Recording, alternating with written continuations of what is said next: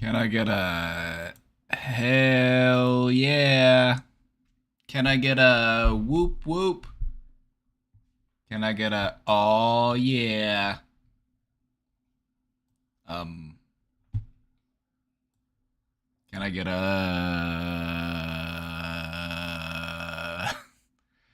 uh? You know what? You know what always bothers me? I mean, it's not a big deal. It doesn't bother me that much, but I am just kind of like a little perturbed by it. You know what bothers me? What bothers me is whenever you pull up to the drive-through, you pull up to the drive-through and you've been there for 3 seconds, and then they're like, "What do you want?" I'm like, allow me to read the menu, please. It's even worse if they have one of those digital menus that changes. Those are the worst. Those are terrible. Whoever invented those, straight to prison.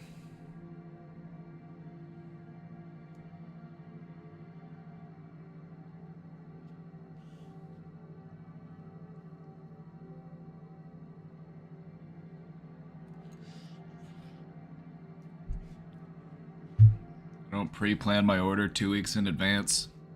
Um, I mean, to be fair, most of the time I probably do end up ordering the same thing. But I just want to make sure that there's not anything new or exciting that I might otherwise order instead. That's mostly why I'm looking at the menu. Not because I'm going to venture outside of my comfort zone or anything like that. That's unheard of.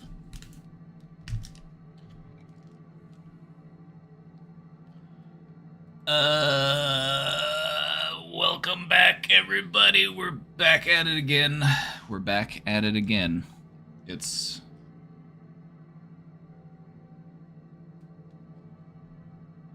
9/11 Eve. It's 9/11 Eve for those who celebrate.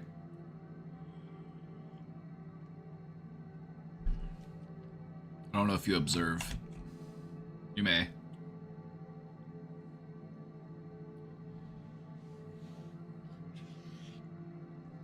The shirt says Def Leopard.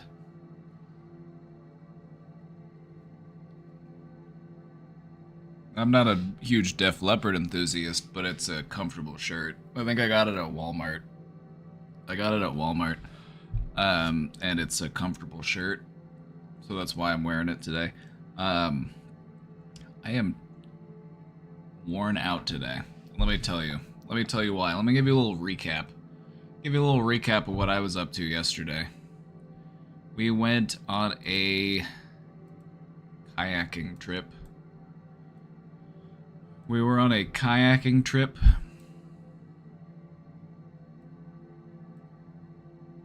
Let me show you where we were. Let me show you exactly where we were. So, this was the place where we launched our kayaks from. Let me just show you how in the middle of nowhere we were. The middle of nowhere right here.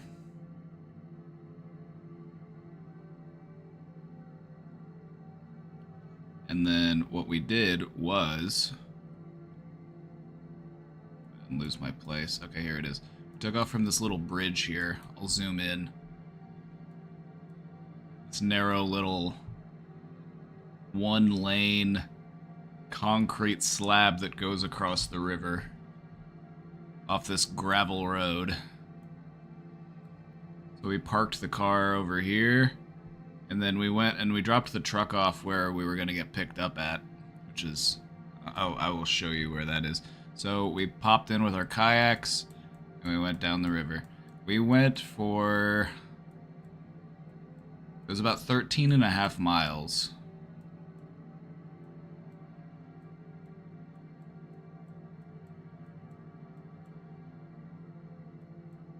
Zoom out a little bit. A lot of cool sights, a lot of cool nature. Lots of blue heron. If you like big birds. Dr. Bobby, thank you for 2 months. Ever seen a blue heron? They were all over the place down there. Never seen a blue heron? They're pretty cool. Blue heron. It's a big bird. And it looks like this.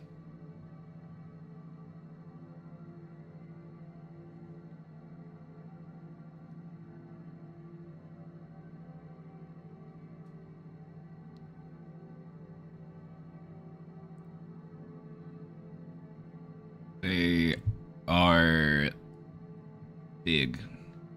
They're probably like... Let me see if I have a size chart.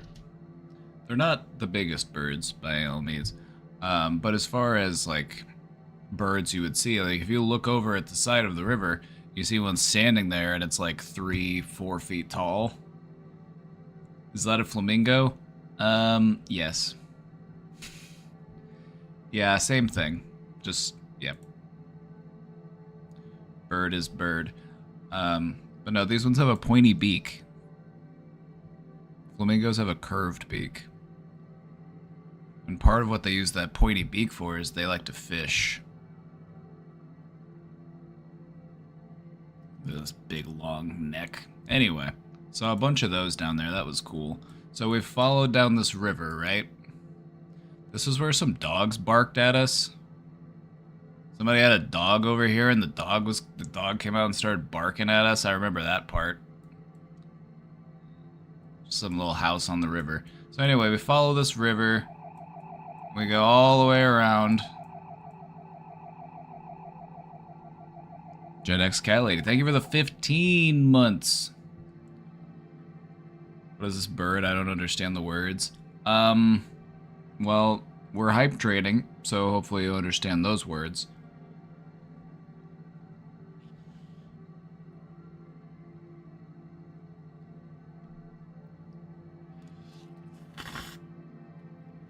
No, the blue heron is basically the boss of those sections of river. Like, it'll eat other birds, it'll eat snakes, it'll eat fish, it'll eat whatever.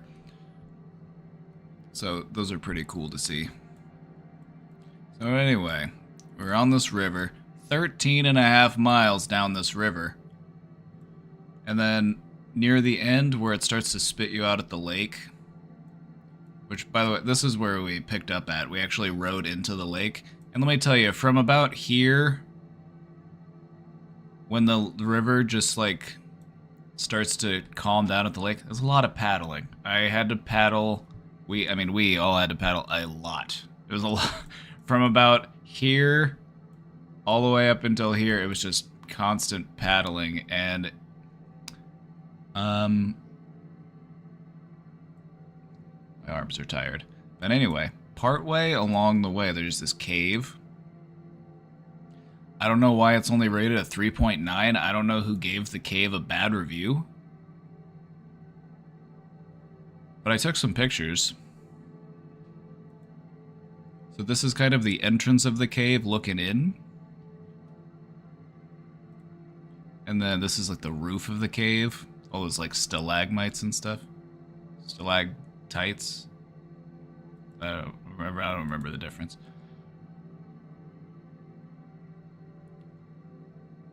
There were bats. There were bats in there. I saw a couple bats.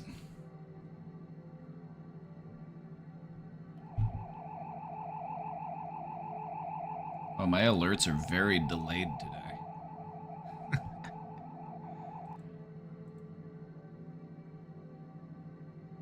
But yeah, this was cool. We got to kayak into a cave. It's dark as shit back in there, by the way. Aside from, like, the entrance, but... yeah, that was cool. But yeah, now I'm tired.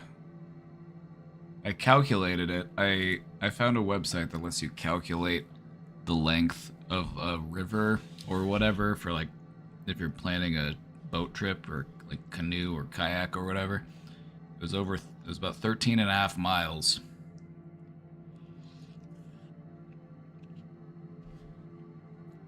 Just call me a dumb bitch? No. No, you are a smart woman. I would never disparage you in such a way. For I am a gentleman.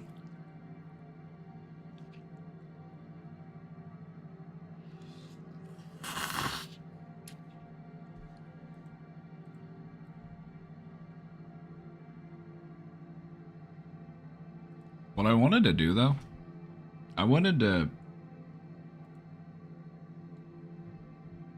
needed to, I forget we're hype training. Go ahead and get in there if you want to. I'm like, who gives a cave a 1-star review?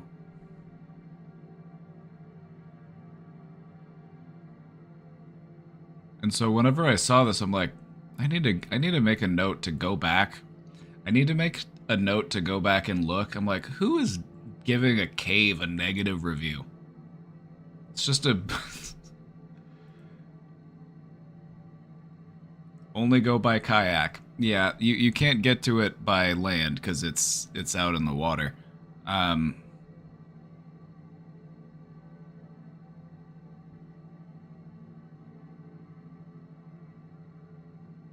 So this person gave it a 1 because the only way to get there is by kayak.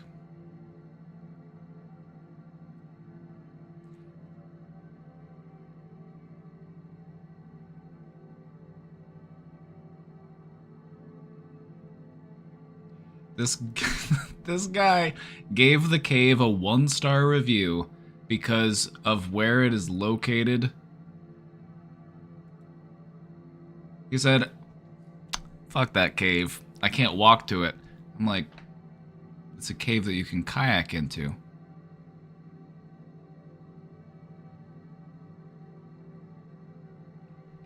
That's why this guy was mad. This person too. All right, Marin.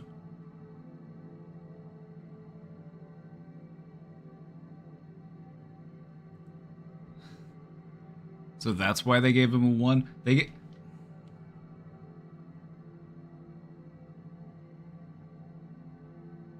That's like giving the moon a 1-star review because you can't walk to it.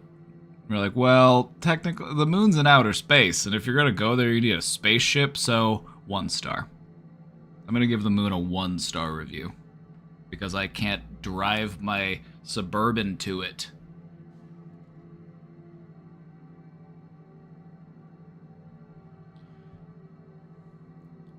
Like, maybe if you weren't an idiot and you recognize that this cave is actually in the water. Wow, these pictures suck. I need to post my pictures. These pictures are kind of shit.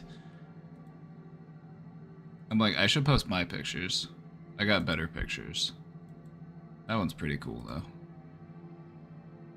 But yeah, it goes about this deep.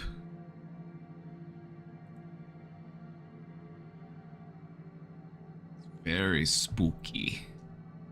Very spooky.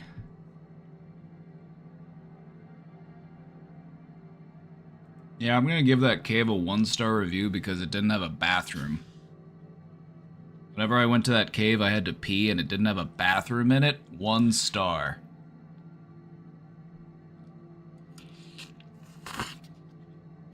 Should have worn my diaper on the kayak. Rookie mistake.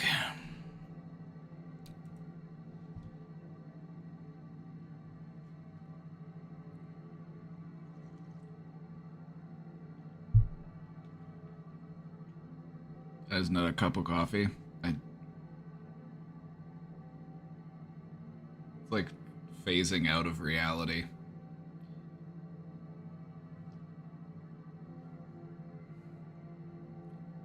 The other cup? This is a cup of noodles. I have 2 cups today.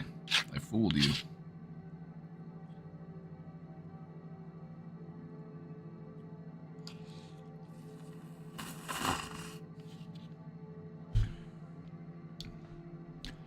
Alright. I think we're ready to get down to it.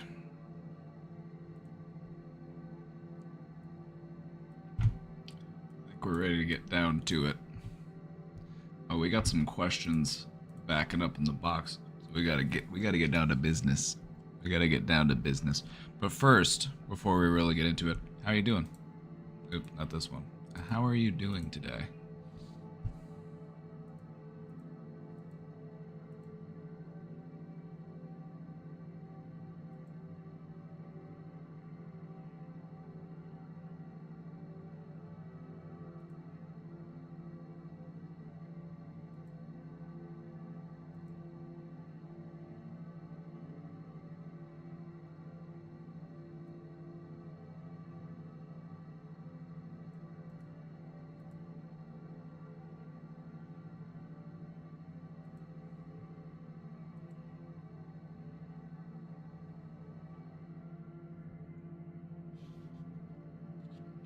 How to tell? How to tell how you're feeling? I would say pick a color first.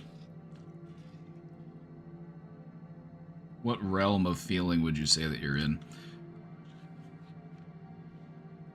The thing to remember is that there isn't just one part of your brain that generates how am I feeling right now.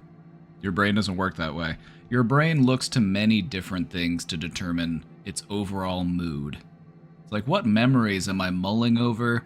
What events am I planning for? Am I in any pain? Am I in any discomfort? Like, what is the environment like? Am I too hot? Am I too cold? Am I hungry? Am I tired? Like, there's a lot going on. I'm feeling nothing. Is that a feeling? Well, how do you feel about it? How do you feel about feeling nothing?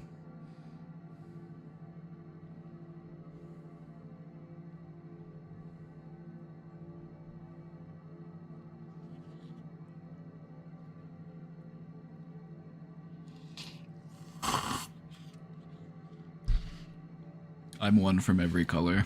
Beautiful. Beautiful. I feel okay about it.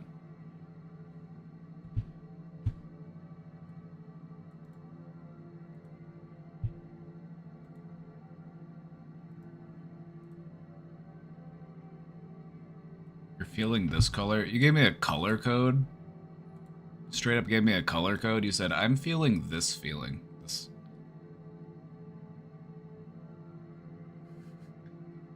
This purple right here. That would put you at somewhere around, I would say that you're feeling sad. You're feeling a little sad today?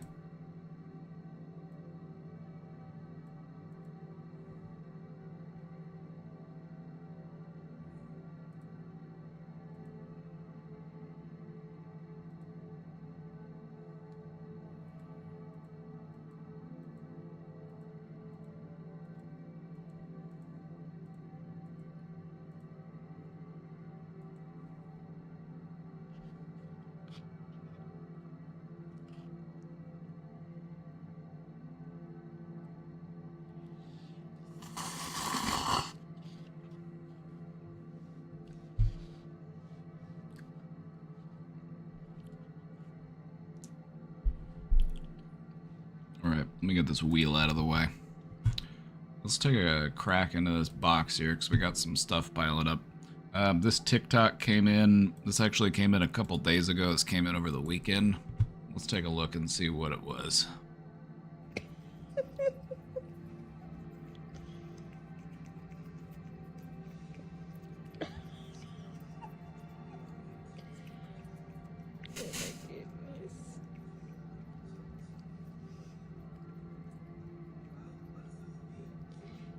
Are you okay? The cat has very human expressions. You're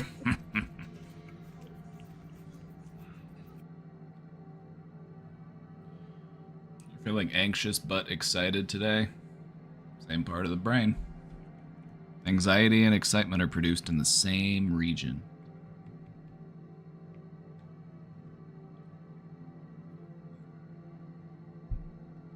That cat is high. Well, he's orange. Orange cats just have a certain way about them. We got another TikTok that came in. This one came in 4 in the morning my time. So this must be somebody who either wasn't able to sleep, or they're up really early, or they live in Europe. Or some other time zone.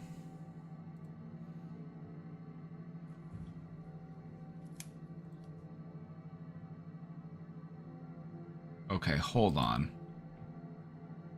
I'm 2 seconds into this video and I'm already like, look at that face he made. Look at the face. Look at the face this monkey makes when he snaps that green bean.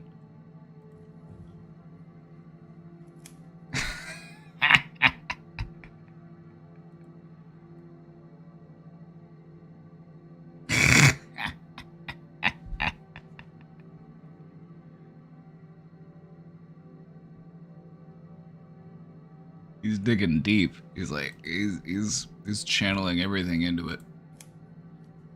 Right, what is he? He's just... That's just such a look of... He's helping. Well, this is how you get monkey hair in your food, by the way. But I guess cooking as a human also gets monkey hair in your food when you think about it. Look at him go. You snapping? She's like, Good job. don't stop, keep going. Teamwork.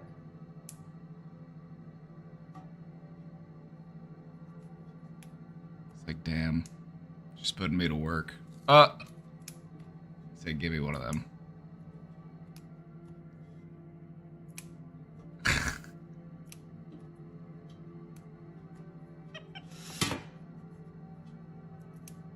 Love the little face he makes.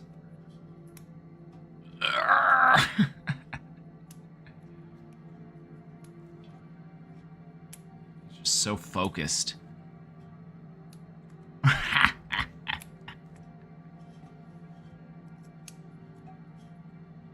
Whoever was watching this at 3 in the morning, and felt the need to send this to me, thank you. I appreciate it.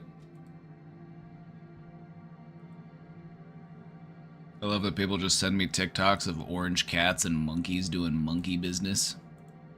Some of my favorite things. Yes, thank you for your service. We salute you. Oh, my shoulders hurt. My shoulders are so sore today from all that paddling on the kayak. Oh my god, ooh. I would probably need a monkey to help me snap a green bean. So I understand.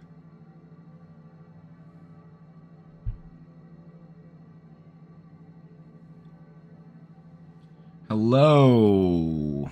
As of lately, I've been having persistent intrusive thoughts. You know? I just want to mention something. That is how intrusive thoughts tend to go. That's part of the reason why intrusive thoughts are so bothersome, or they make us feel, you know, any number of ways. They can make us feel stressed, they can make us feel anxious, they could make us feel just messed up sometimes. Like nothing quite like an intrusive thought to just really make you question your own sanity. But the thing about intrusive thoughts is that they tend to be persistent. They're not really fleeting.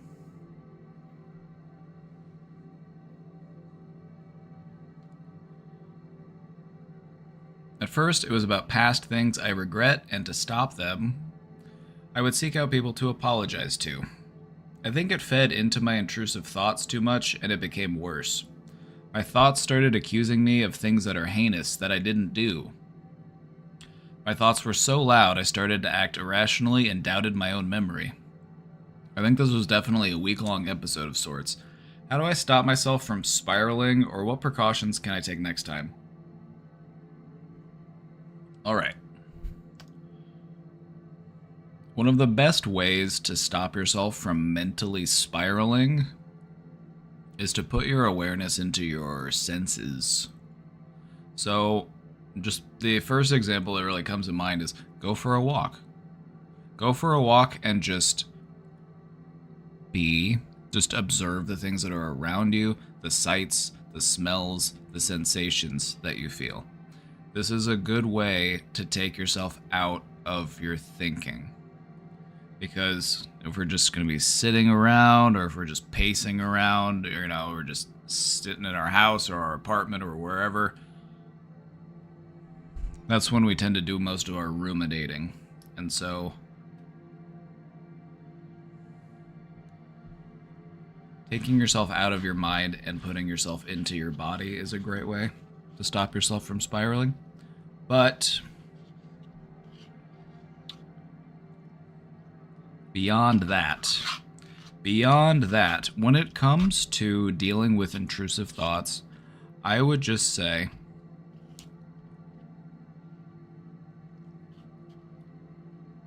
we need to be mindful and aware of how we mentally file things. Think of your brain as, a room full of filing cabinets. And as you are sifting through these things, as you're going through them, some of them are unfair, some of them are nonsensical, some of them, like, some people will have intrusive thoughts that are violent or like bigoted or just like terrible things. It's important to remember that the reason why we have these types of thoughts is because it's our brain trying to check what is real. Just because we have these thoughts doesn't mean that they are our beliefs. And the fact that these thoughts make you uncomfortable should tell you that these aren't in line with my beliefs. And so, just because you have the thought doesn't mean that it's a belief that you hold.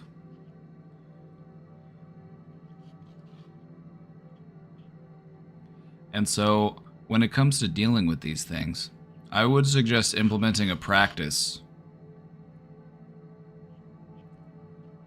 Is this helping me? Or is this hurting me? If it's helping me, I'll keep it. I'll hang on to it. If it's hurting me, am I ready to let it go? Do I want to let it go? Am I going to work on letting it go? Because I don't need it.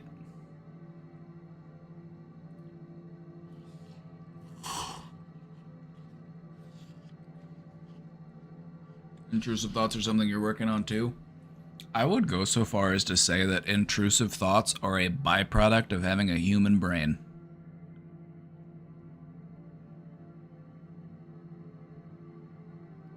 Sometimes your brain will come up with a thought that makes no sense to you. You're like, maybe. So let me give you an example. You walk into a friend's house. And you're in their kitchen. And there's a big chef's knife just sitting on the counter. You might have an intrusive thought that says, if I were to pick up that knife, I could do a lot of damage before anybody would be able to stop me. Now, does that mean that you're actually going to pick up the knife and start hurting people? Absolutely not. This is just one of the ways that your brain is assessing reality. It's assessing your surroundings. It's just trying to figure out and speculate. Now, if this thought makes you feel uncomfortable, good. It should make you feel uncomfortable because the idea of harming your friends should make you feel uncomfortable. But in a way, this is just your brain reminding you of that you don't want to hurt the people that you care about. And so it comes up with this thought in which you speculate, well, what would happen if I did hurt my friends? And it makes you feel bad. It's like, oh, okay, that's because I don't want to do it. That's why the thought bothers me. That's why I'm having the thought in the first place.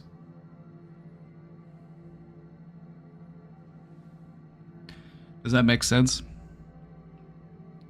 You feel me? You follow me on that? We have intrusive thoughts not because we are trying to act on them or because they are in line with our beliefs, but rather we have them as a way of reaffirming what our actual beliefs are.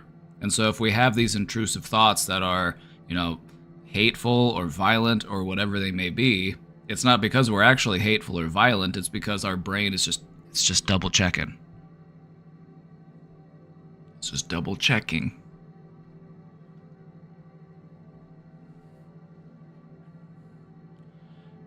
My favorite way to deal with these types of thoughts is to go, that was weird. Because just think about your thoughts for a second. Just think about your thoughts. How many thoughts do you think you have in a day? Give me a number. If you had to estimate how many thoughts you have in a day, on an average day, how many thoughts do you have?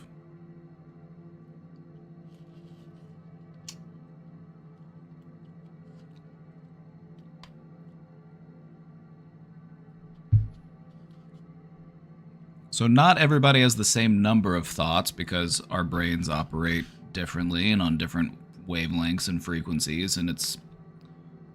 But anyway, on average, a person has around 50,000 thoughts every day,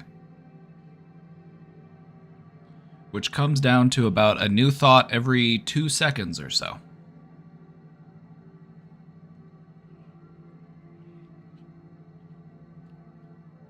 Now, some of these thoughts may be reruns. Some of these thoughts may be repeats. They might not all be unique. In fact, they probably aren't all unique. There's probably a lot of reruns in there.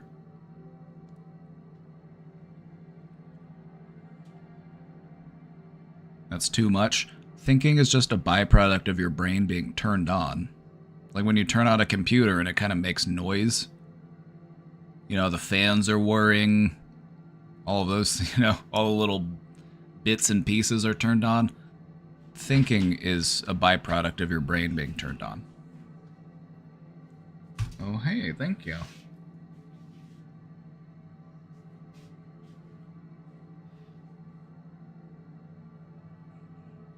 Yeah, babe. I think I'm okay. Thank you, though.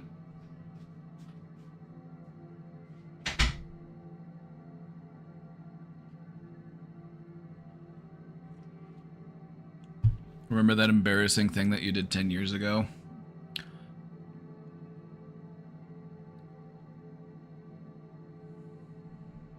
Those are the types of things that you're going to be working on letting go of.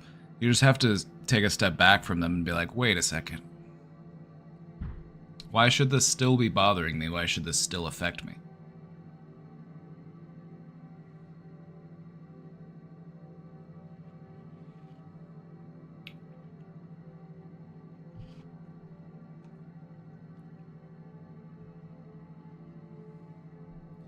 The great thing about your brain is that you have the ability to change the relationship with your thoughts. A lot of us might have the concept, might hold the belief that we are our thoughts. You are not your thoughts. You are more than your thoughts. Your thoughts are just a byproduct of your brain.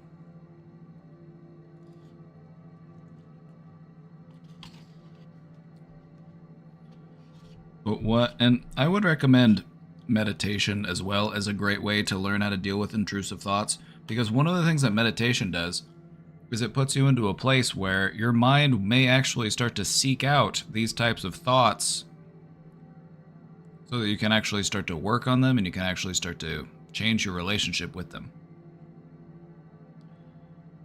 And in meditation, what you will come to find is that there is a distinct part of your awareness, a distinct part of your consciousness, and this part is aware that everything else is happening. It is the part of you that is not doing the thinking, it is the part of you that is aware that you are thinking right now. It's a separate and distinct part of your consciousness. And so what you want to practice doing is just being aware of the thoughts that you're having, and then trying to figure out, what do I want to do with this thought? Do I want to let this go? Do I want to hang on to it?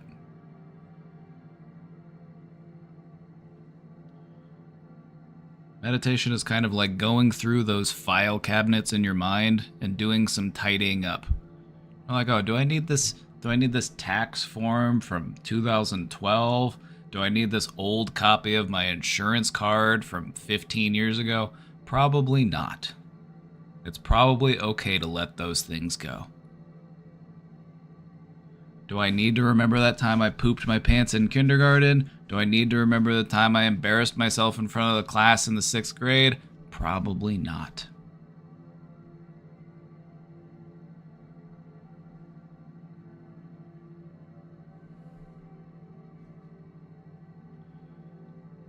Then I get it. It can be challenging to let things go because there's a part of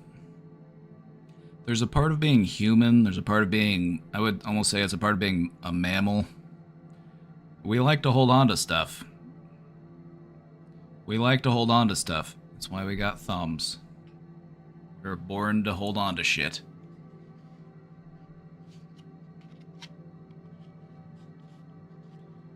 Just remember this. Anything you don't need, you can let go of.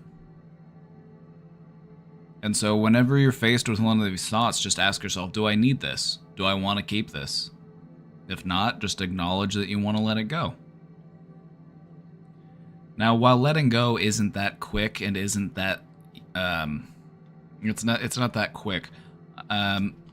Acknowledging that you want to let something go, however, gets that process started. Because just because you want to let something go doesn't mean that you're never going to think about it again. But so long as you are committed to letting it go, every subsequent time that you think about it, it does get a little bit easier to distance yourself from it. And so it's like snipping threads. You know, you're snipping.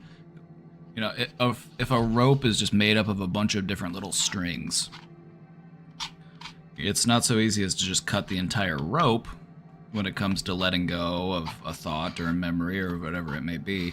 You are severing those individual threads until eventually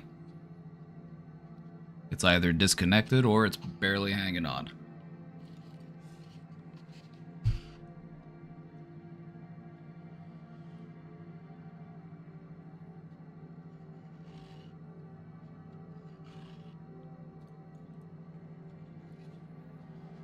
Also, some of the stuff that you mentioned here, it sounds like you're probably also dealing with some anxiety, and that is to be expected because intrusive thoughts can make you feel very anxious, very worked up.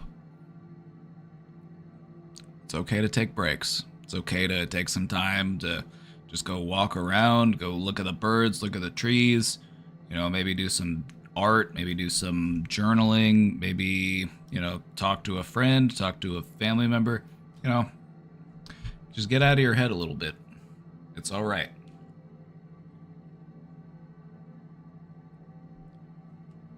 Is questioning your own memory normal with intrusive thoughts? It's common in things such as, intrusive thoughts. It's also common in things like trauma. You also see questioning your own memory in things like depression.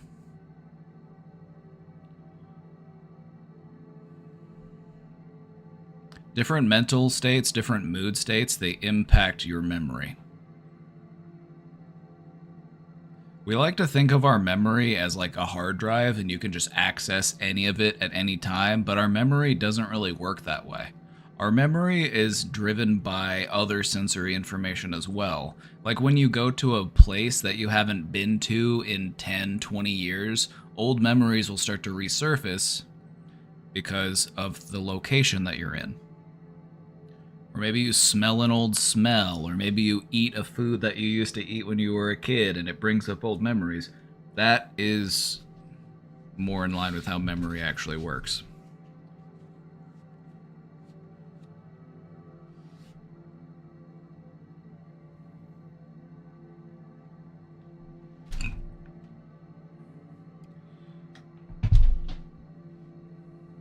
Questioning your memory is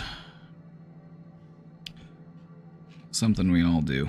And I mean, some people don't do it. Some people are just assume that their memories are rock solid. But here's the thing, is like memory is fallible. Scents bring up memories like crazy for you. Scent actually has the strongest connection to memory than any other scent, or than any other sense, rather. A smell will bring up memories better than anything else.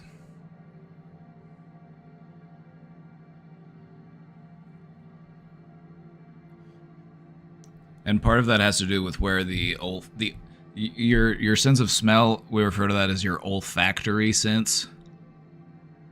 And the olfactory bulb within your brain is located nearer to areas like the hippocampus or the other areas where memories might be stored.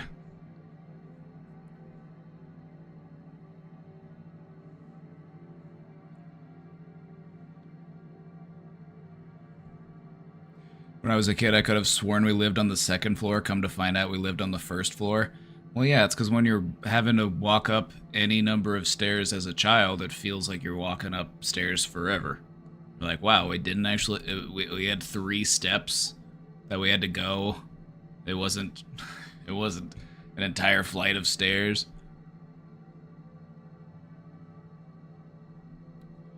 My sense of smell is pretty weak from COVID. I don't think it will come back at this point. There's no harm in believing that it will come back.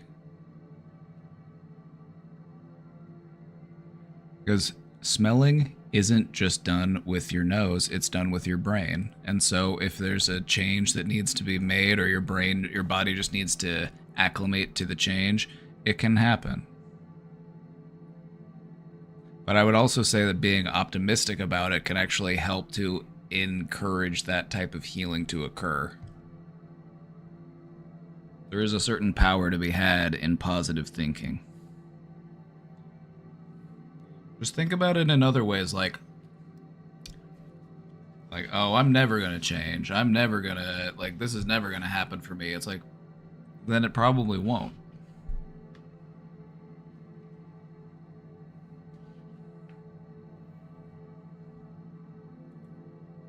All right, let's keep it grooving. My hair is too long. Is it?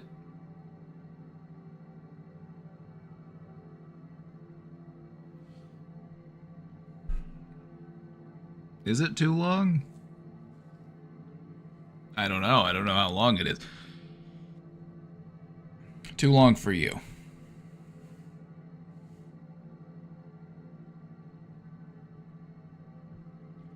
It's a little hard to uncover memories. It's possible, but it feels like I have to use a jackhammer on concrete. One of the things I've noticed is that when it comes to memories, sometimes we lock them away or seal them away, especially if we've had to deal with, like, trauma. Not even because the memories are traumatic, it's because we kind of want to keep those memories untainted by the trauma that we experienced. And so it's like we might have good memories from our past, but we just like lock them away and hide them and keep them safe, and we try to just make them separate from the parts of us that are hurting. But if you're able to let go of that hurt, if you're able to let go of some of that pain, if you're able to process some of that trauma, what you might find is that you might feel reconnected with those parts of yourself. And then that's easier to access those memories.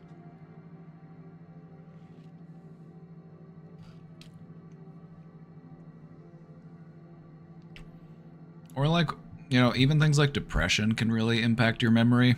Like if you talk to a depressed person and you're like, tell me about something happy that happened in your life, they just might not be able to remember it. They're just not operating on the right frequency to even tune into those memories.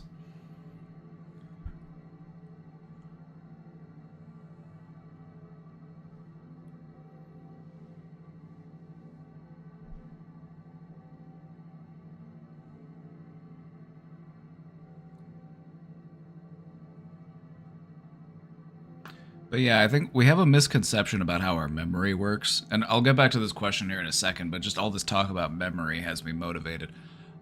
We like to think of our memory as if it's like a hard drive. And that it's all accessible whenever we try to find it. It's all there. It's just, you know, I can pull up whatever memory I need to, but that's not really the way it works. Memory is very closely entangled with sensory information. So if you hear a song, if you smell a certain smell, or if you're in a certain place, you know, if you know, it might even be, you know, a physical touch, like if you get a hug from like a family member, or, you know, those will evoke memories in ways that you wouldn't otherwise be able to evoke if you were just sitting there on your own. If I was just gonna say, all right, sit there and think about this thing. If you were just sitting where you are right now and I was like, all right, tell me about your childhood home. Tell me about some memories from when you were a kid growing up. It's like, you could probably tell me some, but if we actually went to your childhood home and we were standing outside of it, you would probably have all sorts of memories come flooding back to you.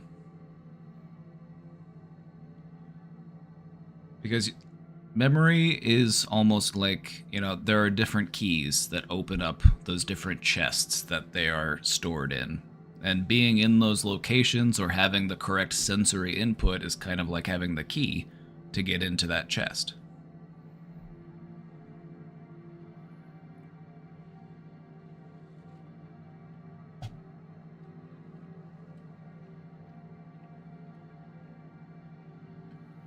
My hair is too long. And I always have my mom cut it so that I save money. But I can't visit her for probably a month and a half from now. I'm a girl, so yes, I will get away with it. But I feel so ugly, and I don't know how to feel comfortable with that. Is it all in my mind, or is this a valid concern? Like it's just hair? You said it yourself. You said it yourself. It's all in your mind, and it's just hair.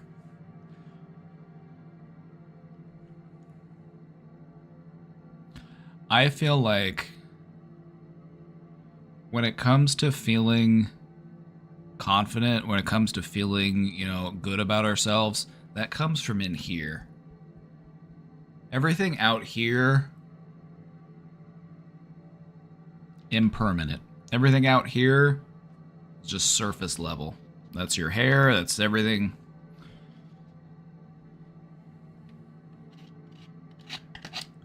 So what I would suggest... Here, let me read through the rest of this before I tell you what I think to do. Sensei, I need you to teach me to cope with this. It makes me feel special when somebody calls me sensei, I'm not even gonna lie. It makes me feel so cool. Thank you.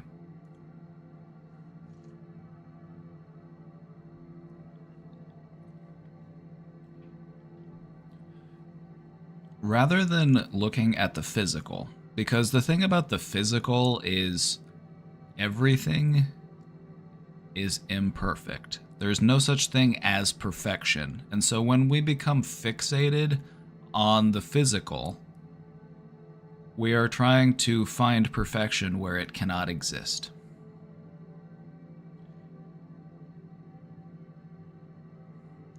And so what I would say to focus on is if you want to feel like a beautiful soul, because I would feel like the beauty of a person's soul is really a better measure of their character. What characteristics would a person with a beautiful soul have in your perspective? I'm asking the class here. I know, to me, what would make a person to have a beautiful soul, but what is it about a person's character that makes them a beautiful person?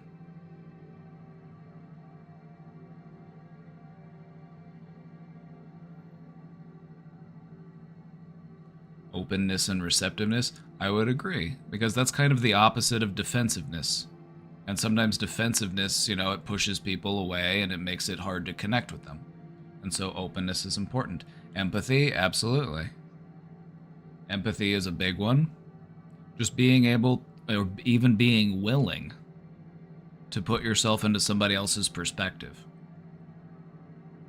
To just try your best to really see where they're coming from. I'd say that's a really important thing to do. Love, absolutely. Because what you've probably noticed about love is that sometimes we feel like we have to hide it. We have to keep it to ourselves. We have to play it with our cards close to our chest. We have to keep the love that we know safe so that it remains unspoiled. But the thing about love is that when you give it away freely, more love will come back to you. And so you don't need to lock your love away in a safe. You should let it out.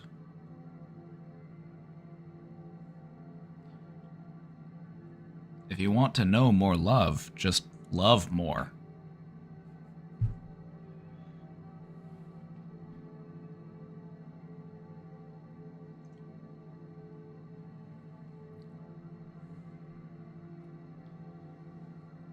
Positivity, kindness, enjoying things and letting other people be. Now that's a good one. Now that's a good one because I feel like that's something that a lot of people get caught up on, especially on the internet, is people will take time out of their day to go and find somebody who is trying to enjoy something just to tell them, you are wrong to enjoy this thing. Don't you know that this thing is actually stupid? Why do you enjoy this thing? This other thing is actually better, you idiot. Why don't you listen to this artist instead? Or why don't you watch this show instead? Do you understand? Do you see how that's just such a waste of everybody's time?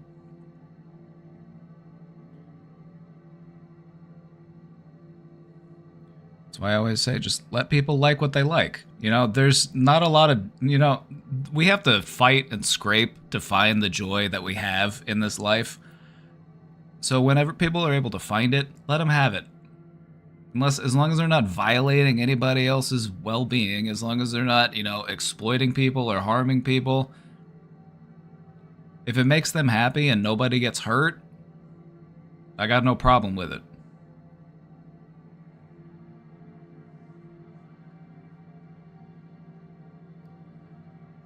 Why do we do that? Because the sense of smug superiority that we get from it, in feeling like I am right and they are wrong, that makes me feel a little bit better about myself. It makes me feel good about who I am.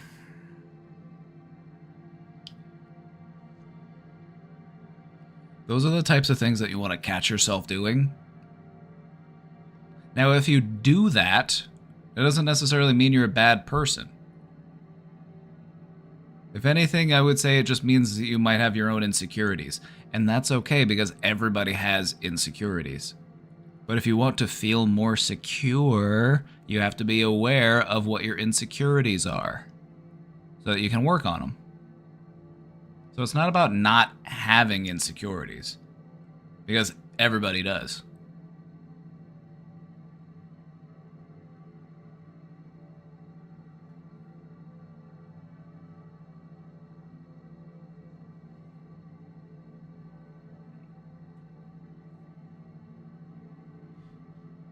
But I would just say, making other people feel insecure is not a healthy way to deal with your insecurities.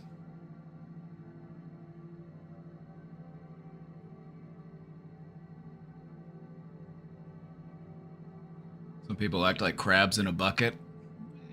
You're right. You're right. It is kind of crab in a bucket mentality.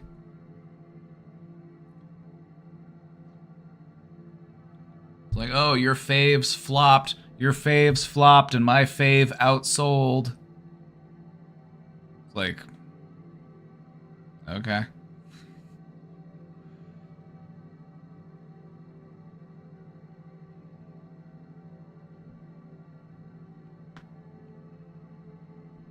So, when it comes to feeling like a beautiful person, just look inwards. And what is it about you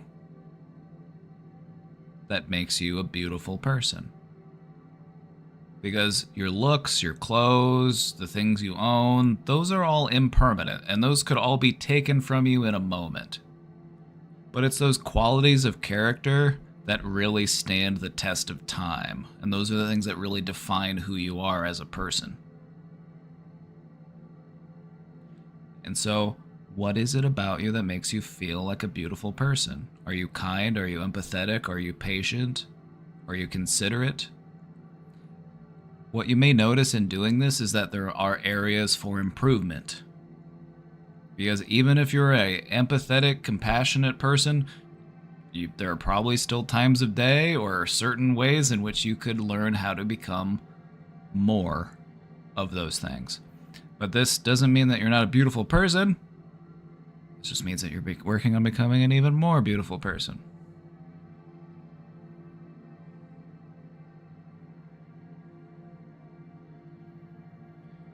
I've had to work really hard at accepting that not everyone will know how I really am and I can't control what they think of me. I'm still working on it.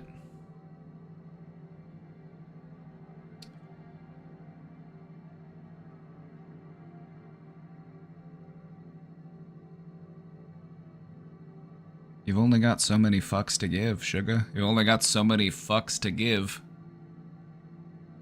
So I would just make sure that those fucks are allocated appropriately. As long as you're trying your best to be a good person, and you're not going out of your way to bring misery unto others,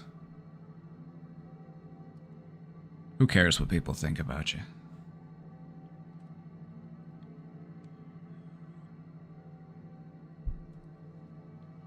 What really sold me on the idea of not giving a fuck what people think about me is, first off, there was a time in my life where I cared way too much. I cared way too much about what people thought about me. But what really sealed the deal for me was recognizing that you could do everything right for somebody. You could be kind, compassionate, empathetic, patient, giving. You could make all number of sacrifices, and they could still despise you for reasons entirely outside of your control. Oh, look at them. They're so much better than me. They just think that I'm just a piece of shit. They just think they're so much better than me because they're so nice.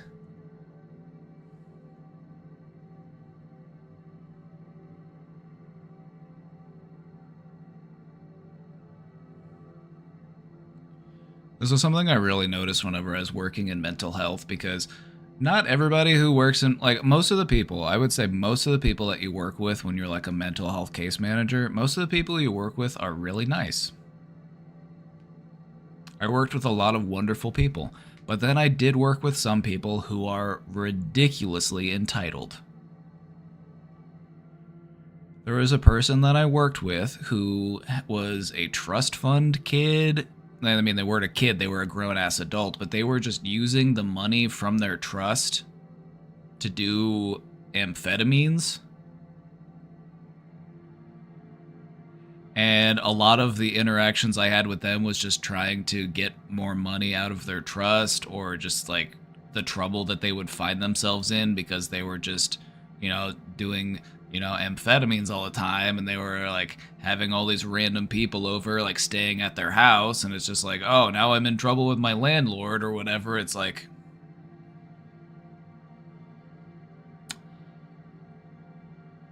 but then they would get mad at you. They would get mad at the people who are trying to help them because the people who were trying to help them weren't enabling them. So sometimes in life you'll deal with people who will act like they can't stand you, and it's because you aren't enabling them. You're actually trying to, encourage them to be more responsible for their decisions, or to make healthier choices.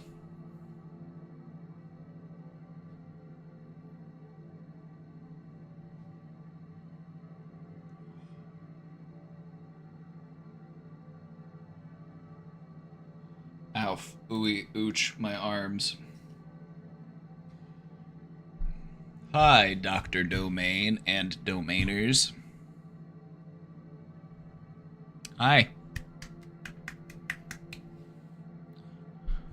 I've made such amazing progress on my mental health in the past few months after a major health crisis by taking up weekly therapy, exercise, medical interventions for physical issues, etc. Let's go. That's good. We'll give you a round of applause. Give yourself a pat on the back.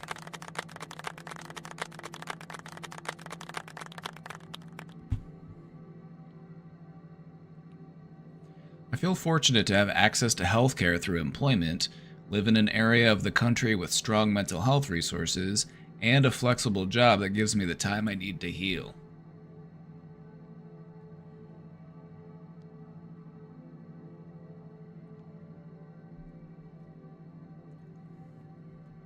Here's the thing.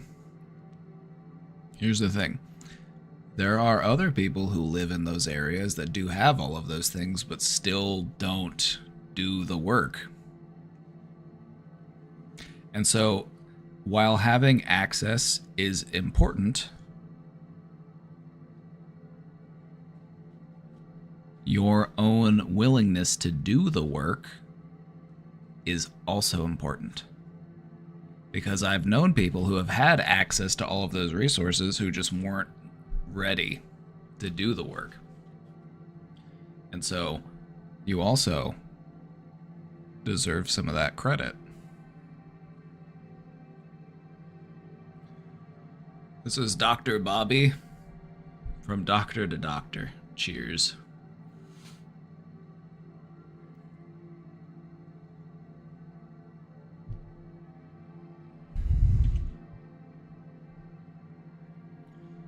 Even with this leg up in terms of access, it takes a monumental amount of effort and willpower every day to improve.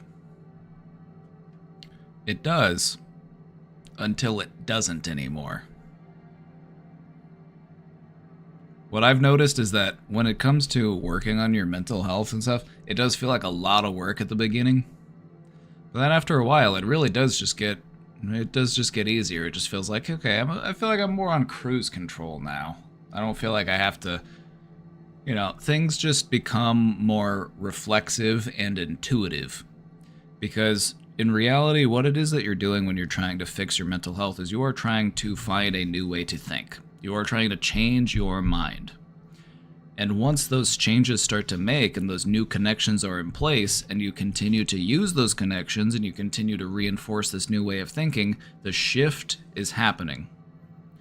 And eventually it gets to the point where I don't feel like I have to do it consciously. I don't feel like I have to actually make myself do it. I just do it.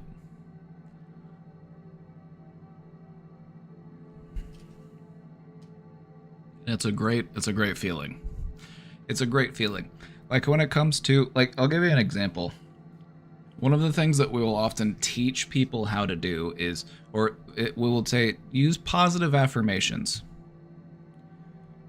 Positive affirmations. Just saying nice things about yourself. When you practice it in the beginning, it feels weird and it feels strange and it feels silly because you're like, why am I sitting here thinking nice things about myself?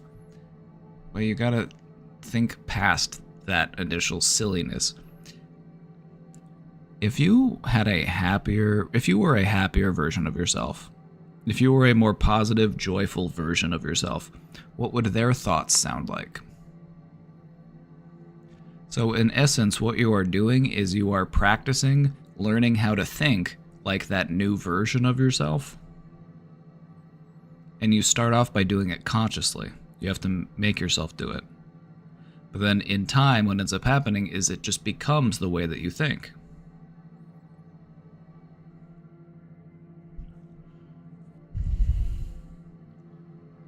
The power of persistence.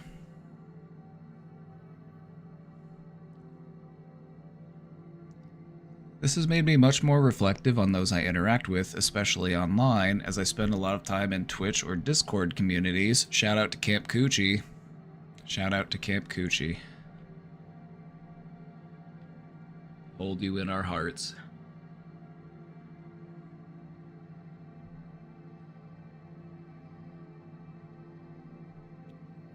I find myself feeling a new mix of extreme anxiety that I am unable to help other community members when they express their issues, since I can't help them in a tangible way, as well as depression at the state of our society, because if it was so damn hard for me, it must be even harder for many others.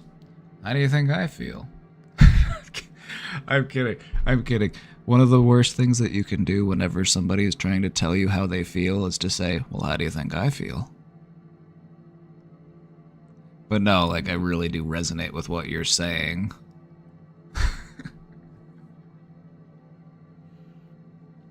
Here's the thing. You can light the way for someone. You can show them the path. You can illuminate it for them. But you can't make them take even a single step.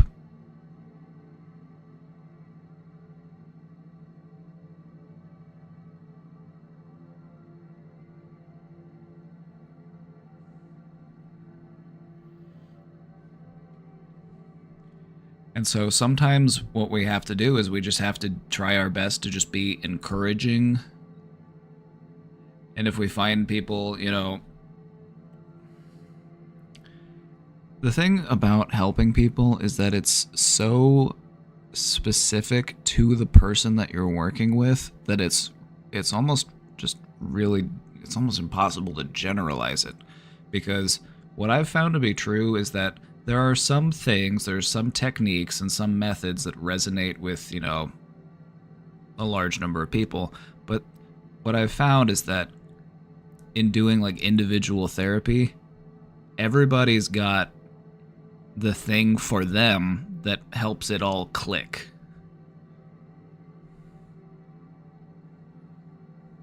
And so sometimes helping people means learning how to speak their language. Connecting the things that they're going through, the things that they're struggling with, to things that are relevant to them. So, for example, I've had clients who, were familiar with like certain types of shows or video games or other types of media, and it's like I would pull in analogies from those things so that I could help communicate those ideas to them better. And I found that to be helpful. For other people,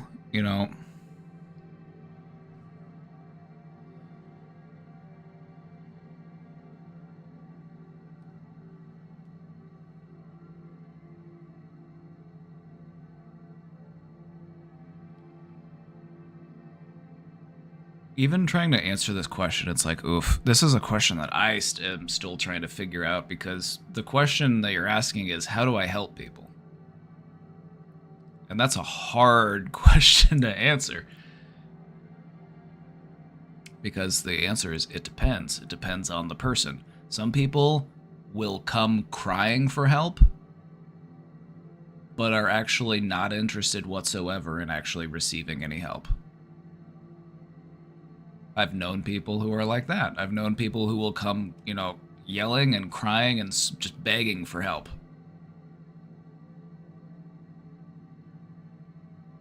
But they're not really interested in help. They're just more interested in being seen. They're more interested in being validated. And so sometimes that's just all you can give them, is just be like, you know what? I hear what you're saying. It sounds tough.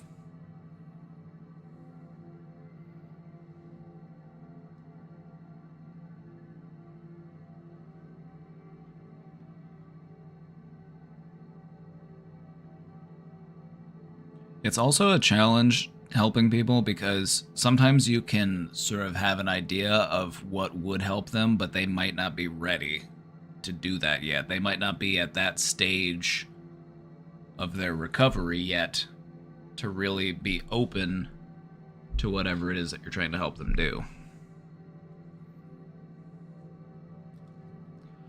So what I've found to be helpful in helping people is to ask them more questions so that I can understand it to the best of my ability. Because oftentimes when people come to us for help or they're dealing with a problem, we want to rush into, well, here's what you should do about it. Odds are they probably already know what it is that they should do about it. They probably already have an idea. It's just that maybe they don't feel like they're capable of doing that, or maybe they don't feel like they deserve to be better. Maybe they feel like they don't deserve to be happy. Maybe they feel like they're stuck this way. Any number of reasons why people might be resistant to change. And so I would say, if you want to be helpful to people, just try your best to be supportive. So just say, I hear you. That does sound hard. Just being supportive, but also just trying to be uplifting, trying to be empowering. Because a lot of the reason why people struggle with changing is just because they feel powerless. And so if we can make people feel more empowered, that can help them a lot.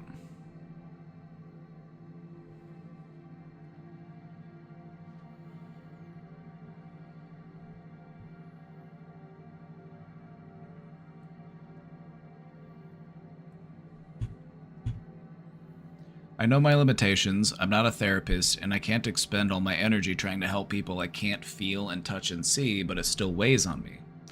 As our resident virtual mental health expert, do you have any thoughts on how it can best help others in this fleeting situations? Finally, thank you for all you do. It is a privilege to be part of this community when so few people in the world care about mental health. Thank you. You're welcome. You're welcome. It's great advice. I definitely focus on trying to come up with a solution instead of kind of sitting and listening. That is the hard part. That is the art to it. Is just holding back that part of you that's like, I want to tell them what to do. Because I think it's what they need to hear. In reality, most people kind of have a pretty good idea of what it is that they should do. And sometimes just telling them what it is that we think that they should do, it just makes them feel worse. It just reminds them of the things that they're not doing that they could otherwise be doing that they recognize are beneficial for them.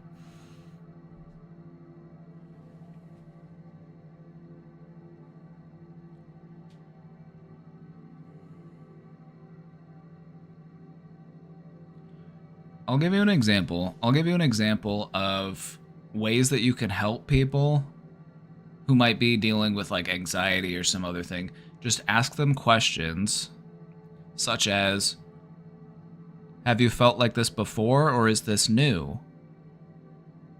And odds are this probably isn't a new feeling. This is probably something they've felt before. And then I would ask them, well, what helped you the last time you felt this way? What was it that helped you get through this?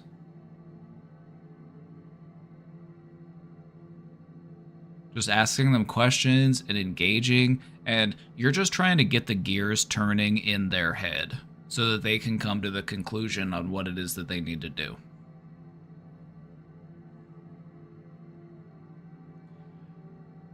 It can also be helpful to help them identify a goal, maybe just, help them brainstorm on what their goals are, what it is they're trying to work towards, and then maybe identifying a first step on that goal. That's another thing that I'll do with people a lot. It's like, I'm not going to sit here and tell you every single thing you need to do to feel better about yourself, but I can help you figure out what the first step would be to start getting there. And then I'm going to trust in your ability to maintain that momentum. But I'll still be here to gas you up if need be.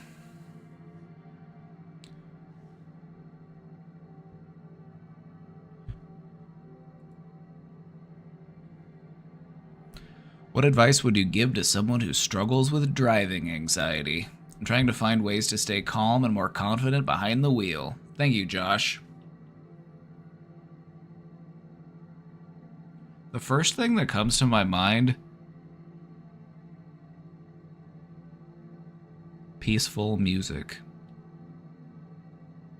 Some peaceful, maybe even like classical or just like instrumental music. Nothing too distracting.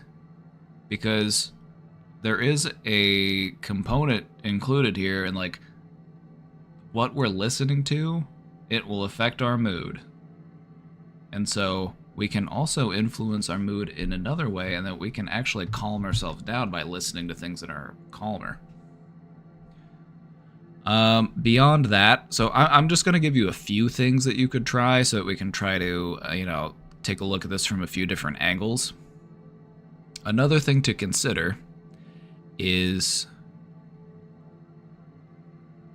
when you're doing things and you're driving, it's okay to say out loud to yourself, all right, I'll put on my turn signal. Oh, here's a stop sign. Oh, there's a car in front of me. I should slow down, because the part of your brain that puts things into words is a different part of your brain than the part of your brain that's like sitting there and driving and doing the motor control and stuff. But by connecting the two, you can feel more engaged and more capable, and you'll strengthen those connections within yourself. And so that could also help you to feel more confident. And that's not something that you'll have to do forever. I would just say initially it's something that can be helpful. Just giving yourself little reminders.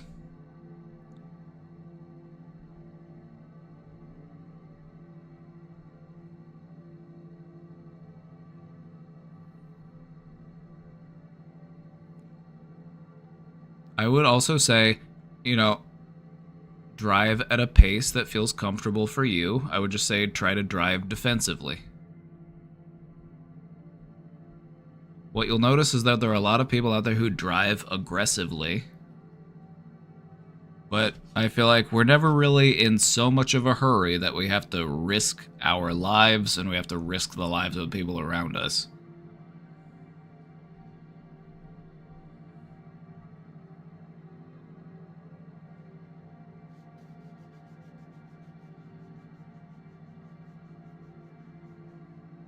Music has a BPM like our heart. And the thing that I find interesting is that when we listen to music at different BPMs, our body actually will synchronize with it. So if we're listening to music that's like very high speed, you know, we're listening to some techno or listening to some, you know, very high BPM music, our body synchronizes with that. Our body will start to synchronize with the music that we're listening to. And so, if you're listening to music that's very rapid, very quick, it could make you feel excited. You know, maybe I'm at a party, maybe I'm at a rave, maybe, you know, whatever it might be. But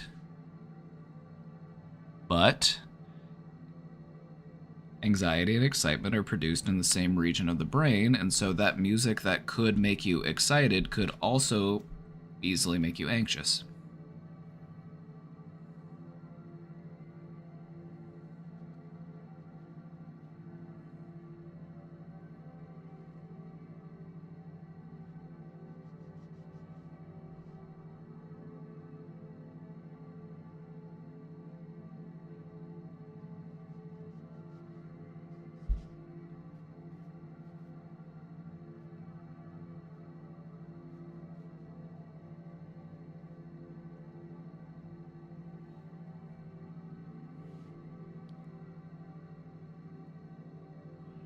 I would also say this. Having at least a little bit of anxiety while driving is not a bad thing. Because that anxiety is part of what helps to keep you safe. Remember, anxiety is a tool that is trying to protect you. Sometimes it's an overactive protector. But the reason why we have it is because it's helping us scan our surroundings, view what potential threats could be. It's there to help protect us from harm. And so I would rather get into a car with somebody who has driving anxiety rather than somebody who has no anxiety. Because that's the type of person who's going to just be a careless driver, and those are the type of people who get into accidents. So just remember that driving anxiety is also what helps to keep you safe. It's just about changing your relationship with it.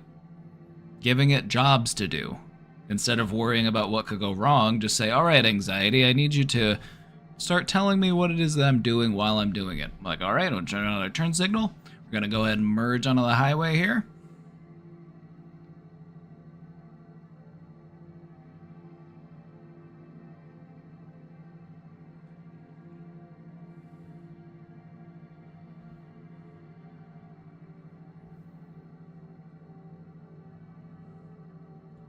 My brother one time didn't watch the road and then blamed me for not telling him about something, like you were the one driving my guy. I'm just gonna say that tracks, based on what you've told me about him before. It's like, is anything actually his fault, or does he just blame you for everything?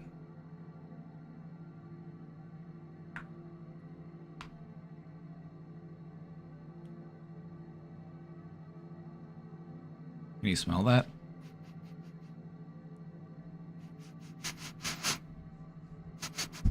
It reeks of insecurity.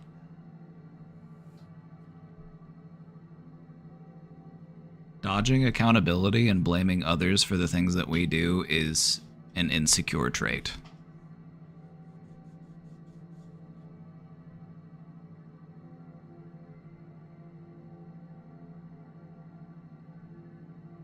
I feel like, you know, as far as being able to like feel better about ourselves and to feel more confident, it's like once you really start to understand and recognize the different ways that people will manifest their own insecurities, you'll just recognize, oh, a lot of people are struggling with their insecurities, and that's why they carry themselves the way they do.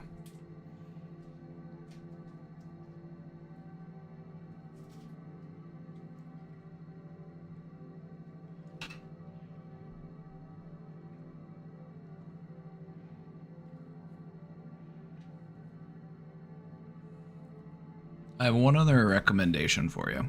If you're feeling this driving anxiety, go out and go on a little drive for fun. You know, put on some music that you like, or maybe listen to an audiobook or a podcast or whatever it is you want to listen to, and just go out for fun. Don't go out with an objective. Don't go out driving because you need to get somewhere, or you're trying to go to somebody's house, or you're trying to go to work, or whatever it is. Just go out for a little drive.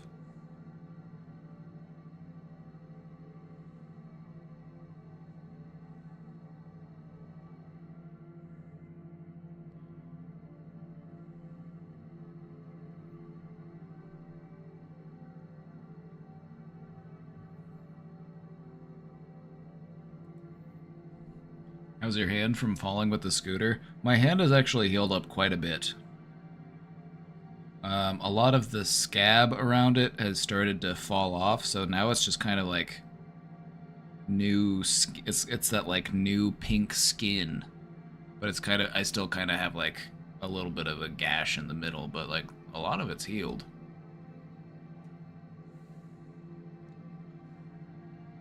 Yeah, it's doing pretty good. It's doing pretty good. A lot of my scab just started like coming off yesterday and this morning. I'm just like, ooh, intriguing.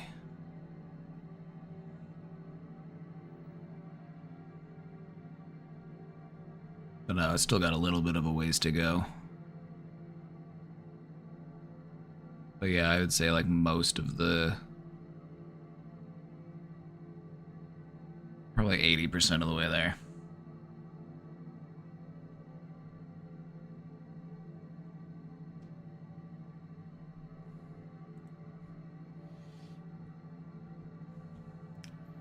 I have an FGC tournament at 7 today, and it's 2:30 right now.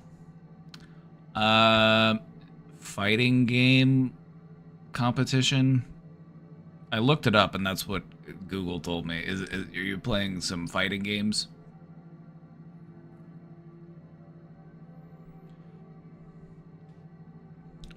I really want to go, but my stomach's been in a lot of pain this morning and still is after doing all I could to heal it. Should I wait till it gets better and then see if I should go, or listen to my body and stay home? Well, that depends. And I can't really answer this because what the answer is actually contingent on what is actually happening. Option 1 is you are sick, and that's why your stomach is in pain. Option 2 could be that it's related to your anxiety, because a lot of people will manifest anxiety in the form of gastrointestinal distress or stomach aches, or, you know, the thing about anxiety is that it can affect basically any part of your body. And one of the common ones is that it will give you a stomach ache when you feel anxious.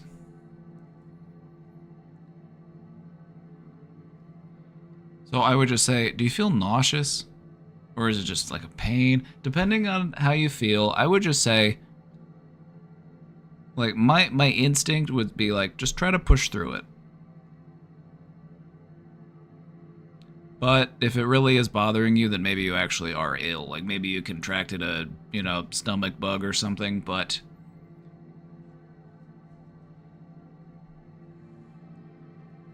it could be either. So I'm not going to tell you that it's one or the other, so I don't want to give you a definitive answer. But a lot of times, you know, especially when it comes to like events like this, like if you're going to be in a tournament, it would make sense that you might be feeling a little bit anxious going into it because you're going to be in a competitive situation.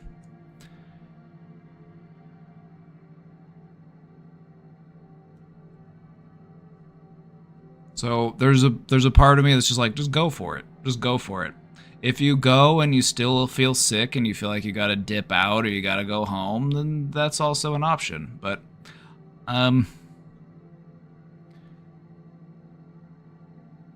like if you haven't been like puking or shitting or you know what I mean, like if you haven't really been dealing with those types of symptoms, then it could just be anxiety.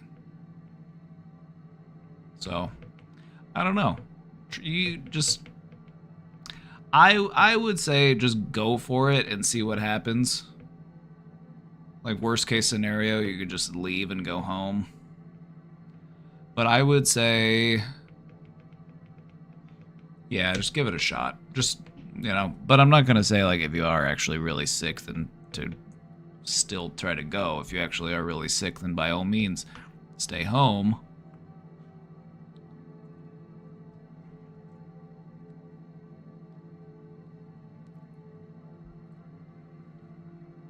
One of the things I like to ask myself whenever I do start to feel uneasy or sick is I just like to ask myself, now could this be related to my anxiety? Could this be related to something going on in my mind? Because one of the things I've noticed is that when people do feel sick, they are often very reluctant to acknowledge that it might be something that is just a part of their thinking.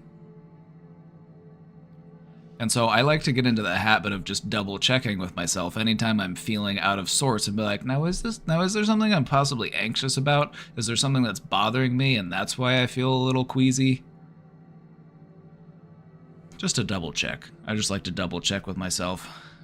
Give myself permission to actually be sick. It's like, no, I think I actually am sick.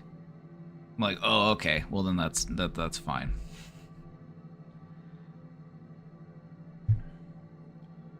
Part of it was I used to get myself really worked up when I was a kid. When I was a kid, I used to just get myself really worked up and it would make me sick. And so now I just like to double check with myself. Like, am I actually sick?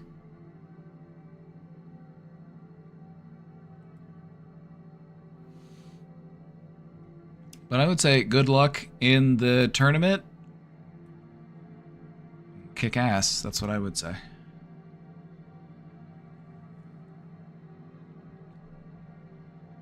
I feel guilty. I had the time and always ran away from problems, and I tend to repeat the same mistakes.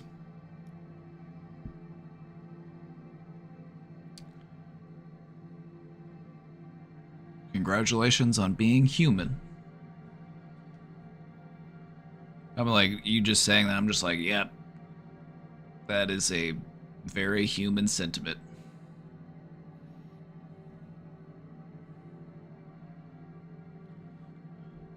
My exams are near and the sense of failure is haunting me. I feel like failing motivation is in negatives. Scared of my future, no purpose, no dedication. Maybe my hormones are speaking, but I think it's hard to come out from this. I feel shame to ask for help, as I was warned before, but I got ignored. Talking about it to family who expects a lot from me seems a very hard or impossible thing to do. How do I get away from my bad habits? I found that the best way to get away from bad habits is when you feel like you want to do a thing, to do the opposite of that thing. If your bad habits are saying, don't ask for help, don't talk to anybody about it, don't, confide in your family, don't do any of that, do the opposite of that. Because it's those types of negative feelings that just lead us to isolate and to shut down and to just become ineffective. And so if you feel like I can't ask for help, that's actually a really good sign that you should be asking for help.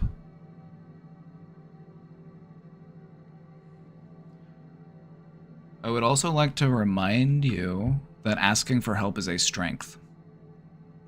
Every single person on this planet at some point in their life will require help. Having the ability to access help when you need it is a strength. It is not a weakness. Nobody makes it on their own.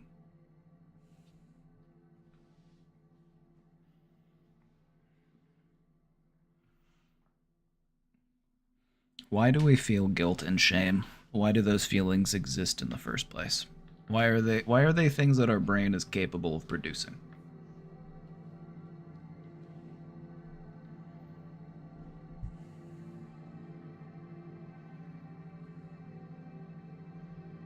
I have an idea, but I was interested to see what you all had to say. Why are we capable of experiencing these types of emotions?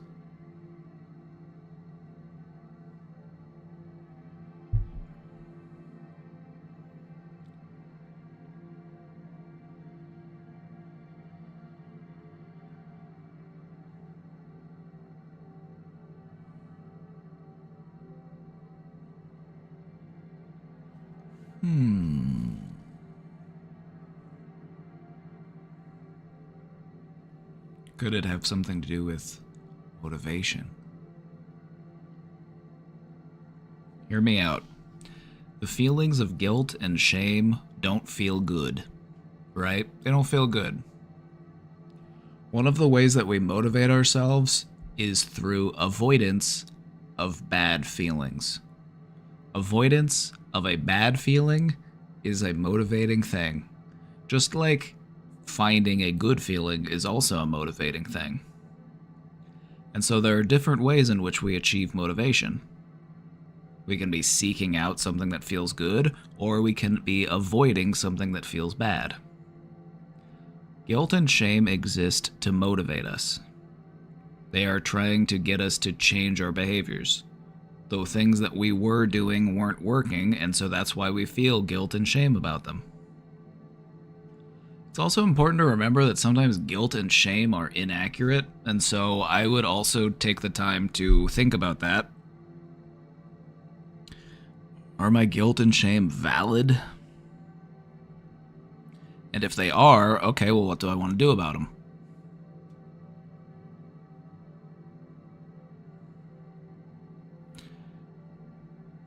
You may have grown up in a family, and I'm not talking about the questioner, I'm just talking about everybody here in general. You may have grown up in an environment where things like guilt and shame were used as a tool by your parents or your caregivers.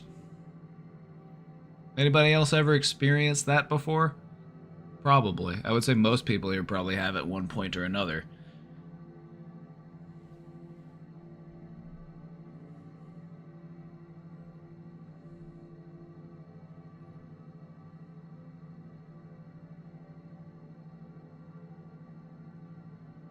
Guilt and shame are there to try to motivate you to do differently. So what changes can be made?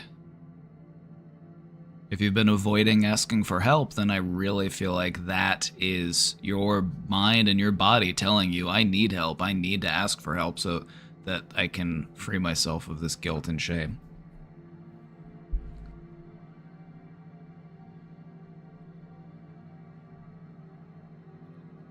Find the people who are in your corner and lean on them when you need to. That's what they're there for. None of us makes it on our own, alright? It's okay to need help. How do planets form? Oh, I get to pretend I'm Bill Nye the Science Guy for a second. Alright, so the answer to this question is it depends on what type of planet we're talking about, because it's a little bit different depending on the type of the planet. Some planets are made of mostly gas. Some planets are made kind of like our Earth is, and it has, you know, an atmosphere and a molten core. Some planets are cold. And so the thing about a planet is the way in which it forms is part of what contributes to what it ends up becoming. And so planets form, in a general sense, planets form as a result of gravity. Large mass objects will attract other objects of smaller mass to them, and then they will combine and merge, and we're all caught in the gravity of the sun, and we rotate around the sun, and so other bits and pieces would sort of clump up and coagulate until next thing you know, you got a big ball.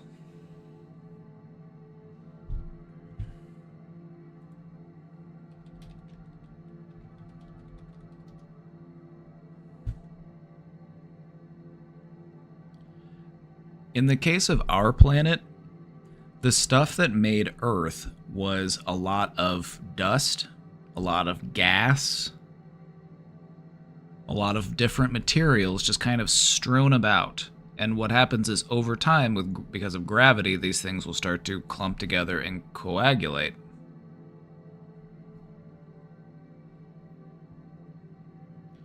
And so, and a lot of the matter that exists in planets is star stuff. Star stuff. So normally what happens in the formulation of planets is a star will reach the end of its lifetime and it might blow up, and then it turns into this massive cloud of, hydrogen gas, and it just starts to clump back together. It gets caught in another star's orbit, and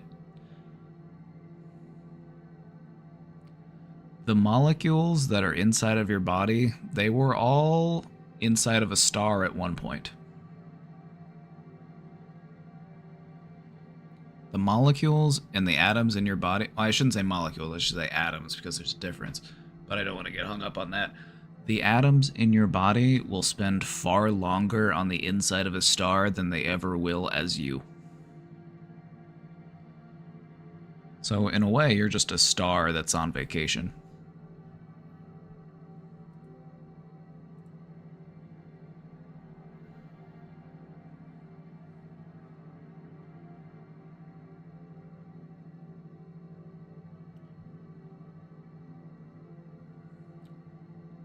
So the answer is gravity. Stars blow up, turn into dust, and then gravity causes all of that dust to clump back together.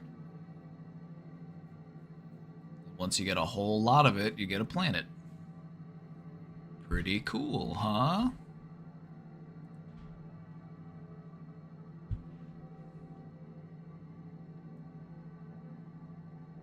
All right, let's get to it.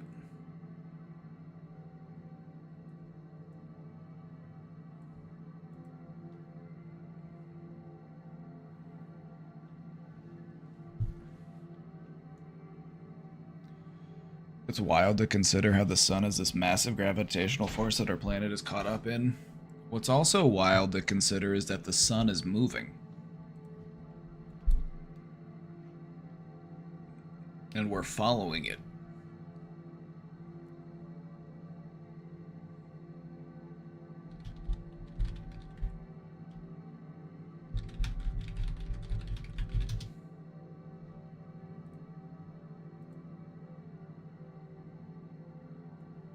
Let me show you, just kind of like this.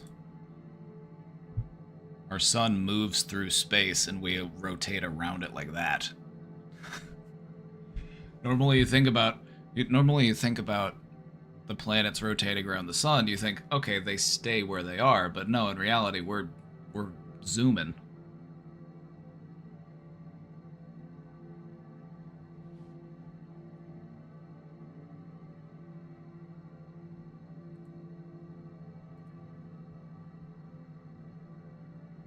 I wonder where we're heading sometimes. Probably into like most things in the universe, we're heading to something with an even bigger mass. That's gravity, baby.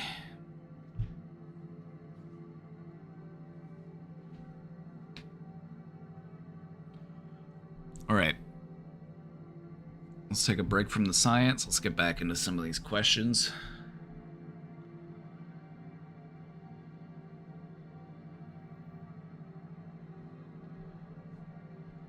I've had a pretty bad year.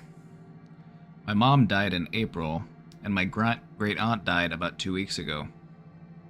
Hey, I'm sorry for your loss. Losing a parent is never easy.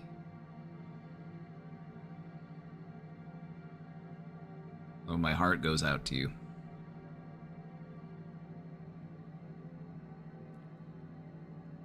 I'm struggling with that because they were the two people in my family that showed real kindness to me.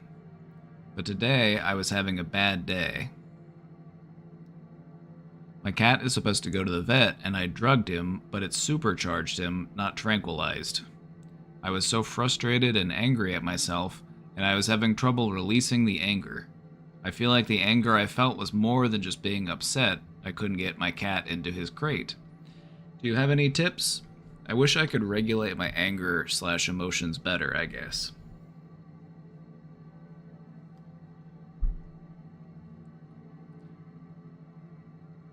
Suggestions, tips. Anger needs an outlet. Because if you don't give anger an outlet, it will find one. It'll cause you to slam a door. It'll cause you to, set something down harder than you mean to. It'll cause you to be chaste or rude or, hurtful to the people that you're talking to. Anger finds a way out. So give it an outlet. And I would recommend trying to find a healthy outlet for it. In your case, it might be helpful to try journaling and just writing down about your feelings. Just taking them out of your mind and putting them onto paper could actually do you a tremendous amount of good.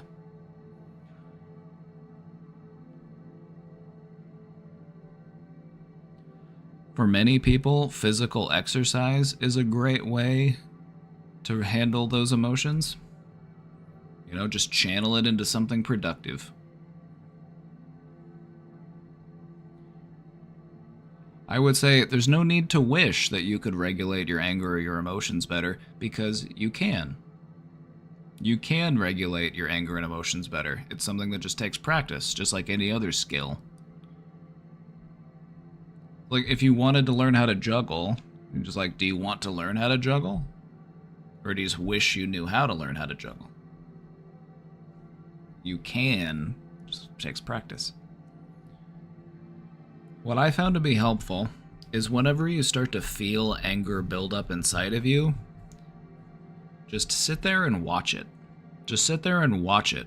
Watch it as it grows, watch it as it builds. Don't act on it, just observe. And then also watch as it recedes. Watch as it fades. In many ways, anger is kind of like a fire. It might start up because you've got all the necessary ingredients there to get that fire started, but as long as we don't add fuel to it, then it will eventually die out. And so I would just, that to me, and this is something that was recommended to me by other like professional meditators and stuff, so this is where I kind of learned this technique. Just watch it. Just watch your anger as it grows inside you. And don't act on it, just sit there and observe it. And what you'll notice is that it will kind of start to form and then almost bloom, kind of like some sort of flower, and then it will fade away. Because the thing about anger is that it is in many ways like a fire. It needs all of the proper ingredients to keep going or to grow. And part of that involves our active involvement in it. So like in the case of your frustration, that was channeled into this incident where, I'm trying to get my cat into a crate, and then it's like, you're just, you're adding to it, and so it's just, the anger just continues to persist. The fanciest Nancy. Thank you. Thank you for the 6 months. I don't know why the alert didn't go off. My alerts have been kind of delayed today. I had a few people subscribe earlier and the alerts went off like a minute after. I don't know what the deal was. Let me try oh, there it goes. There it goes.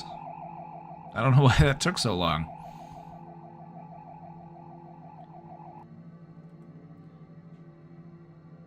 Thank you for the 6 months. Period.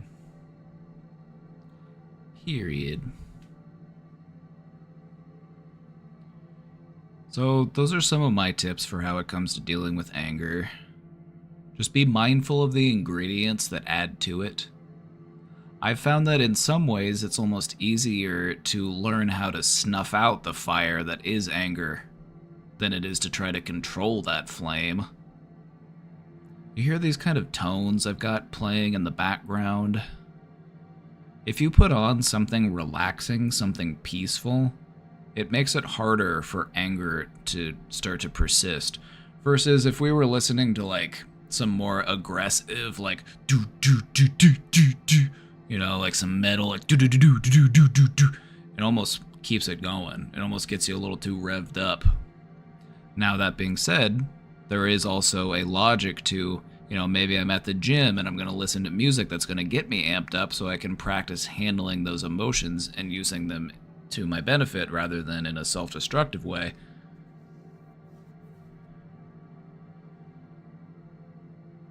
Also, let me just say, you're grieving?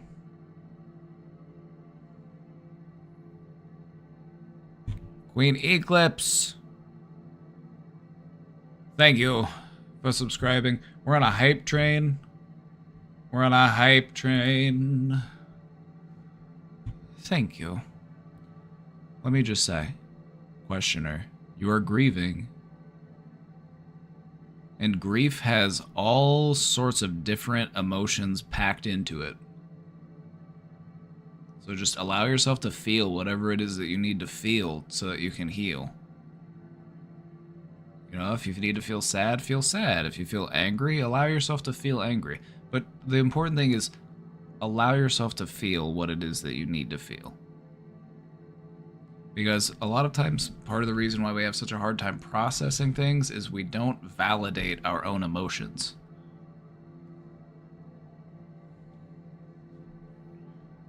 Like maybe we get upset about something and we're like, well, I shouldn't have got upset, so I was wrong to get upset. It's like, but you did get upset.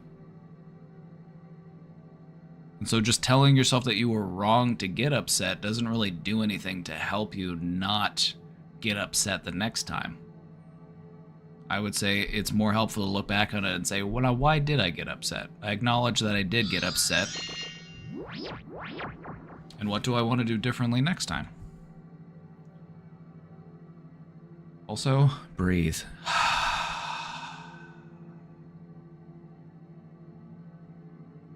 Deep, slow, relaxing breaths.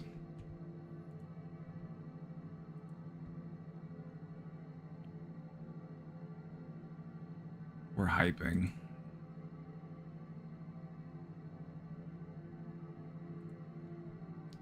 We're hyping.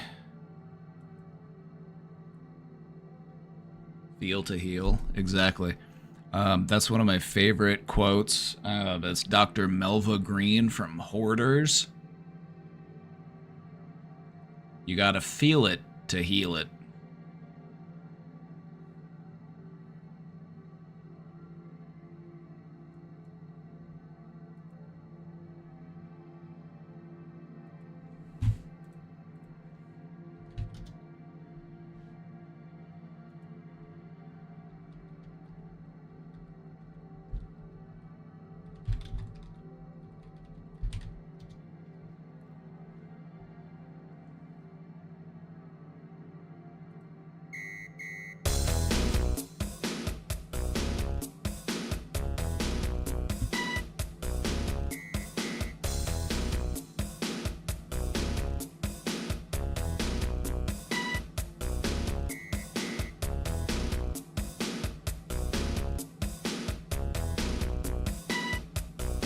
Thank you for all the support. I'm going to take this opportunity that is the hype train to do a little bit of shilling for myself.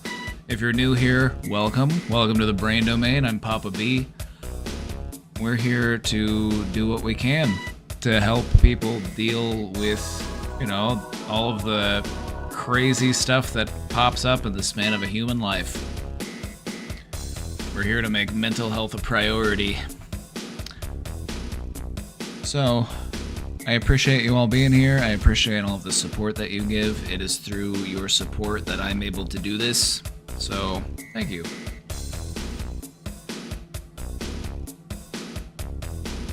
And so if you have the means, consider supporting this content.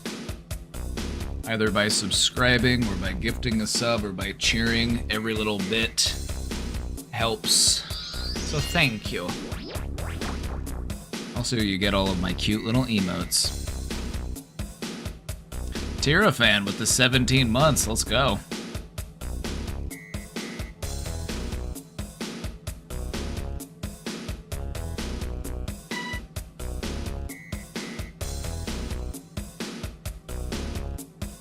We got 30 seconds. Think we can get it to a level 2? We're 1 away. Oh, we did it!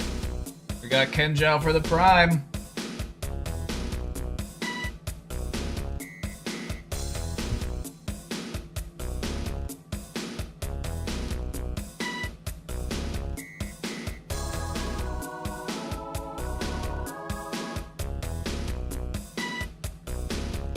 Can I just show you this real quick? This is what I'm playing this MIDI version of Come On Ride the Train because Twitch has started to like crack down on music, and they've started to issue more like copy strikes and stuff for playing music. So I've been playing either songs that I know aren't gonna get flagged, or I've been playing MIDI tracks, and this is the MIDI track for, but this is the video they have in the background. For those of you who are unfamiliar, this is what the internet used to look like. And it was badass. But not only did the internet look like this, if you wanted to go to this page, you had to let it load. And it might take 10 minutes to load this page.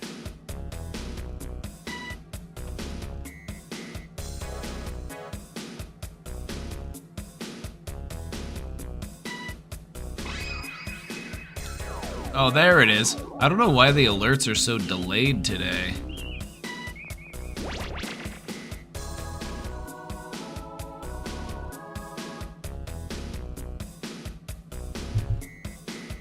Did you ever download a MIDI version of a song you loved? Do you remember... Whoa, what was it? What was that? Oh god, I'm starting to have a hard time even remembering. The first big program you could use to... Oh, Napster. It was Napster, that's what it was called. I was young whenever Napster was a thing. And so I only ever... And we were on dial-up at the time. So... The Napster song that I downloaded, because I think I only really ever downloaded one, because it took like hours to download.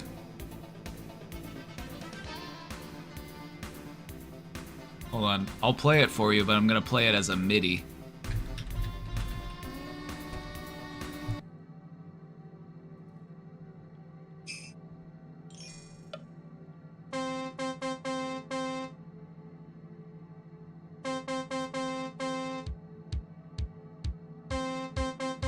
The first song I downloaded, I was probably 11.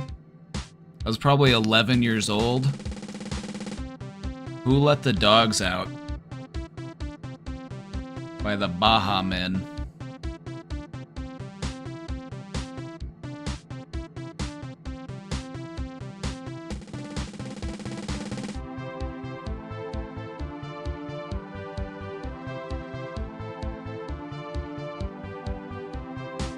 And it blew my mind.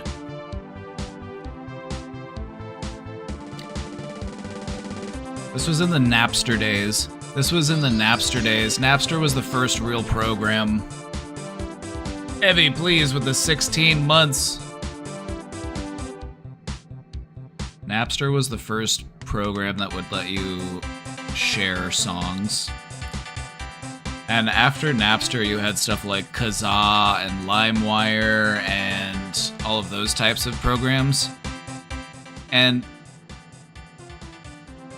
the real difference, though, between those types of programs and Napster was it very quickly was very corrupt.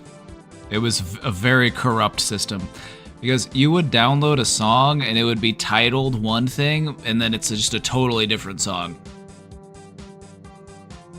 And so there were many times where I downloaded songs thinking it was one thing, but it was just something entirely different. I'm like, I have no idea what this song is. So I had quite a few songs in my music library where like, I have no idea. Like maybe they're in an entirely different language.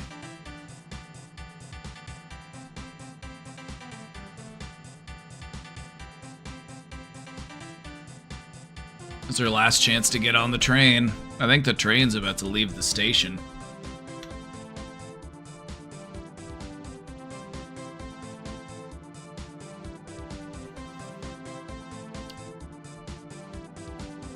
Alrighty.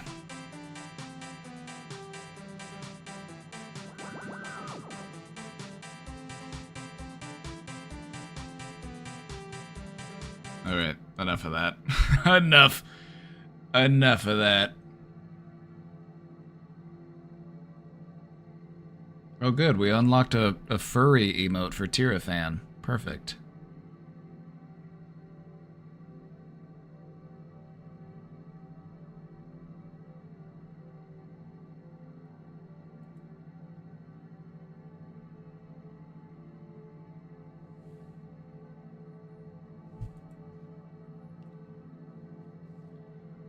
Perfect.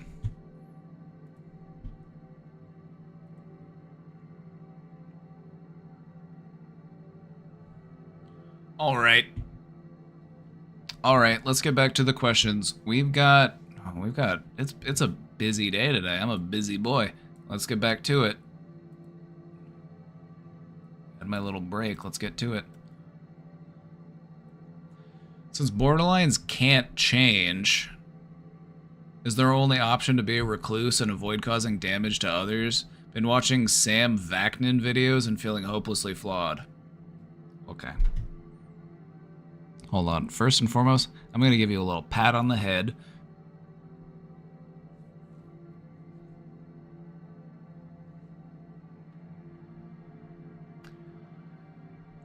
Borderlines can change. Borderlines can change. Borderline is actually very treatable. In fact, borderline is one of the few conditions that has a very like regimented and thorough treatment plan.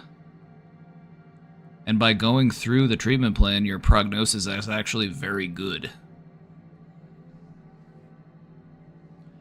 The belief that you can't change is part of what prevents you from changing.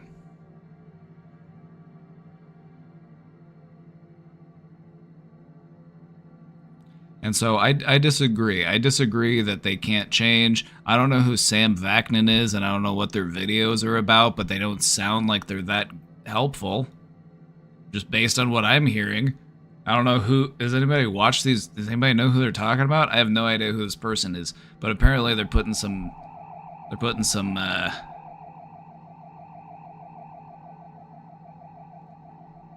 Jake Jan Cooked tipped $2. Please use this money to ban Tirafan for good.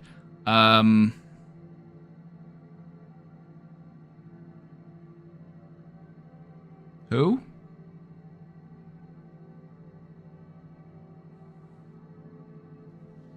More like Jake can't cook. Get it?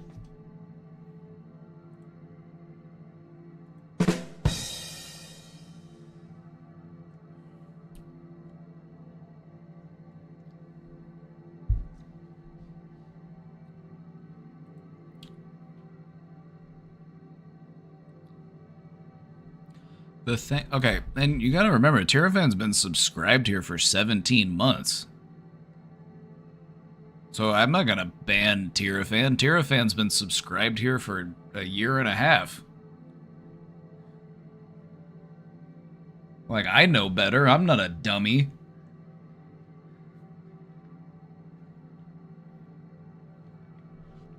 Jacob Janice Cook. Yeah, that's their full Christian name, but we don't need to dox anybody.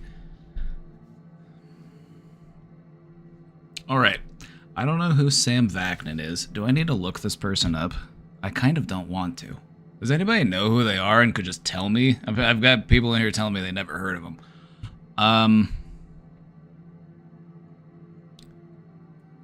Let me look them up. I'm gonna look them up. Oh.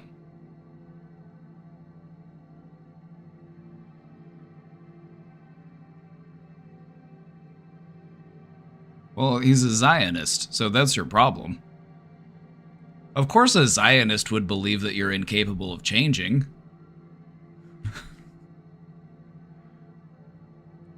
Of course. That makes perfect sense.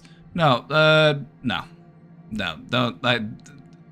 His website is on tripod.com. Don't take anybody's advice seriously when their webpage is .tripod.com.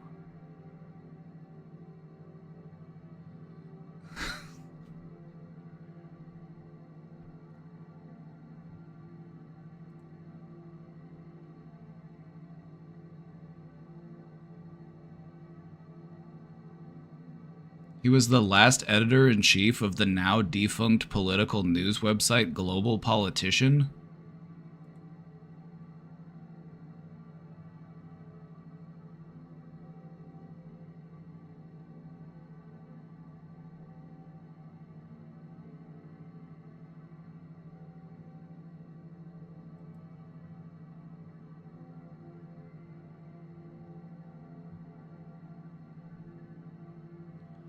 I would just say, don't take mental health advice from people who serve in the IDF.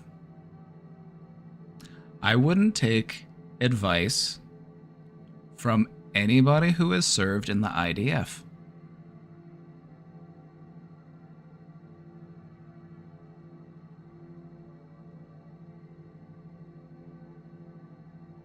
He was the director of an Israeli investment firm.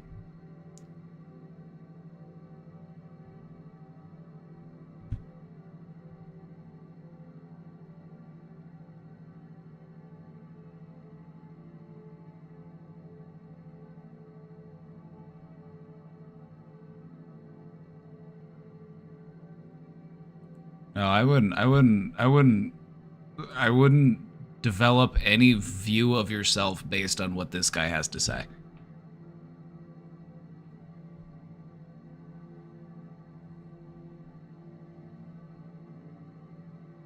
All right.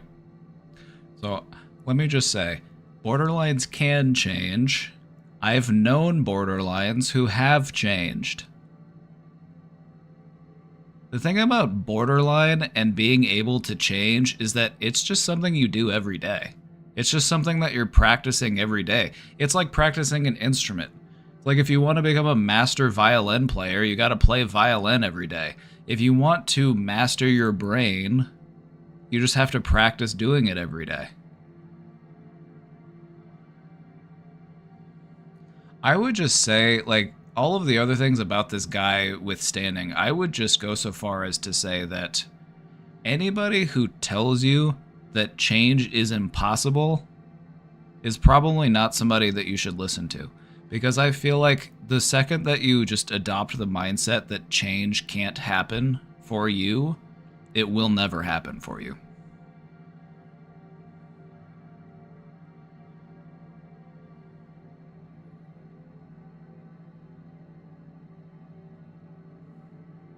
If this guy believes that borderlines can't change, then it's probably because he had a borderline parent or something.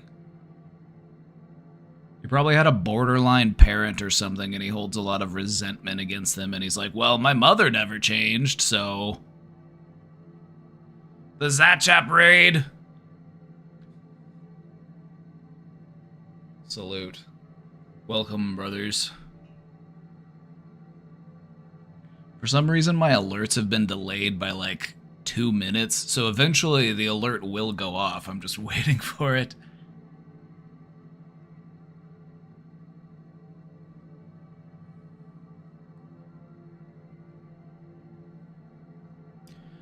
Cutie Cheeks is spilling the details. Cutie Cheeks is spilling the details. See, there we go. There, now it's firing off. Raiders, welcome in. Make yourselves at home.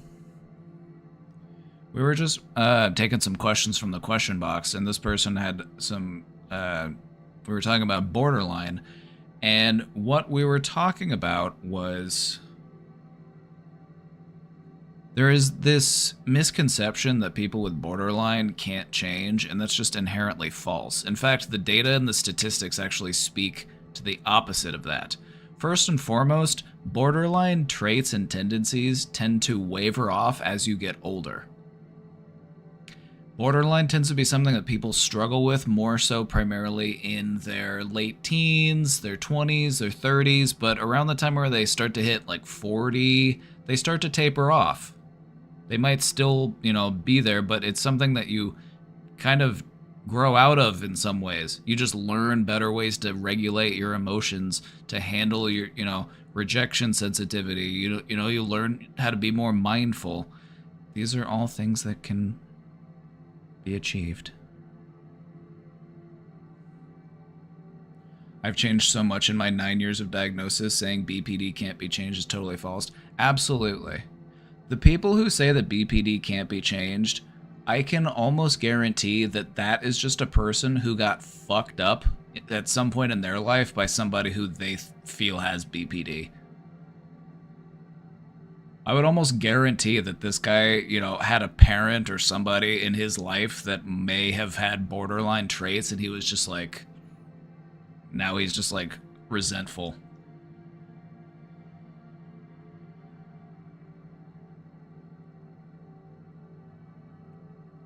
I've worked with a lot of people with BPD, and it can be challenging sometimes to work with. I would say, though, that the reason why BPD can be challenging to work with, it isn't because of the person. It's just because of some of the behaviors that they can develop as a result of BPD. One of the things that I would say is most challenging in working with somebody in BPD is the way in which they will self-harm. And when I say self-harm, I don't just mean like physically. Sometimes in a person with BPD, the way that they self-harm will be different, and it's more of I will push away the people that are trying to help me.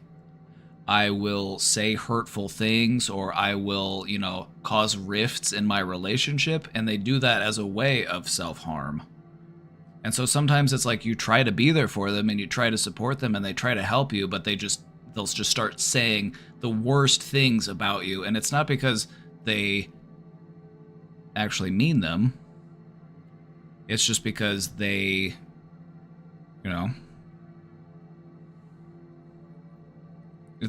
they harm their relationships as a way of harming themselves, is a better way to put it. Does that make sense? So I would just say, I don't know what the fuck this guy was talking about. I wouldn't take mental health advice from anybody who's served in the IDF.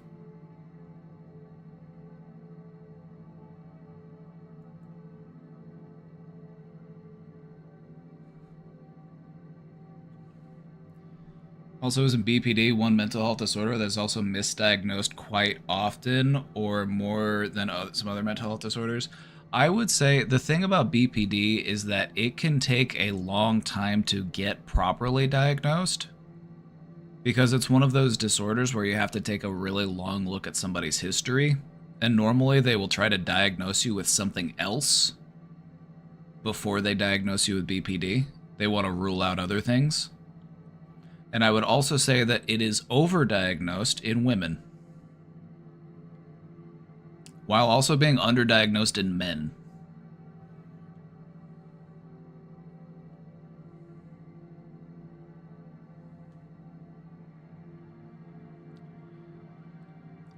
For example, they tend to diagnose things like narcissism more in men, whereas they diagnose things like histrionic personality disorder or borderline personality more in women.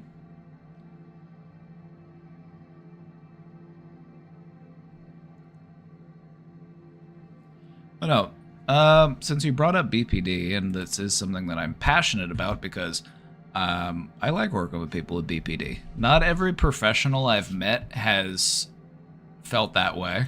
Just being honest. Some people just couldn't really hang, if I'm...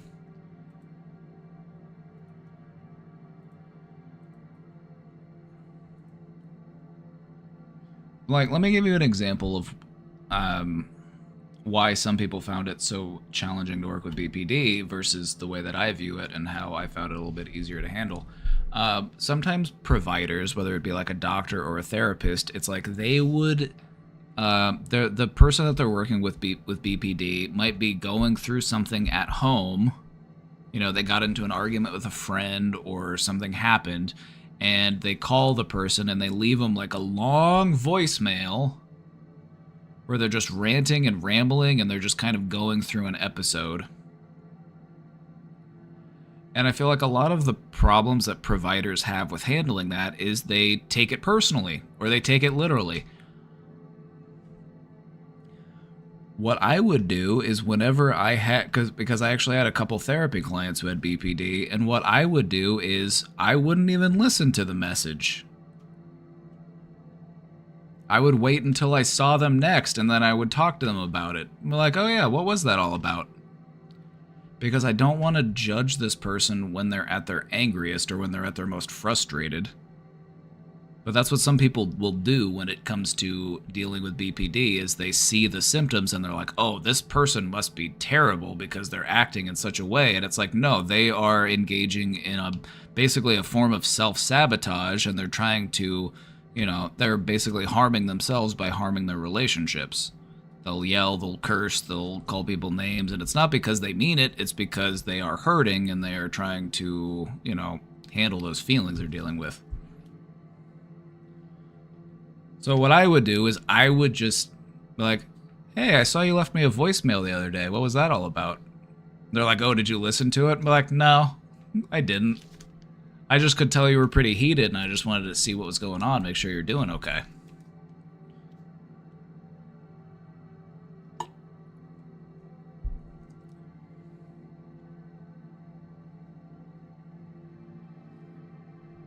I wish I had ways of getting mental help again, because my primary is just giving me meds to just shut me up. LOL, I haven't gotten actual help in years, too broke. Meditation is free, Goobarts. Meditation is free. Let me just say that meditation is by and large the most impactful thing that I have done for my mental health.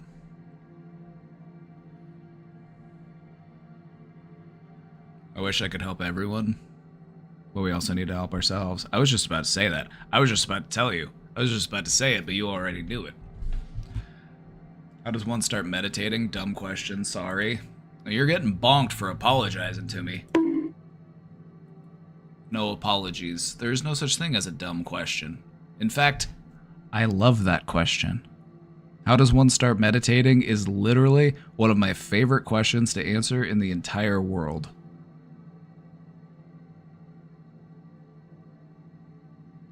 So how dare you? How dare you say it was a dumb question? That's my favorite question.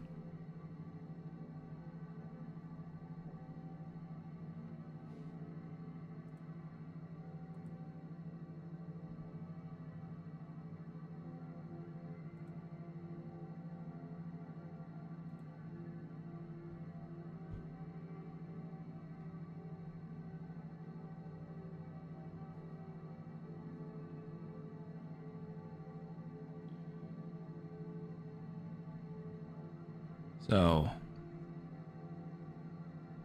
meditating.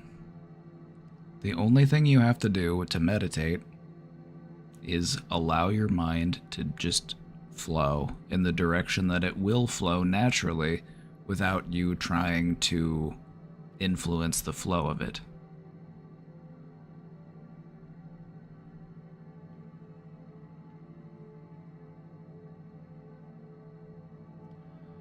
I was talking about how earlier there is a separate and distinct part of your consciousness that is aware that you are experiencing everything that is happening to you. It is aware that you are thinking, it is aware that you feel some type of way, it is aware that you are hungry or whatever it might be. To meditate is to just be aware. There are many different ways that we can meditate. There are different practices, different intentions, different methods. I would just say that if you are interested in starting meditation, I would just go online and I would find a guided meditation. I wouldn't even start with anything long. I would start with maybe 10 minutes. Because you got 10 minutes. You got 10 minutes in the day. And then just sit there and just listen to it. And just see how it makes you feel.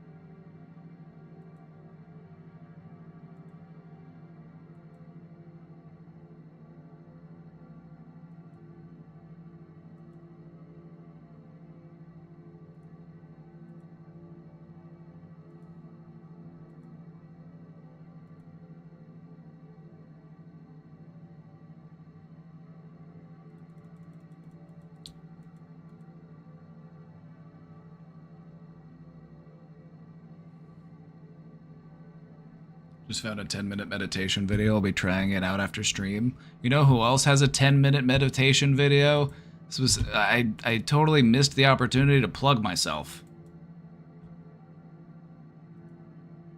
My YouTube channel. Where I got a bunch of VODs and shit. There is a 10-minute beginner's guided meditation. So if you want, you can do one with me.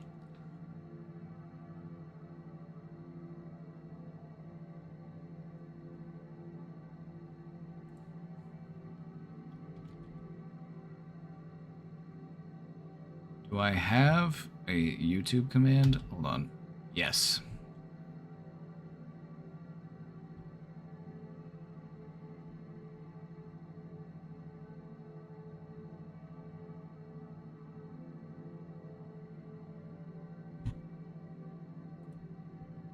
Totally forgot to plug myself. But now I need to make more guided meditations on YouTube. I feel like I'm missing out on a calling here. Borderline can sometimes produce feelings of euphoria. I don't know. LOL. The thing about BPD is it's like your emotionality knob within your brain, it's like it's stuck on 11. It's just dialed up. Really high highs and really intense lows, and also, you know, just... But, you know, intensity doesn't need to be intense forever. You know, you develop calluses. You know, you get more adapted to things. So the thing about intensity is that it might not be intense always. All right. We got I got questions lined up. I need to get to it. All right, here we go. How to make good, healthy, and deep meaningful How to make good, healthy, and deep, meaningful connections. How to approach someone special to be more than a good friend. Is this free therapy, free as in speech, or free as in beer? Free as in payment optional. We fund ourselves through donations.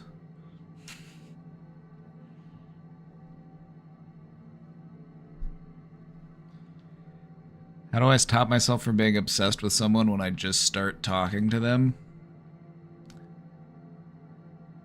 View relationships in the same way that you view a plant. You know, you're planting a seed, and then in order to have fruit or a vegetable or whatever it is you're trying to grow, you need to give it time, and you need to give it space, and you need to give it what it needs to thrive.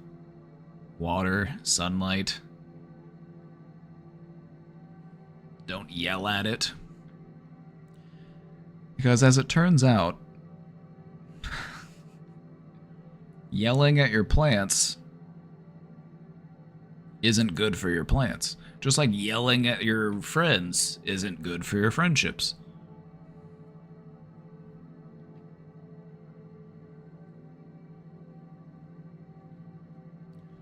So, the question that we're looking at here is how to make good, healthy, and deep, meaningful connections by allowing them to form. Think about water. You know, you and I are mostly water, so a lot of the things that we do are kind of in line with the things that water does. Water likes to connect, water likes to flow, but water also has the ability to change things over the course of time. So think about the Grand Canyon. All it took for the Grand Canyon to form was just the continued flow of the Colorado River.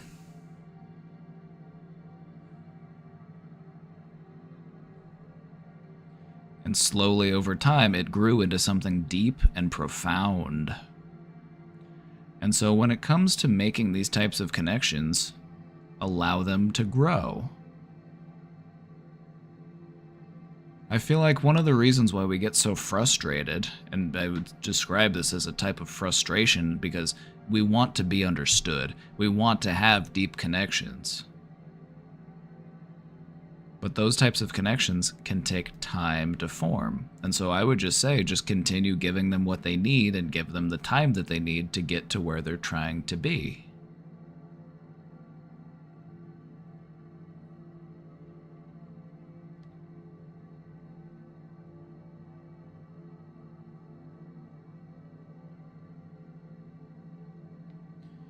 Yeah, I know. And talking about water is like Bruce Lee. Bruce Lee had a neat little bit about being water. It's like you put water into a cup, it becomes the cup. You put it into a teapot, it becomes the teapot. Water can flow or it can crash.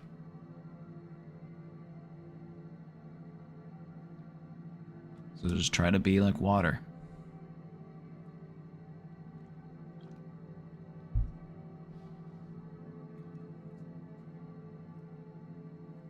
If you want to make deep and meaningful connections, just try your best to be deep and meaningful. And allow that to resonate with people.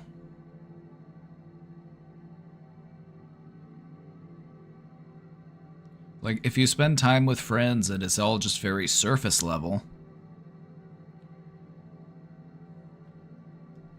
ask yourself why that is. Is it because I don't want to go deeper? Is it because they don't want to go deeper?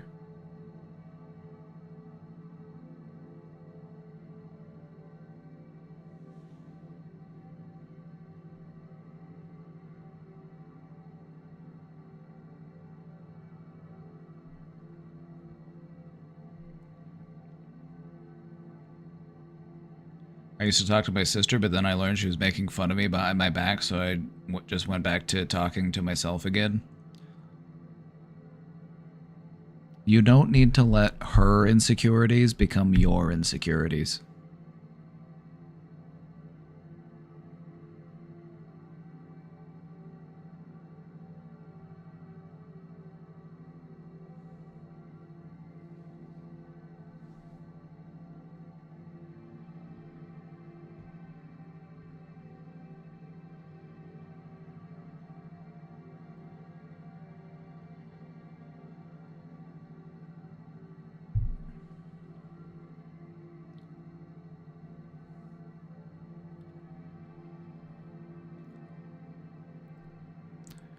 I would just say, if you want to have good, healthy, deep relationships, just try your best to be that type of person and just see who it resonates with.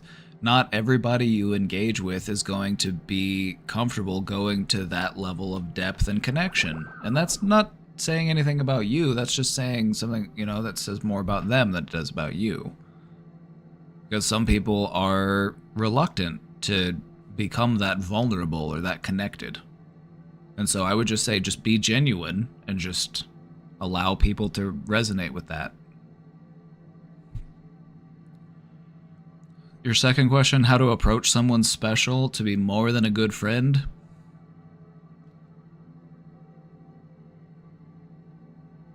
You just got to talk to them about it. And I know. You're like, well, what if it ruins my friendship? If the friendship was meant to last, but I'm thinking this is like you're friends with somebody, but you want to like take it to the next level, like you probably want to be in a relationship with somebody.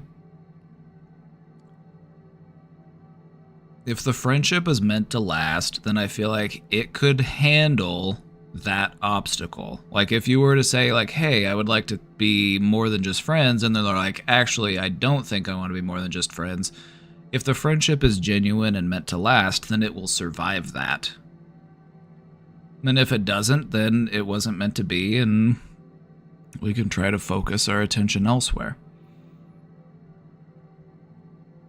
But I would just say, if you have these feelings, the sooner you make them present, and the sooner you make them, you bring them to the surface, the better. Because the longer we wait on these types of things, it might end up making us feel resentful.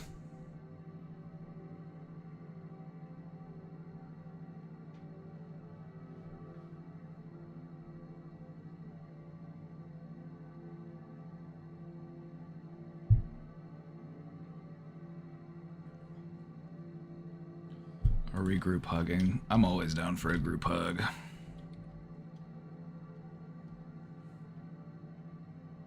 Anybody gonna be at TwitchCon? Anybody going to San Diego?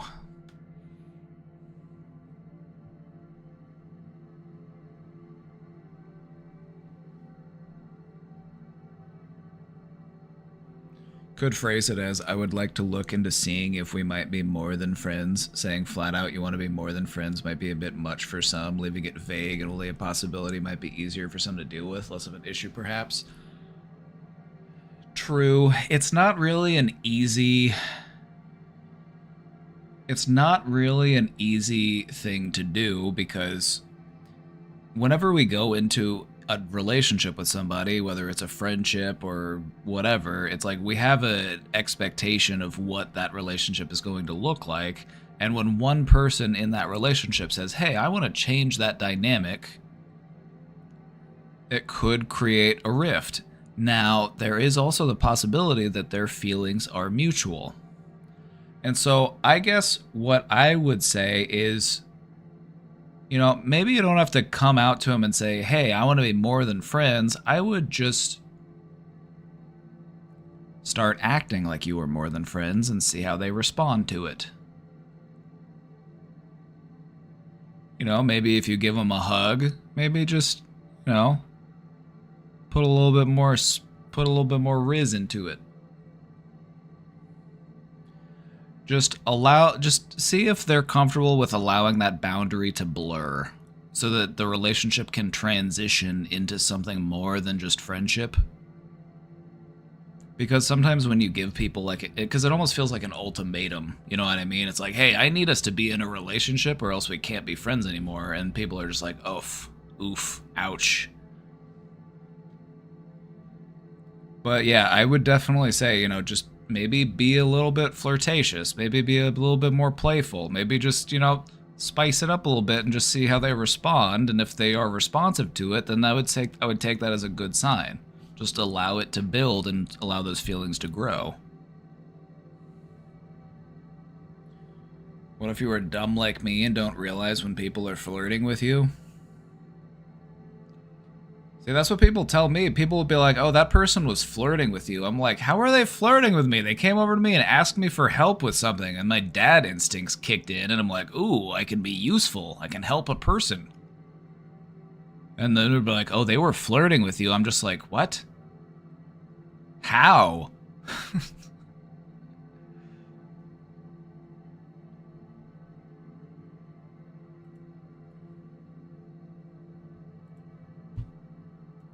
All right, I gotta get cooking because we got more questions in the box. How do you prevent enmeshed friendship circles or enmeshed relationships or realize you're in one? Okay, enmeshed.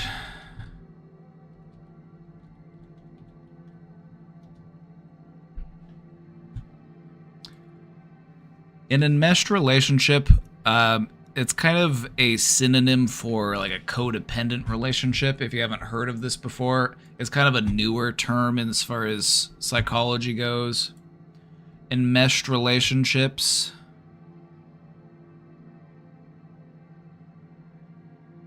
Basically, you are just you're very close, and there might be some poor boundaries. You know, you might not be able to.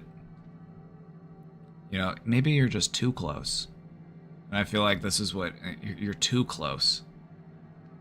Like, oh, I want to go out to eat, but I can't go out to eat by myself.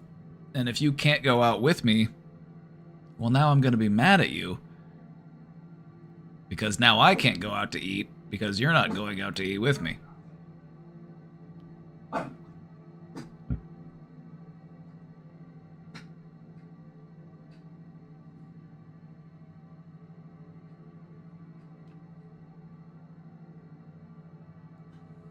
Someone in an enmeshed relationship is overly connected and needs to meet the other person's needs so badly that they often lose touch with their own needs, goals, desires, and feelings. Which is basically a codependent relationship. It's basically a codependent relationship. Often just the thought of being without the person can be anxiety producing. This can happen between parents and children. This can happen between romantic partners, siblings, family members, and friends. So that is what an enmeshed relationship is.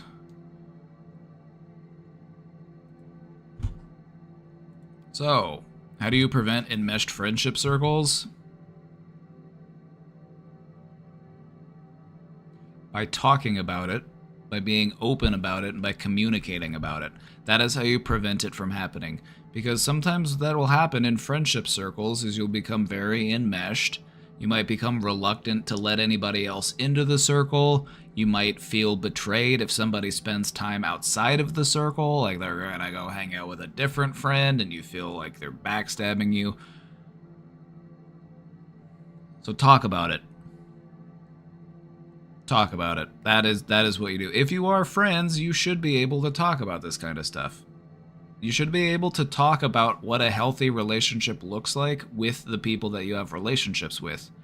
Because having a healthy relationship means that you are able to talk about those things without them feeling hurt or betrayed or, you know. You need to just have a conversation with your friends about it. Same goes for relationships. As far as realizing that you're in one, there are things that can be done with that awareness. Awareness is a power. Awareness is a tool. Awareness is a strength. Awareness is what allows you to actually start making those changes that you're trying to make. It's the first step in really healing. So what I would recommend is if you're trying to, you know, not be in a codependent or an enmeshed relationship, I would just identify your symptoms, because there are all sorts of different symptoms involved in a codependent relationship, and yours might be, you know, there's more specific depending on who you are. And I would just start working on changing those. You know, if I feel like I can't go out and do this on my own, I can't do this without them, that's a good sign that it is something that you should probably practice doing. If it feels difficult or it feels like a challenge, that's a good indicator that that is what you need to be working on.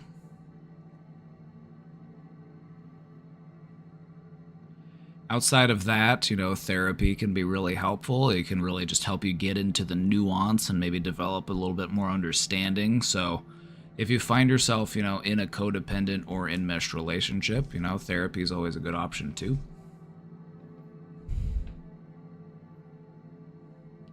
But the important thing is boundaries. You should be able to do things on your own. You should be able to allow them to do things on their own as well without feeling, hurt or betrayed by that. You've got your own life to live, they've got their own life to live. That doesn't take away from the time you spend together. I would actually go so far as to say having time apart makes the time you spend together feel even more meaningful.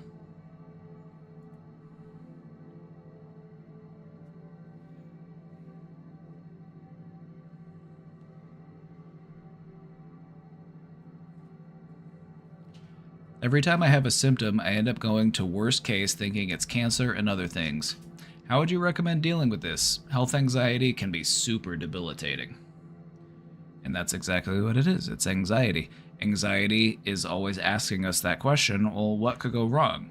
And whenever you're trying to figure out what could go wrong, it can always be worse. And so it most often goes to the worst case thing. It's like, oh, I must have contracted some rare virus that only exists in a few countries halfway across the world. I must have somehow contracted that.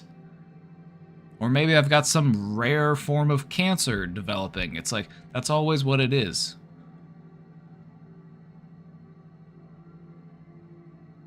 And so, what I would recommend, and this is what I recommend for most forms of anxiety. So health anxiety, it's just another type of anxiety. So let's just try to view it that way. When it comes to anxiety, you can't worry about it ahead of time. So try not to worry about it until you actually get verification. Don't worry about cancer until you have a cancer diagnosis.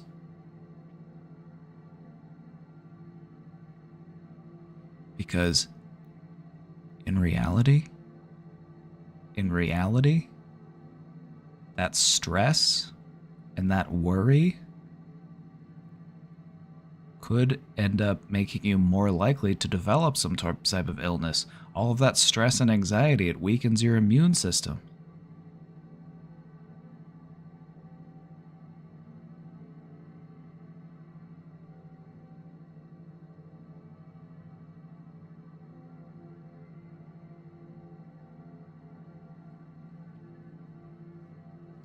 So if you really feel, I do this all the time, but with dental stuff,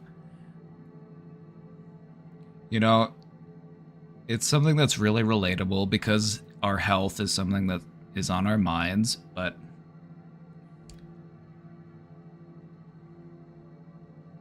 obsessing can make your body start feeling sick. Exactly.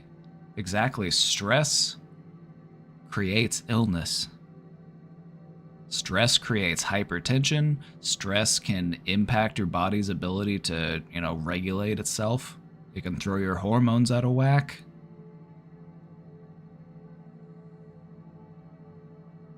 So I would say whenever you have a symptom, focus on making that symptom feel better. What can you do to alleviate that symptom? You don't necessarily need to know what is causing it. Don't focus on that. Focus on the symptom itself.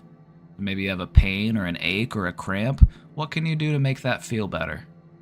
You want to take a bath? Do you want to go for a walk? Do you need to do some stretching? Do you need an ice pack?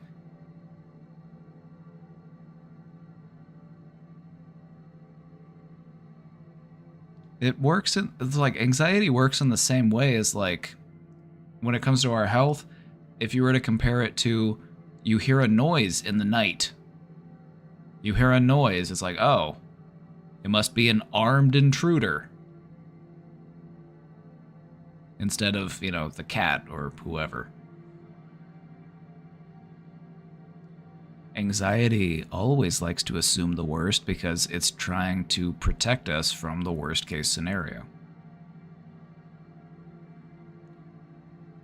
So I would also recommend is, when it comes to dealing with health anxiety, treat it like any other type of anxiety. Redirect your attention. Give your anxiety a different job. What can I do to feel better?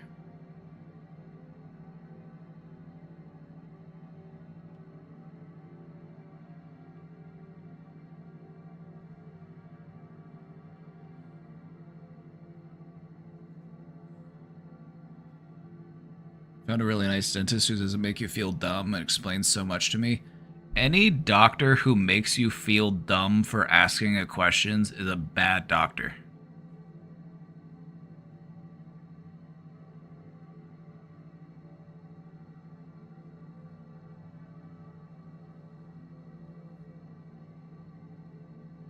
Making people feel dumb is never a good way to educate somebody.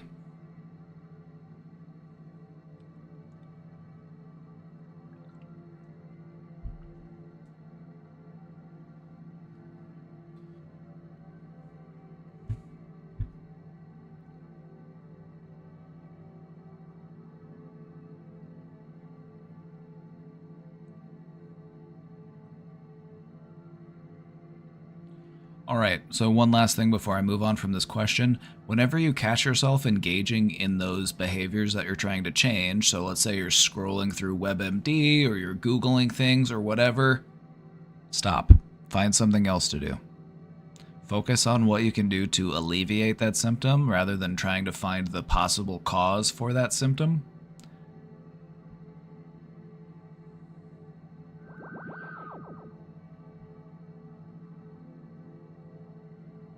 Don't worry about cancer until you get the cancer diagnosis. Because worrying about something ahead of time is not going to do anything to actually make that thing better if it does come to pass. Worry never robs tomorrow of its sorrow. It only saps today of its strength.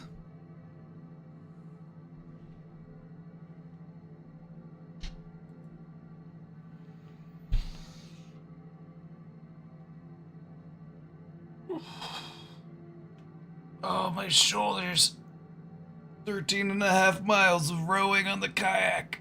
My shoulders are so sore.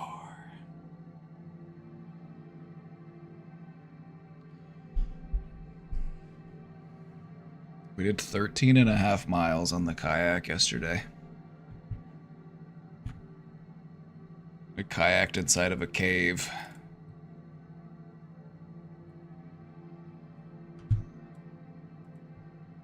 Show you my pictures again real quick. This is the opening to the cave where you can row up into it. Some of the stalactites growing on the roof.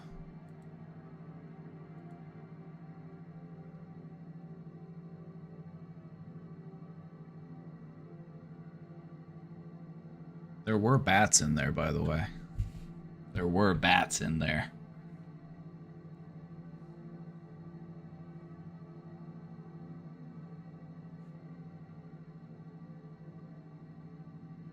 And you got there from your property? We did a boat launch. We did like a public boat launch. It wasn't at our property. It was still on the same river. So technically we could, but there probably would be some parts on the river where it would be too shallow and we might have to like get out and drag the kayaks. But it is still connected. If we did, we could technically, because the lake that we ended up paddling to is the Lake of the Ozarks, and the river that runs through our property does eventually flow into the Lake of the Ozarks. Just look at that, isn't that cool? Let me blow this one up a little bit for you. Look at that.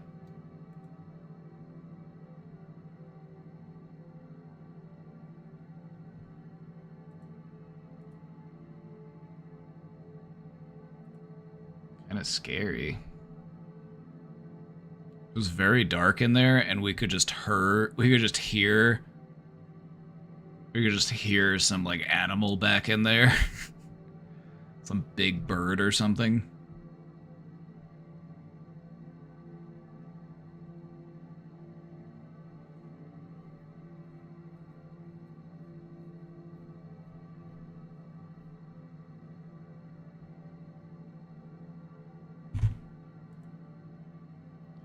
And this was the view looking out of the cave from inside.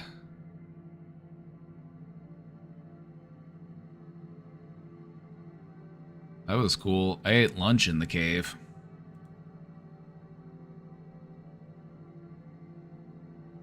I was floating on my kayak eating a sandwich.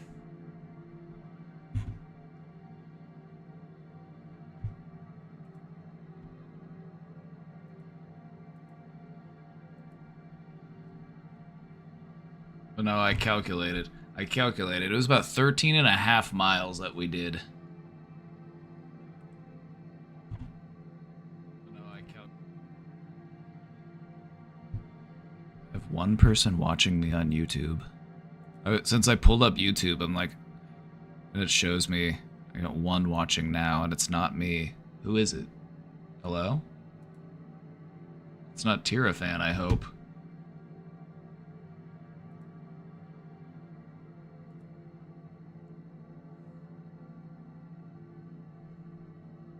My YouTube chat is where Tirafan goes to spread rumors about B-Wayne. The last time I checked my YouTube chat, it was a message from Tirafan saying, I have compromising information on your moderator, B-Wayne. Like, okay. And then I'm streaming to multiple platforms. Like, I normally will only interact with my Twitch chat, and so sometimes people will pull me up on Kick, because I also have a Kick channel. I don't ever really like check it or anything. I don't really ever go to the website, and so sometimes people do pop up on there. So if you're watching me on Kick, hello. How's it going?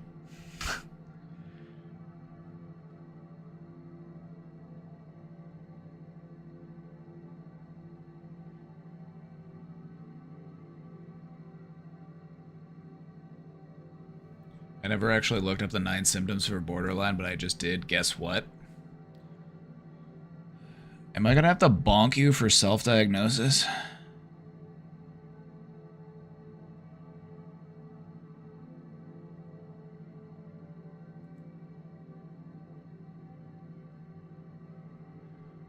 Self-diagnosis is a big no-no.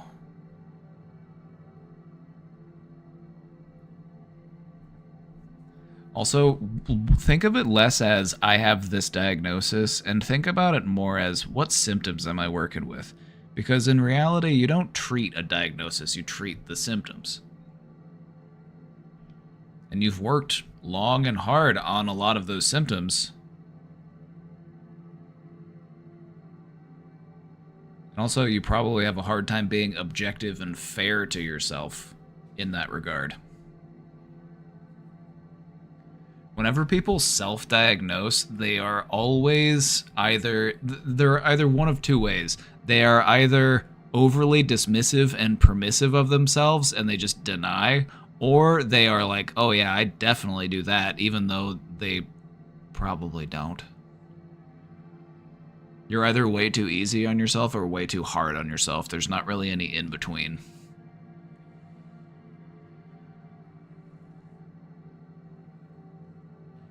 Just remember that not even doctors, not even trained professionals would diagnose themselves.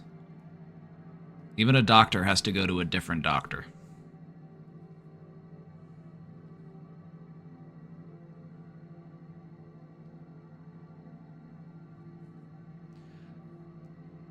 It was a real paradigm shift for me whenever I started focusing more on, treating the symptoms rather than treating the diagnosis. Because the thing about a diagnosis is that sort of stuff can stick with people. They can sort of formulate an identity around it. Be like, I am bipolar. I am borderline. They make it a part of their identity. And that's not what you're trying to do. You're trying to recognize a symptom, you're trying to recognize a pattern of behavior, and you are working on correcting it.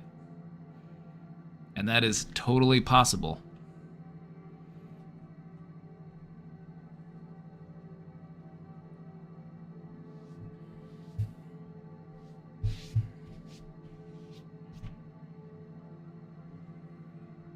As we've all done it. We've all been a bit borderline at times.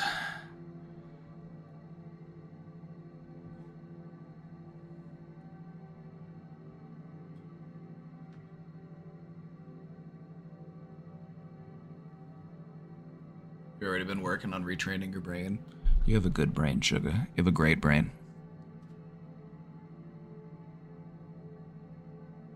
You have a great brain. It's going to take you places.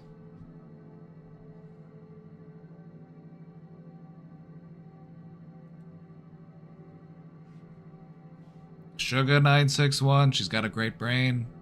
She comes in here, she's hard on herself. I say, why? It makes no sense.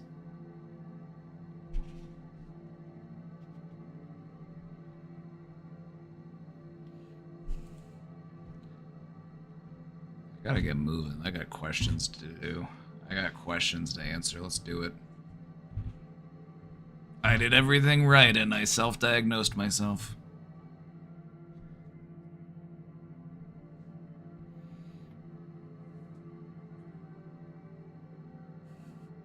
Many fine people are saying this.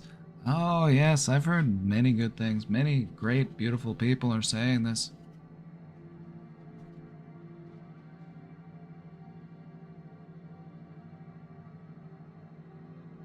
I've talked to many good people, many amazing people, and they've just had many beautiful things to say about Sugar961. They can't stop talking about her. In fact, they're just always singing her praises.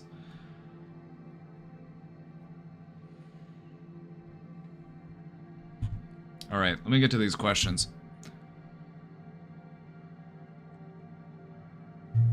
Hey Papa, another day, another question, am I right? And that's what life's all about. If you wake up and you don't have any questions that day, what are you learning? I feel like every day is an opportunity to learn some stuff.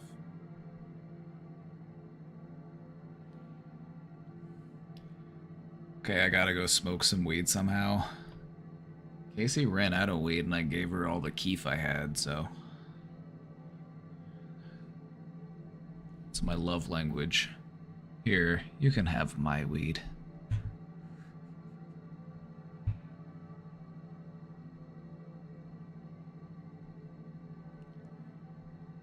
So, I consider myself to be very empathetic. And my boyfriend, well, he's working on it. He had a fairly traumatic childhood, including physical and substance abuse from his parents. The reason I bring this up is because my boyfriend and I have pretty opposing political views. Sometimes this can get out of hand for the most part, but for the most part we have good discussions and it doesn't end sour. We started talking about homelessness, mental health, and addiction, which frequently go hand in hand. Now this is where I need your help to understand, Papa. I do understand where he is coming from, but it doesn't make complete sense to me. I don't know how to put this bluntly without making him seem mean, but because of his experiences, he finds it gives him a lack of empathy to those situations. That it's more important to support the more functioning members of society than those who have fallen into the trap of addiction and may not want help because they don't recognize they need it or value themselves enough to get this. I'm not upset with him because I know where these thoughts stem from, but I find it interesting that I seemingly adapt the complete opposite approach. I frequently think about how most people don't understand the weight of a situation and feel like the desire to help out unless they were in a similar one themselves. So it intrigues me to see his response. As I type this out and think over the situation, I guess it could be from unresolved traumas, but still want to know more. Thanks, Papa. I appreciate you letting me essay in your question box a lot and approaching each with patience and understanding. The way you take time for each question and make sure each portion of it is answered really puts you above the rest. Stay great, stay you, and you better stay streaming. Well, thank you. Thank you for the kind words. I'm happy to take a look at this. Alright, so with this, I can understand where he's coming from. There are people who kind of fall into these pitfalls in life, and they just aren't really interested in accessing the help that is available to them. But that being said, these are a small minority of the people who actually are in need of help. So let me speak to this as someone who has experience working with homeless people. One of the jobs that I did was homeless outreach. And I worked with people who, were out living on the streets, or they might be crashing with a friend or a relative, or they might be living in their car, or, many different circumstances, many different walks of life.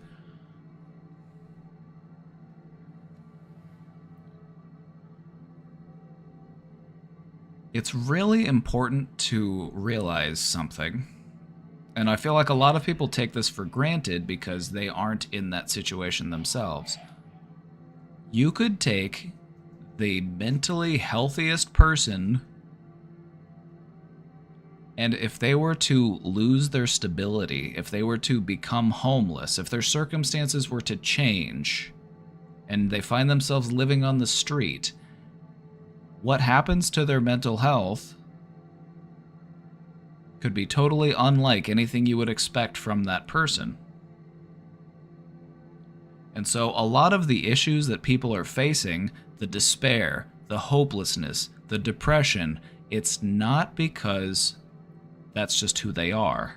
It's because of the situation that they are in.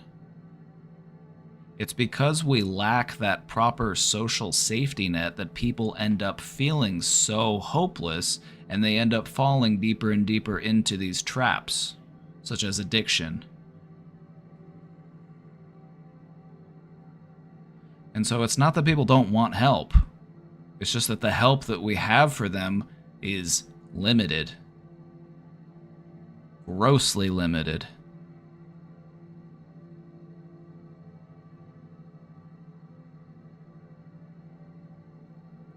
We've actually started adopting a new perspective in a lot of social services in regards to how we treat these types of people. We have adopted a newer model in many places known as the housing first perspective. Meaning that if you can, because normally what we would do is if we had somebody who was homeless, what they would historically make them do is say, okay, well, you're homeless. Well, then we're going to need you to go to therapy. We're going to need you to go to substance abuse treatment. We're going to need you to find a job. We're going to need you to do all these things before we help you find housing. And that's doing it backwards. By giving someone a home, by giving them a stable home base, a place where they can actually let their guard down and rest and recover, is incredibly important for a person's mental health.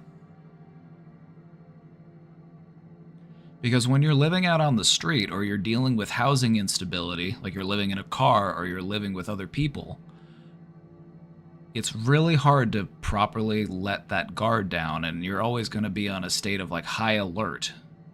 And that can worsen a person's mental health.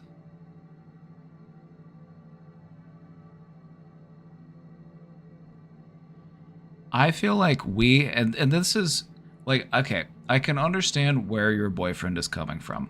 Help those that want to help themselves. That makes sense. But I would also say that we have the means to help everyone. We absolutely have the means to help everyone. Did you know that there are... Here, let me do a pop quiz. For every homeless person, how many vacant houses are there?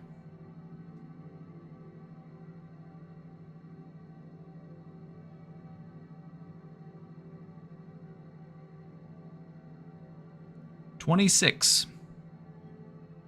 For every homeless person, we have 26 unoccupied, vacant, livable houses.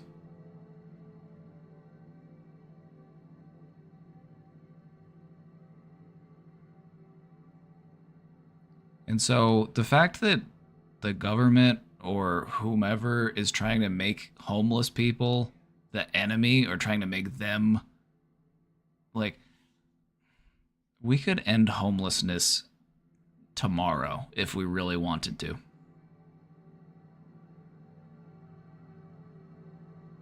We could end it tomorrow if we wanted to. You have to just like now I'm approaching this question in this way because I'm trying to give you a way that you can like discuss it with your boyfriend so that you can come to a better mutual understanding, because I can understand where he's coming from. And a lot of people feel that way. A lot of people feel like, well, nobody helped me when I needed help, and so, people should just have to figure it out, or we should only help people who really want and will use the help. That makes sense. I understand that. But the fact that help isn't readily available, the fact that the help that is available is so limited in what it can actually do, drives people further into despair. It drives people further into addiction. And so I believe that there should be assistance for anybody who needs it. Because we have the means. We have the financial means to do that.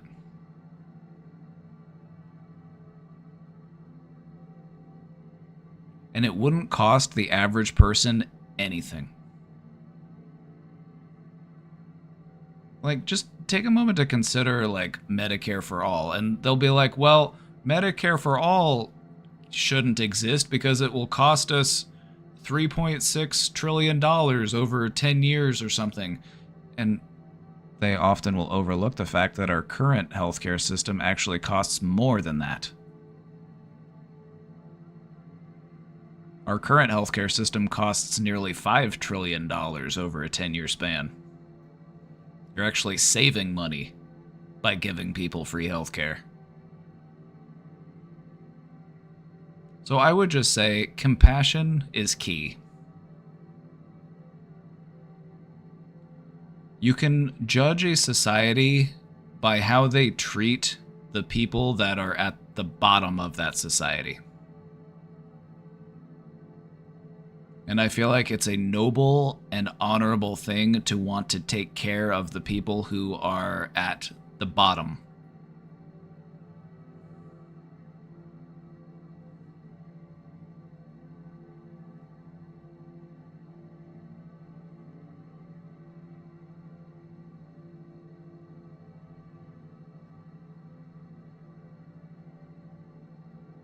How do you counteract the, well, no one helped when I was a kid? I feel like that's been a big part. Then I would just say, wouldn't it have been nice if there had been? Just think of what your life would have been like if there had been. You deserved that help. Junkie's right. It's like, yeah, you could just say, yeah, I believe you should have had that help. It's just not a good mindset to adopt the, well, I didn't get help, so nobody else should get help.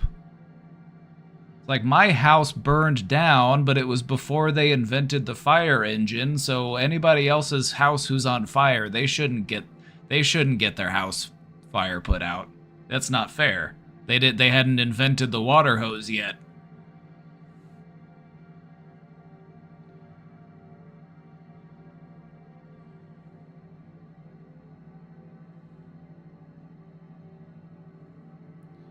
Sounds like I've said everything I can then. I would just say, instead of telling him how to feel, I would just ask more questions. Because the real way to change somebody's mind is to just ask them more questions to really understand their perspective in life.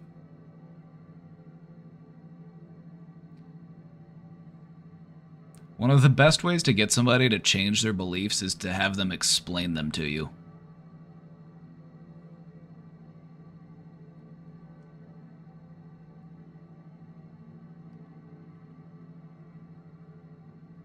That's a good one, what Cutie Cheek said. How might your life have been different if you had gotten that help? Is it bad I'm scared to ask questions and worries of triggering those memories, though? You gotta feel it to heal it.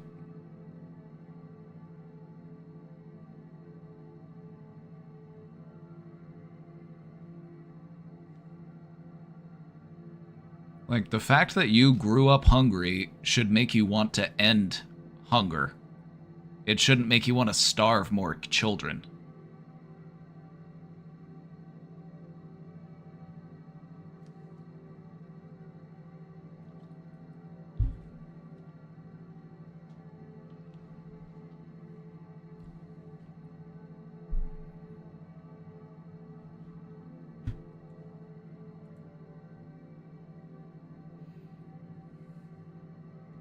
My new coworker is neurodivergent, like me and several other people working here.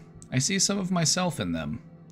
They are prone to oversharing, cannot stop apologizing, and any interaction with them that should take 30 seconds can take 5 minutes like an unskippable cutscene. How should I, as a fellow neurodivergent worker, best assist my new coworker in their new environment? So far, I've just been letting them talk when they have something to say, since they are new and have been working remote for several years before now. But they have made several comments about being worried about the opinions and perceptions of other colleagues. I want the new person to succeed, and I don't know how much or what sort of advice is appropriate if not asked for. Just real quick, I'm just going to interject. Ask them, what do you think I could do to help you? If they say that they're worried about being perceived in a certain way, just ask them, in what way? What can we do to work on that? What I've found is that sometimes with working with neurodivergent people, it's like you don't have to worry about like beating around the bush. Like you can be direct and just be like, so what is it that you're worried about? And what can we do about that? Let's just talk about it from a logical, just rational place, and we'll just talk about it. What I've also found to be helpful is share with them the things that, if you're noticing that like maybe they go on a little bit too much, instead of telling them you're talking too much, you need to talk less, instead what I've found could be helpful is broaching the subject as something that you also struggle with. Whether or not it's something that you actually really do struggle with, just kind of like make it seem like it's something mutual. Like, yeah, sometimes I just have a hard time getting to the point. Sometimes I can just be a little rambly.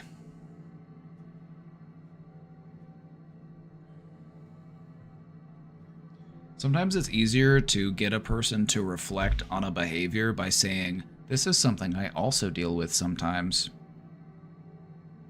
It makes them feel less criticized and less judged.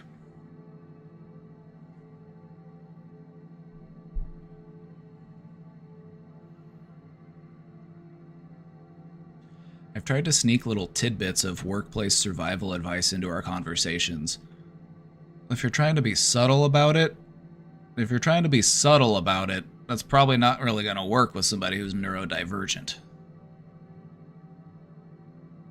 Sometimes subtlety it isn't the way when you're talking to somebody who's neurodivergent. Sometimes you have to really hit the nail on the head.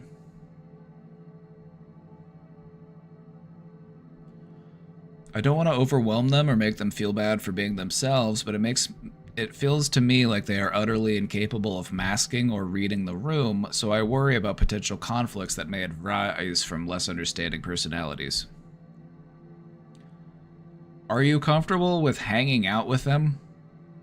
Would they go out and, maybe like grab a coffee or grab lunch, or, you could just... Because I feel like that would be a better environment to actually talk about it, rather than talking about it at work.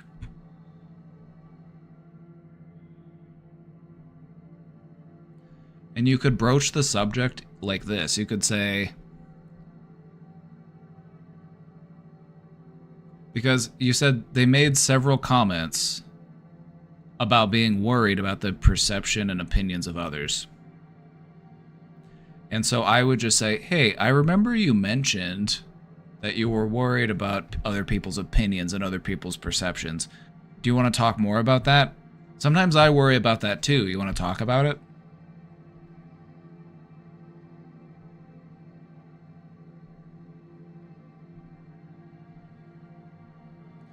it's it's like, I'm trying not to understate the importance sometimes when it comes to helping somebody by saying, "Oh yeah, I deal with that too sometimes."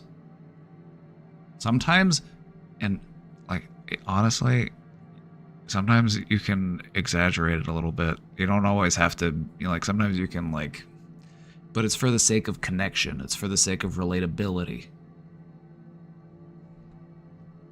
I've done it in therapy all the time. It's one of the things they actually teach you. Because relatability is worth its weight in gold when it comes to trying to help somebody.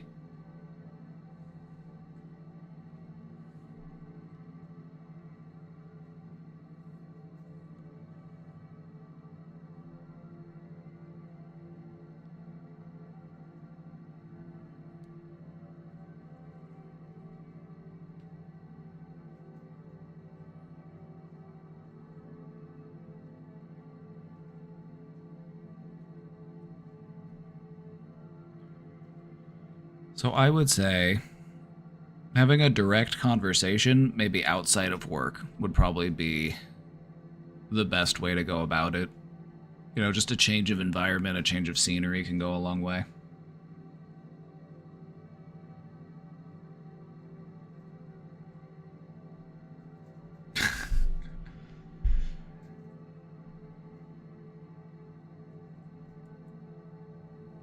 YouTube vid.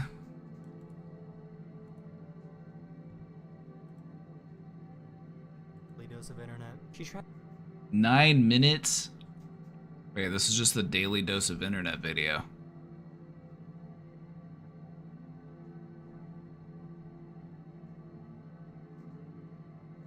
I'm not in my React era yet, I fear. I'm not ready to become a React streamer, so maybe someday when I'm in my React video and I don't have to make my own content, maybe then I'll become one of those streamers.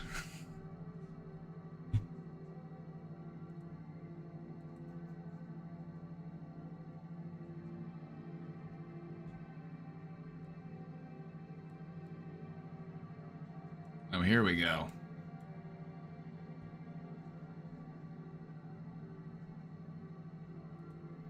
Now here we go. Now here's a question.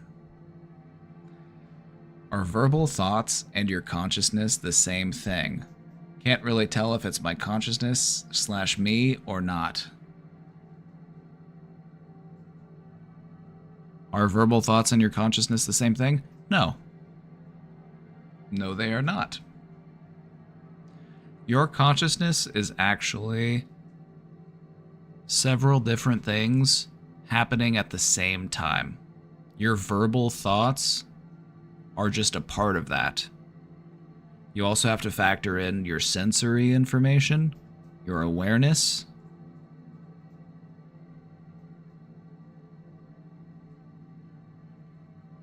Your thoughts are just one part, one component of what makes you conscious.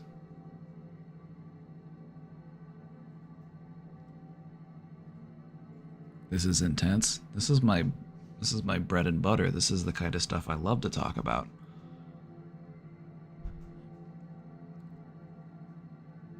Let me explain this in a slightly more interesting way. There are certain drugs such as ketamine. Ketamine is one of them. It basically shuts off most of your consciousness except for one part of your consciousness, one part of your awareness. Which is why when you take those types of drugs, your body is basically unconscious with the exception of the one part of your body that is still aware. But it's not aware of your body, it's not aware of your thoughts, it just is, and it just kind of exists in this psychedelic space. So, try this. I want you to try something for me, just to kind of reaffirm what it is that I'm trying to teach you. Your verbal thoughts and your consciousness are not the same thing.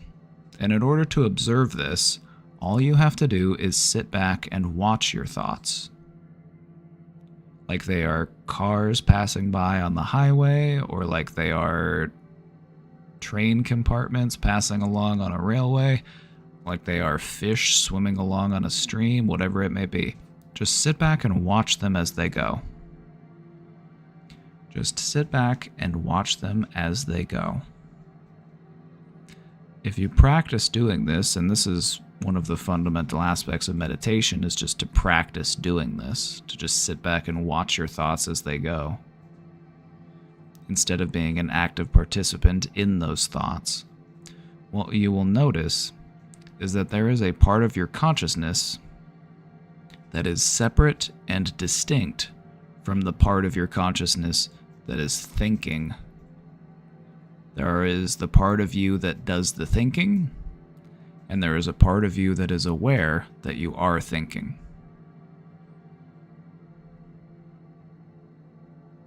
So which part of it is you? It's all you. They're both you. In reality, consciousness is many different things happening at the same time, but happening so quickly that it gives the illusion of oneness. Kind of like how if I show you my hand and you can see 5 individual fingers, but if I start waving them back and forth, they blur together and you can't really... Kind of like that. It's kind of like that. Your consciousness is several different things happening at the same time, but happening so quickly that it gives the illusion of being one thing. Like a hummingbird's wings as they are flapping. They just look like a blur. Kind of trippy to think about, though, huh?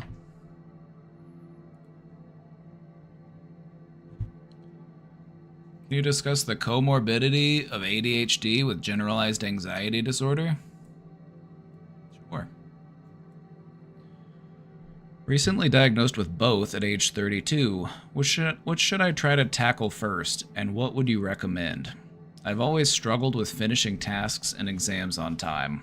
When I was in middle school, my teachers recommended getting tested for ADHD, and my parents said I didn't need it because I was always top of my class. Does ADHD often go undiagnosed for high achievers? Yeah. Okay. ADHD is an anxiety disorder.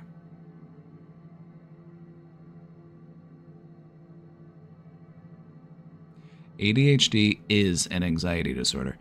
It is anxiety about where your attention is focused. Just think about ADHD for a moment. ADHD can manifest in a couple different ways. And I was thinking about this, and I was planning about talking about this, so I'm glad that you brought the question up. ADHD can be manifest because of mental reasons. I'm trying to pay attention to a thing, but I feel like something else is calling me away. I have other things that are also yearning for my attention, because you can only pay attention to one thing at a time.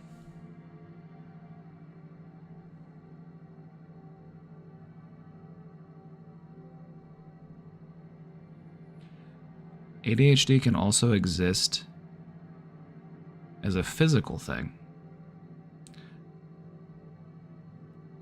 Maybe there's something in your body that is pulling your attention away from what you're trying to focus on.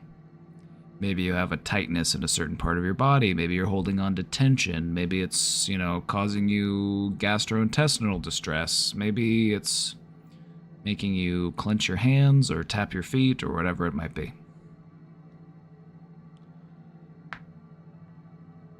ADHD is an anxiety disorder. And so what I would recommend, since you said what should I tackle first, I would say make your anxiety your priority. You should work on the way that your anxiety is handled within you.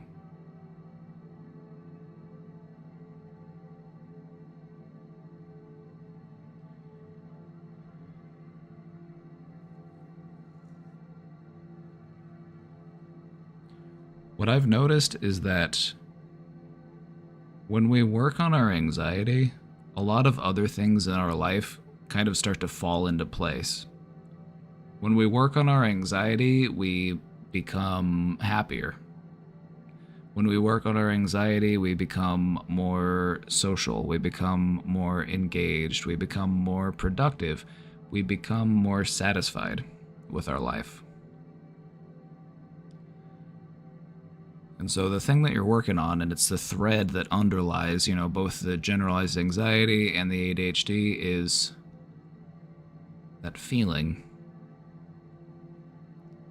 of worry, that feeling of concern.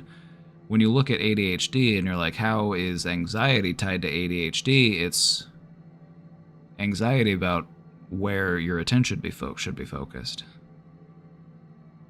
It's like, should I be paying attention to this? Or maybe I'm paying too close of attention to this thing.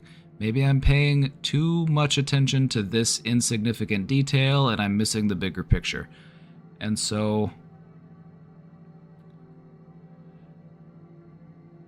I've done a lot of thinking about ADHD as somebody who has a difficulty paying attention themselves. I've been prescribed ADHD meds in my life. And what I would say is that it's not that you lack attention. You can pay attention. I would also go so far as to say, as a lot of people who have ADHD, when they find something that does grip their attention, they binge on it. It's like, oh, you find a new show that can hold your attention? I'm going to watch every episode and I'm going to get through the whole thing in a couple days. It's like, oh, I found a book that can hold my attention. I'm going to read the whole thing. And so it's not that you can't pay attention. It's about your ability to pay attention to things that you might not otherwise want to pay attention to. It's about allocating the amount of energy that you have to pay attention in the first place.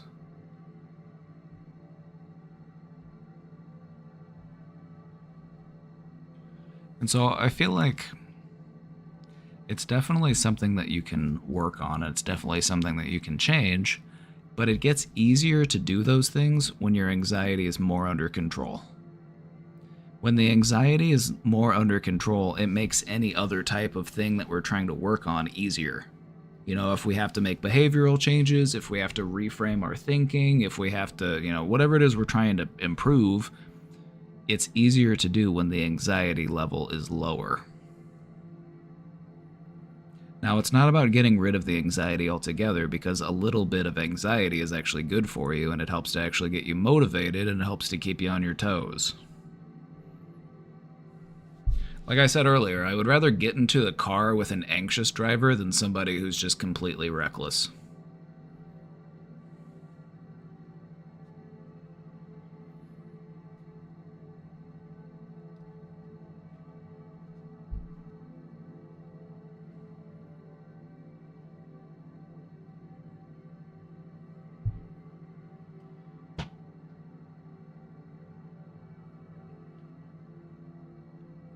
Does ADHD often go undiagnosed for high achievers? Yep. Yeah. Absolutely.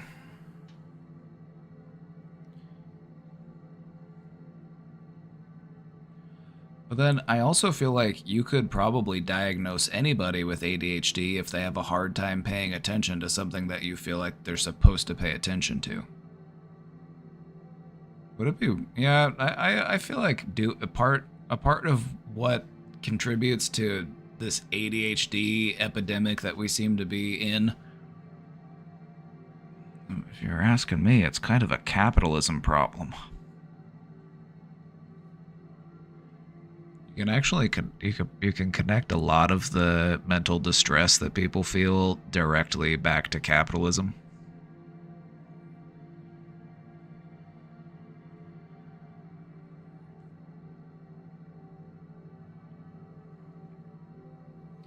Because here's the thing, sometimes you don't want to be sitting in an office reading emails for 8 hours a day. Sometimes you would rather just be outside. Sometimes you would rather be doing stuff that you want to do.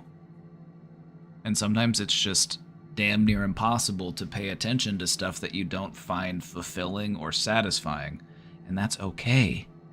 That's being human.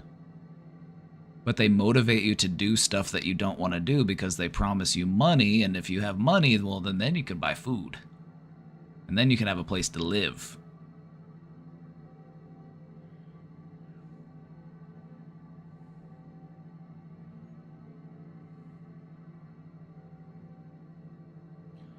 So I would say work on the anxiety. And the way that we can work on anxiety is by not by pushing it away, but by trying to let it in and becoming more comfortable with it being there so that you can make it into an ally rather than an enemy.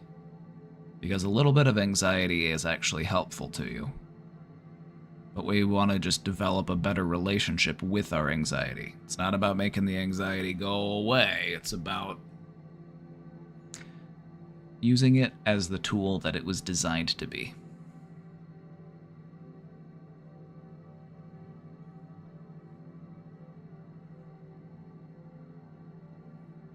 So many things are designed to keep you engaged as long as possible, right? Average attention span is not that high. Unless something's actually able to grip your attention, it's hard to pay attention to something for more than a few seconds.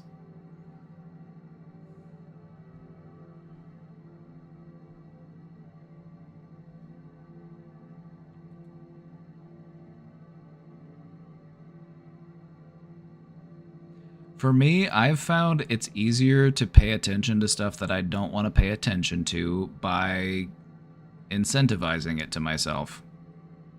You know, I will delay my gratification. I will say, okay, I will do something fun. I will play on the PlayStation, or I will, you know, eat an edible, or I will do whatever, but I'll wait until after I get the stuff done that I need to get done. I find that that is a helpful way to motivate me.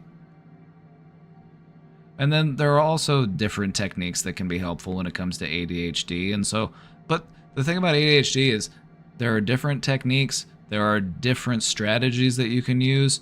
I would just say do some research, because if you go online, there's going to be 1,000 different tips and tricks. And so I'm not going to tell you any one specific way is going to work the best, because it depends on what works best for you. And so I would just say, just take a look around and see what other people would recommend and give it a try and see what it does for you. But I would just say anxiety first. Work on that anxiety first. So, fun homework for you. Just do something today that helps you to feel calm and relaxed. And then while you feel calm and relaxed, just really make a note of it. Just really make a mental bookmark of it.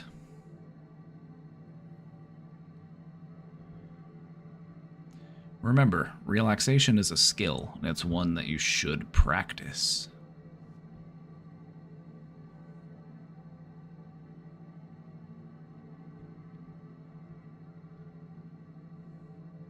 Like the 10-minute guided meditation, LOL. Oh yeah, check out my YouTube channel for a 10-minute guided meditation. If you've never meditated before, that's who I made it for. I made it for people who have never meditated before in their life. But I feel like I also tried to make it in such a way that it would be a nice meditation for anybody, even if they meditated a bunch. I have a guided meditation. I do. It's on my YouTube channel. Exclamation YT or exclamation YouTube, and it'll pop up.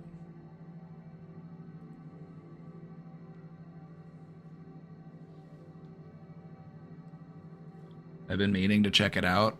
Well, a couple of you have been meaning to check it out, so you should check it out together and then talk about it and see what you thought. What's guided meditation? Guided meditation is where I talk to you like this. But no, in reality, guided meditation is it's a good way for people who aren't that practiced in meditation to get into a more meditative headspace. And so it can give you prompts. It can say, now take a big deep breath and hold that breath in, and then slowly let that breath out. And then it can just give you some nice guidance and prompt, just like it can give you some things to think about. You know, it's just there to prompt your thinking in a certain direction. Guided meditation is how I got started in meditation, and I'll sometimes even still go back to them and follow them, because sometimes it's easier to just do a guided meditation than it is to just do it on your own.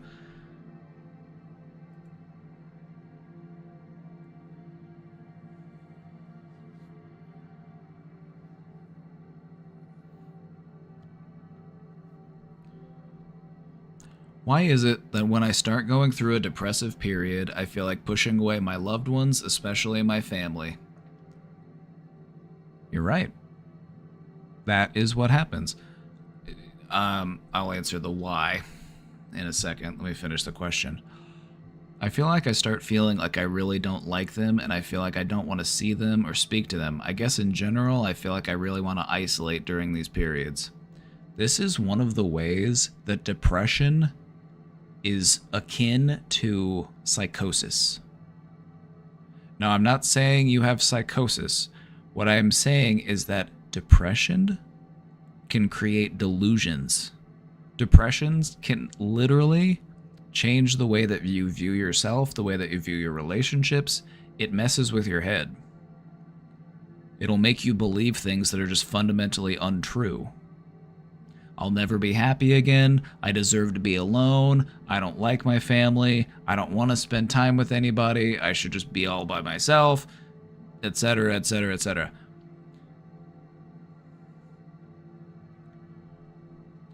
What I would recommend when you're in a depressive period is listen closely to what your depressive thoughts are trying to tell you, and then do the opposite thing. So if your depression is saying, I shouldn't call my friends, they don't want to talk to me, that makes it doubly important that you should call them. Because your depression isn't your friend. Depression is your enemy.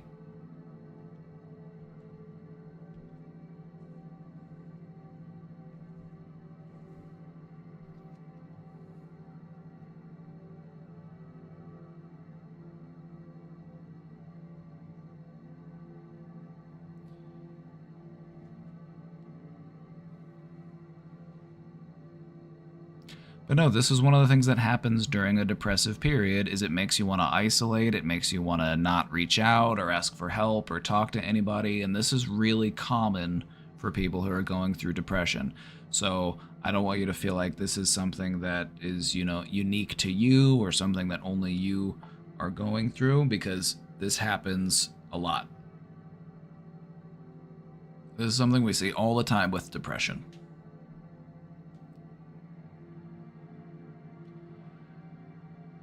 What I would recommend is identify that this is the depression talking, and you're not trying to listen to it. If you want to beat depression, you really got to start pushing back against it.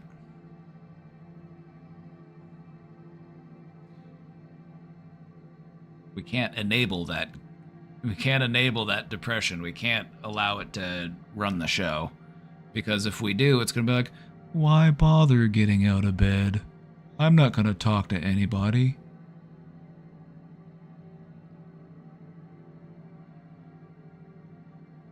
Why bother taking a shower?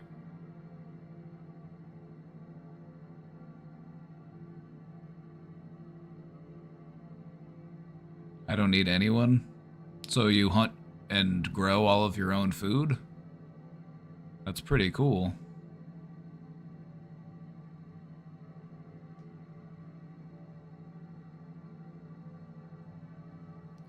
What if I like being a hermit?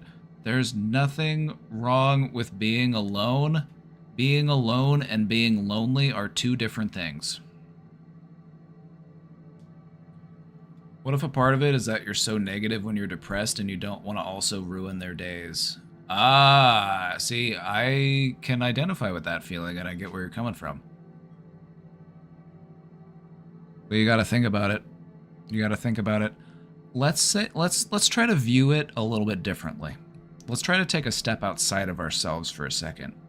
Let's say that someone that you really cared about, somebody that you deeply loved, was feeling depressed, what they were feeling sad. Would you want them to tell you about it, or would you want them to keep it to themselves? If someone you loved and cared about was depressed, would you want them to tell you? Would you want them to talk about it? Would you want them to confide in you?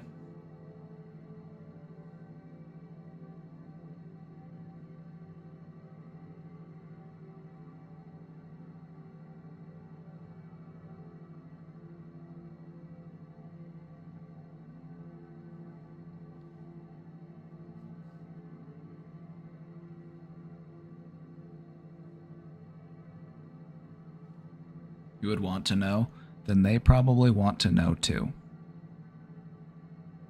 How would it be any different between you and them?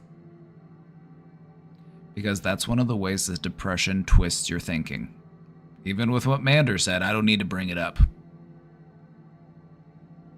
Do you think that the fact that you feel like you don't need to bring it up kind of means that you should bring it up? You should talk about it? Don't you have to feel it to heal it?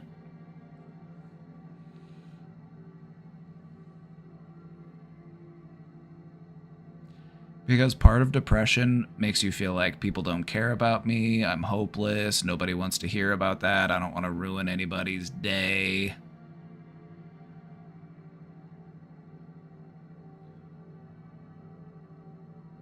But no, it's okay to ask for help. You're not going to ruin anybody's day by telling them that you're feeling sad. Allow them to have empathy for you. Depression is a liar, and it's a good one. The example I always bring up when it comes to talking about depression, you've probably heard me talk about this before if you've been here for a minute.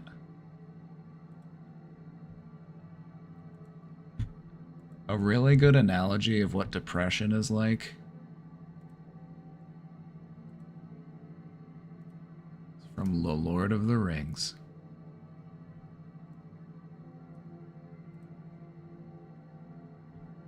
From The Lord of the Rings.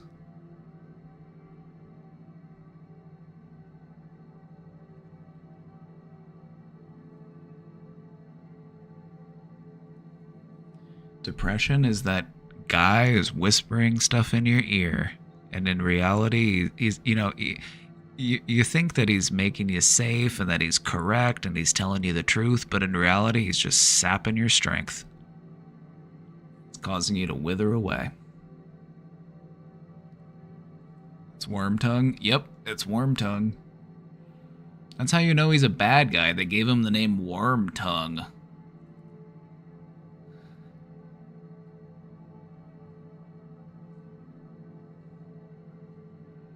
You know how King Theoden got better? You know how King Theoden got better? They handed him his sword. They gave him his sword, and and then he felt better. That's men's mental health for you. Just give a dude his sword back. Just hold on to your sword, and you'll feel better.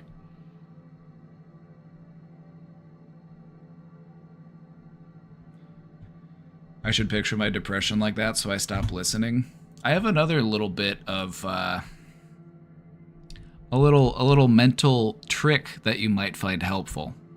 When it comes to your intrusive thoughts or your depressive thoughts or whatever it is that you're trying to change about your thinking, change the voice that you give it to yourself in.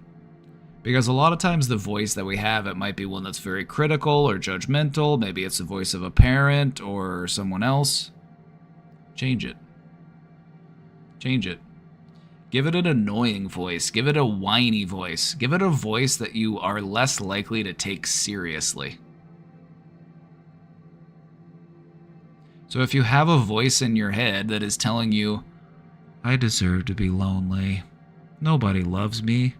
Nobody wants to hear about how depressed I am. I don't want to ruin anybody else's day. I'll just stay to myself. But instead, give it Jordan Peterson's voice. Nobody likes me. Nobody wants to be friends with me. I should just stay alone and be isolated. Nobody cares about my depression. I care.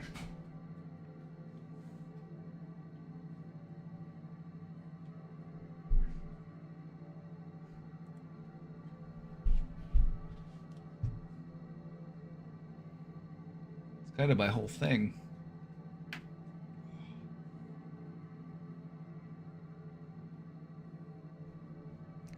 Who has the most... Okay, just think about this. And I want you to try to practice this. The next time you have an intrusive thought or a self-defeating thought or a depressive thought, whatever it may be, pay attention to whose voice it's in. Is it in my voice? Is it in somebody else's voice? What is the tone? What is the pitch? What is that voice? And then repeat it back to yourself, but give it the most annoying, irritating voice that you can think of. The voice that you are the least likely to take seriously.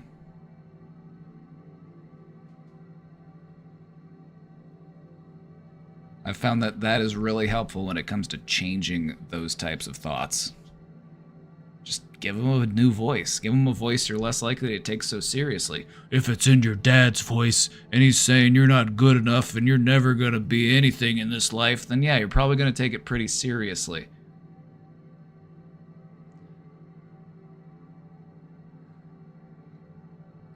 But if you give it this kind of voice and you just make it kind of whiny and a little nasally and you're like, you're never gonna get anywhere in life, you're never gonna amount to anything, It's like, oh, I'm not going to take that seriously. Who the fuck are you?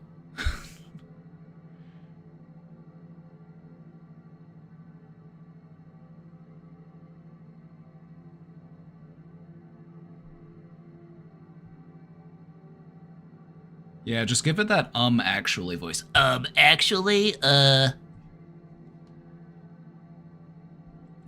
actually, that effect triggers at the end of turn, and it's actually your end step, which is actually not the end of your turn. That is when all of the end step things resolve on the stack.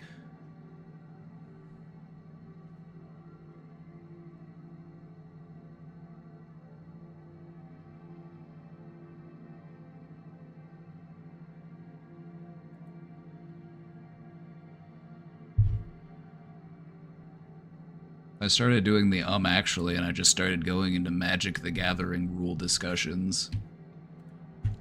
Now, I like Magic the Gathering, but there is a lot of rules lawyering in there.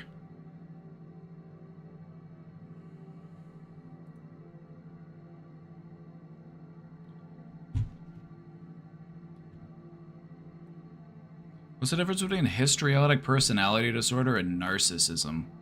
Okay. Okay. I'm going to try to speed run this because we've got quite a few questions backed up. We got the pipelines a little backed up today. So I'm going to try to speed run through this one. You never heard of that one? You never heard of histrionic personality disorder? It's not very common. It's not commonly diagnosed. It's fairly rare. It's also overdiagnosed in women. Histrionic personality disorder is kind of a sexist diagnosis, if I'm being honest. It's kind of a diagnosis that's only given to women, and it's given to women in the case of, like, they are overly dramatic, they are overly sexual, they are let me just pull it up for you.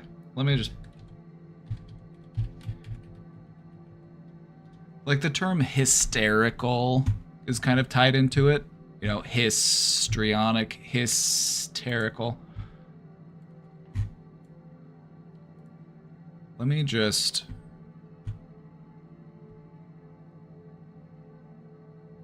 So, the thing about histrionic personality disorder, it's overdiagnosed in women, and narcissism is primarily more diagnosed in men.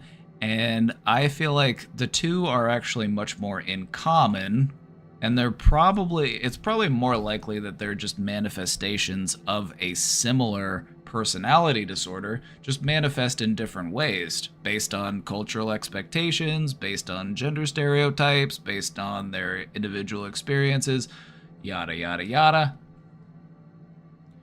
You never heard of this? Yeah, it's pretty outdated. You would be hard pressed to find somebody who diagnoses some, like, in all of my years of working in mental health, I had never even seen anybody diagnose histrionic personality disorder. It's just not commonly done. But it's still in the DSM. It's still in the book. It still is a diagnosis. The only person you have seen who said they had it is like 70. Oh yeah, that explains it. So these are some of the symptoms for histrionic personality disorder: a need to be the center of attention, seductive or provocative behavior, shifting and shallow emotions, using their appearance to draw attention, impressionistic and vague speech, dramatic or exaggerated emotions. They are highly suggestible when they think relationships are closer than they actually are. These all also describe Donald Trump. Anonymous, thank you for gifting that sub to Manda Bobanda.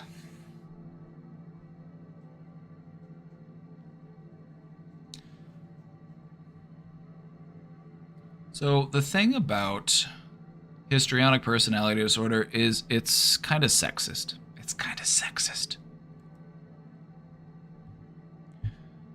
But then if you were talking about narcissistic, I'm just going to type in, I don't feel like typing in the whole word. It's kind of the same underlying thing. It's kind of the same underlying thing. It's just manifested in a different way. And so when we submitted this question earlier, I was talking about how different diagnoses get diagnosed to men in some cases and women in other cases, because there is a little bit of sexism involved sometimes when it comes to diagnosis. And that was the example I was using. So the differences are pretty marginal, and they're kind of sexist. They're a bit misogynistic, so you really don't see histrionic personality disorder diagnosed anymore. It's a lot more narcissism these days. A lot of people talk about narcissism. Anonymous, thank you for gifting that sub to XC Mori. Thank you. Thank you very much.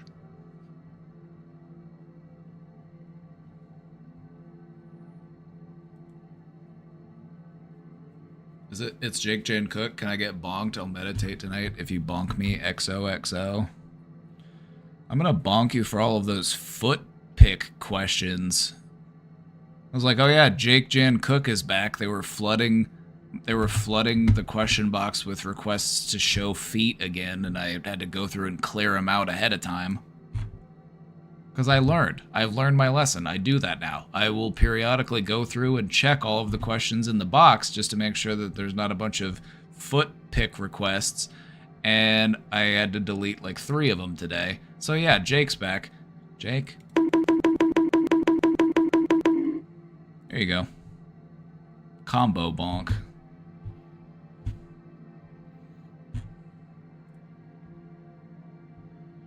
You better get to meditating.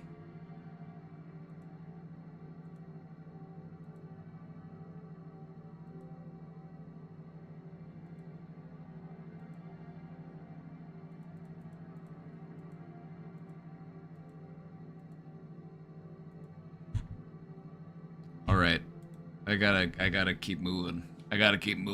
We're busy today. Hello, I have a genuine question. This has been weighing on my mind very heavily. Ashamed to tell my kink, ball busting. My questions are: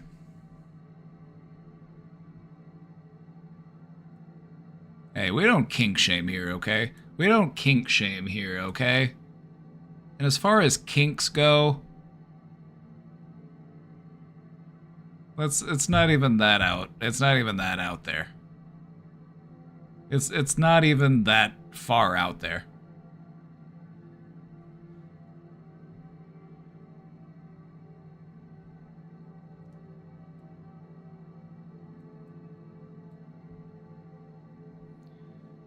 How do I even like such a thing? Well, pleasure and pain are more intertwined than we really like to think. The thing about pain is that for some people, it can feel good. The line between pleasure and pain is actually quite blurry, and so, you know, we often have this distinction between pleasure and pain. There's like, oh, certain things feel good, certain things don't feel good. That can change over the course of your life. Like, you can learn to develop pleasure from different things that used to not bring you pleasure. You can learn to develop pain from things that used to not cause you pain. And so, I don't know. The human body is a remarkable thing. Cock and ball torture. Sometimes life feels like cock and ball torture without the... Well...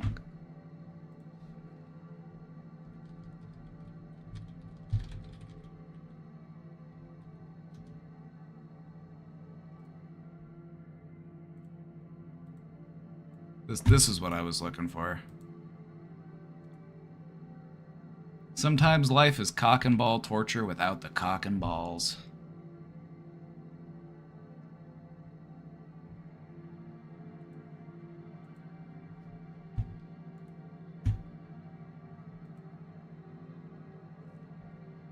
Well, yeah, no kink shaming here. I'm like, that one's pretty vanilla, if we're being honest. Why do I even like such a thing? Because it feels good for you. Is it possible to get rid of a kink? That is up for debate. But many professionals would tell you no, that it is not. Unless something were to happen during the Okay, the only way that, like, you can really technically get rid of a kink is if something happens while, and this might not even work. Like, this might not, like, because they've tried it. They've tried it with some people who have, like, paraphilias and stuff. They'll try to, like, decondition them, and what they found is it doesn't even really work.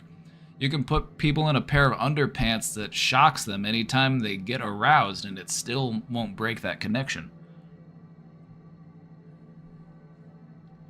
And so as far as, like, changing your mind, the stuff that turns you on is some of the hardest stuff to change. Some people would argue that it isn't even really possible, but I would say it is possible, but it just would take a lot of time and effort, and I don't know, it might not even work. But most people, I would just say, just embrace it, you know, just as long as it's, you know, consensual and legal, like, go for it.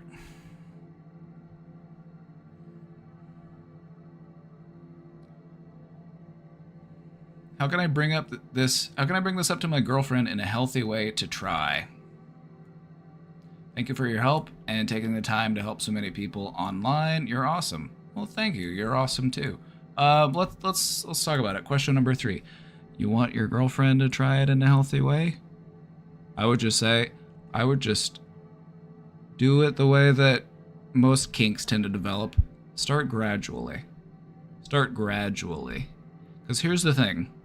Sometimes people will have a kink. You watch a video online or you see stuff and you're like, oh yeah, that's cool. That looks like something I would be into.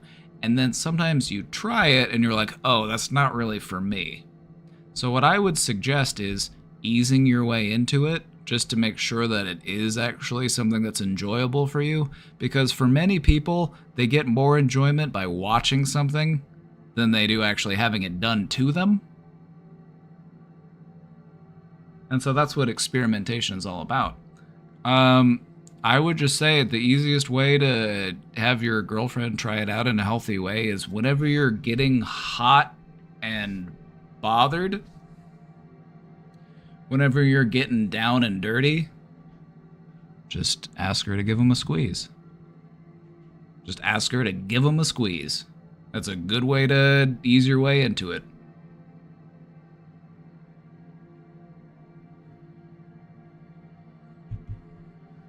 Simple as that. You're just getting the door open.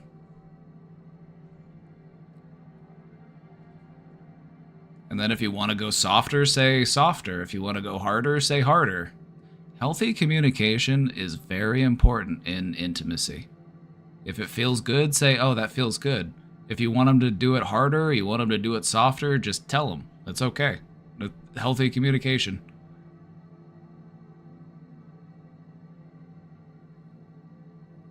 But I would say, just ease your way into it. Make sure it really is your thing.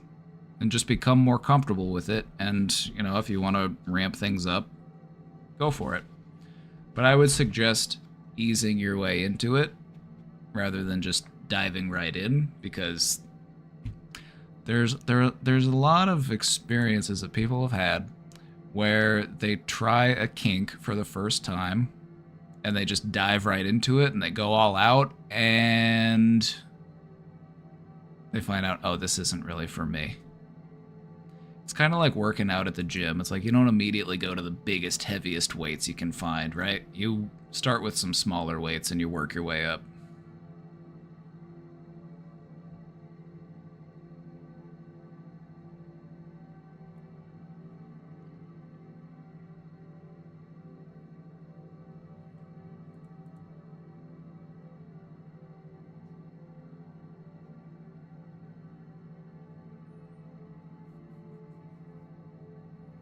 Can you please explain this? Give it a try. Let's take a look. Let's see what we're cooking here.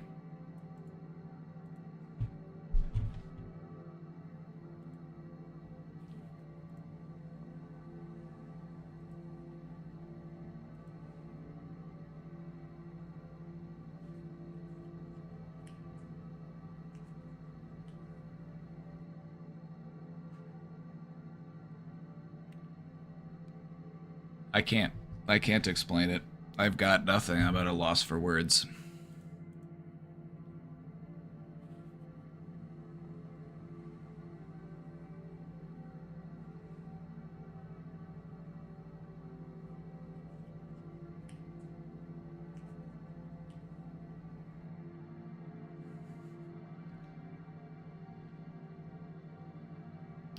It's like a long hair cat that just had a bad hair day.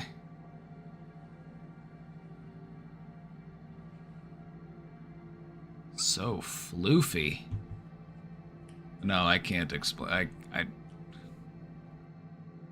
If I were to see that cat in real life, I would audibly gasp. I would go,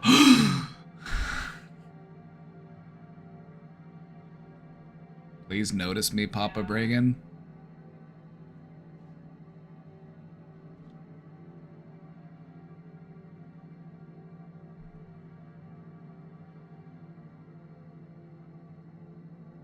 Is that Dry Alex I see?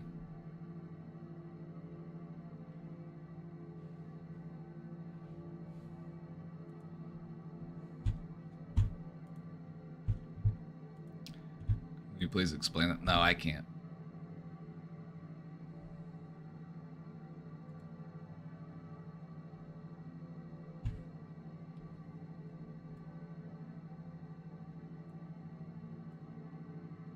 My friend's mom hasn't sent my friend's daughter a gift in 6 years or called to say happy birthday. Any words of advice from my friend?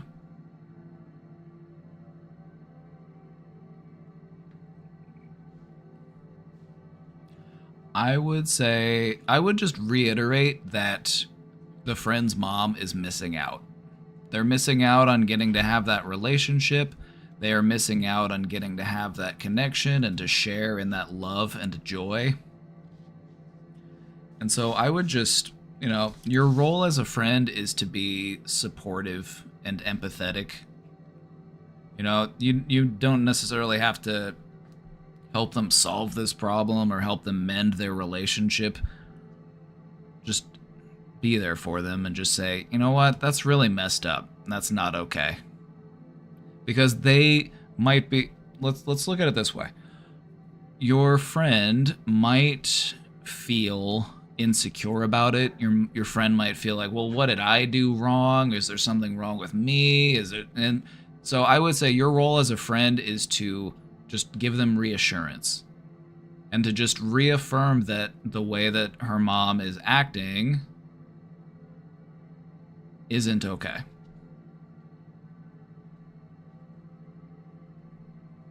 I would just remind, you know what, that's just messed up.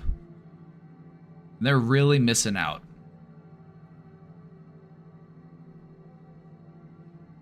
So I would just try to be supportive and encouraging in that way.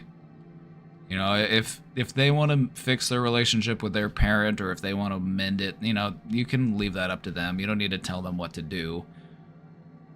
But I would say, you know, your role in this relationship is to be their friend, and that's what friends are for, is to just let, like, when somebody mistreats your friend, you let them know, hey, that's messed up. That wasn't okay. My sister said she was sending me a present for my birthday, but it's been a few weeks and I haven't seen anything. Well, I guess you know what to get her for her birthday.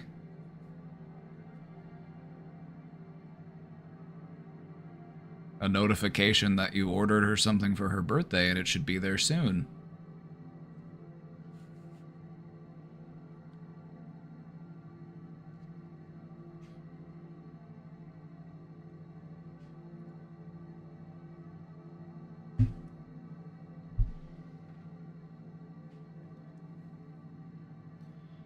My friend was supposed to send me a birthday gift 4 years ago. She just keeps adding on to it.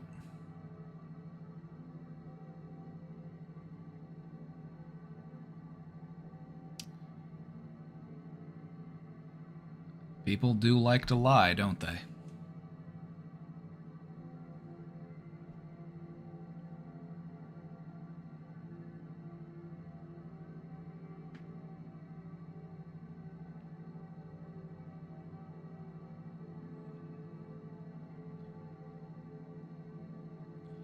If you are, okay, so since you're looking for advice, you know, I will dabble a little bit. I will just say, you know, maybe in the way that you give your friend reassurance, just let her know, like, first off, the mom is missing out. Like, the grandma is missing out by not having a relationship with the daughter and the child, and that's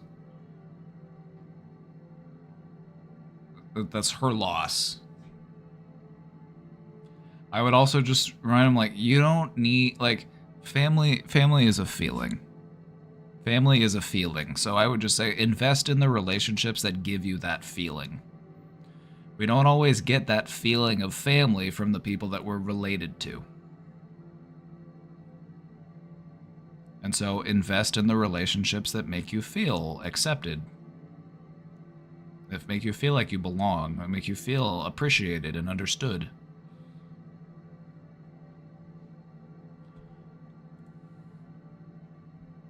But yeah, grandma's missing out.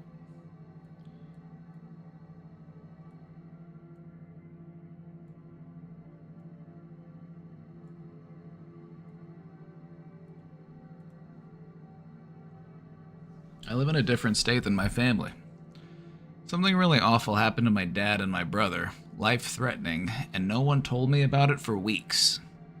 My family has never been super close, but this really hurt me because I almost lost my dad and brother and no one told me. I've been so messed up about it and I'm tempted to just go no contact. I don't know how family can treat each other like this. It almost feels purposeful at times because they say, well, you live out of state so it doesn't matter for trivial stuff. Alright. Let's talk about it. It hurt you that you didn't have that communication. Not having communication about something regarding your family hurt you. How does no communication help you?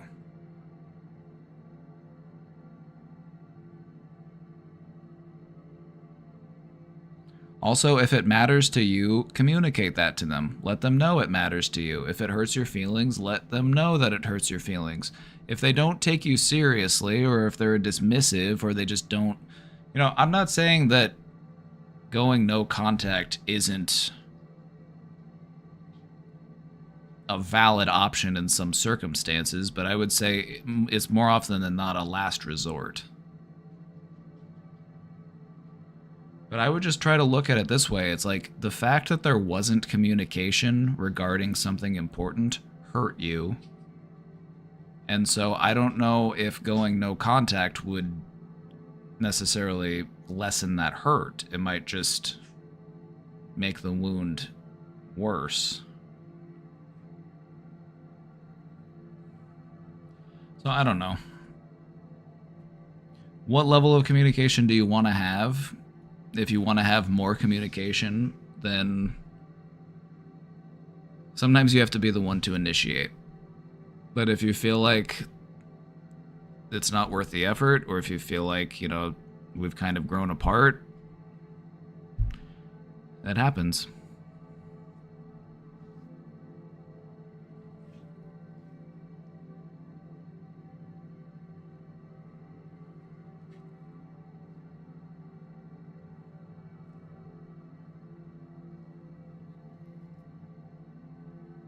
Also, I wouldn't take it personally as a, you know, as if it speaks to you or the what you have to bring to the table or what you mean as a family member or anything like that. I wouldn't take it personally.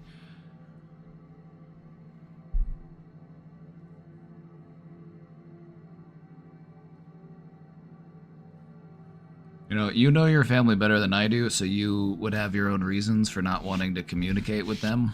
Then I respect that. But I don't know the big picture, so I'm not going to say one way or the other is the right option. I'm just talking about it.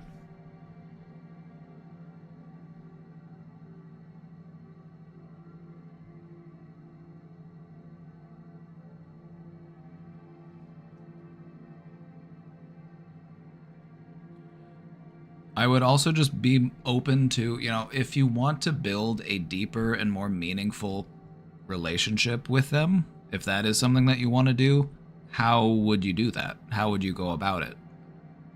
Because I feel like the path that you're on is probably the path that's going to eventually lead you to not being in contact with them. But if that's what you feel like is for the best for you, then, you know, that's fine. But I feel like sometimes people do drift apart, and we have to really just make a meaningful effort to stay in contact. So, anyway, just something to think about. Hi, chat and Papa B. My brother is a disgusting pig. He's been living in the formal dining room of our house for a year plus now. The dining room has a sitting room attached to it, so a bed easily fits in there, and he uses the dining room table as a place to store his wadded up clothes. My dad was folding the pile down yesterday, frustrated at the condition of the room. Then a water bug popped out of the pile of clothes and freaked the old man out. Grossed me out as well. Yeah, because that is gross. That is gross.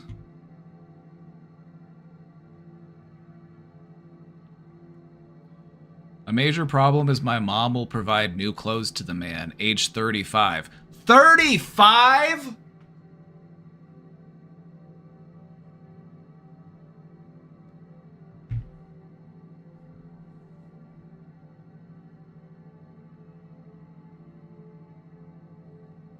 It's not your baby boy, Linda. That's a grown-ass man.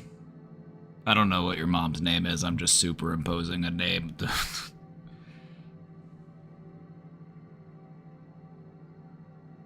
How's he gonna grow up? How's he gonna grow up unless he has a little bit of, you know, pressure to help him grow up?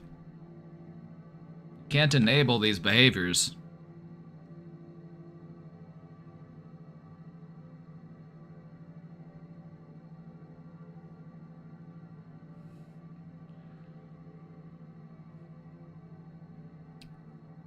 She has the horrific tendency to send me all of her old clothes.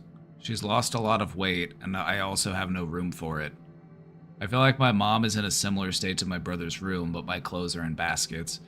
Said man won't even remove the tags and use the new clothes. His drawer of clothes is filled to the brim already, and he uses the table as storage.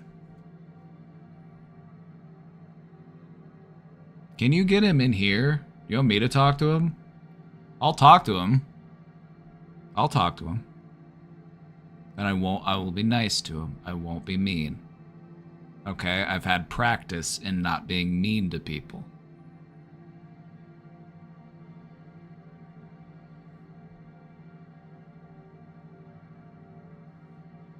I feel like sometimes men in this position just really need a kick in the ass. You know what I mean? Like, you can't just baby people to this degree. And oftentimes what you find to be the case is that grown adults will find themselves in this situation, and they will also become resentful to their parents because they've just been, and all of their shitty behaviors have just been enabled. It's like they actually demand some structure. They actually demand some repercussions for their actions. But they become resentful to the parents that enable them to just be gross.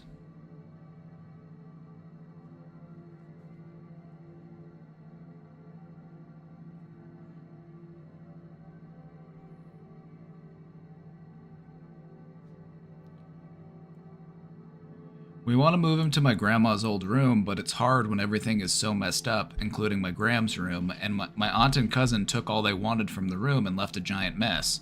So it's a working project of my dad and mine to move him, but it's overwhelming the amount of stuff to do. And where the what's your brother doing? What's your brother doing? Why isn't he helping?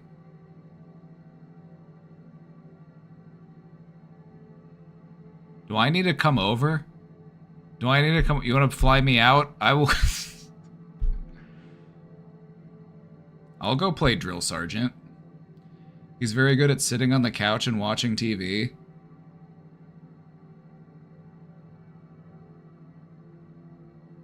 Pile his clothes on the couch. Clear off the table and put it all on the couch.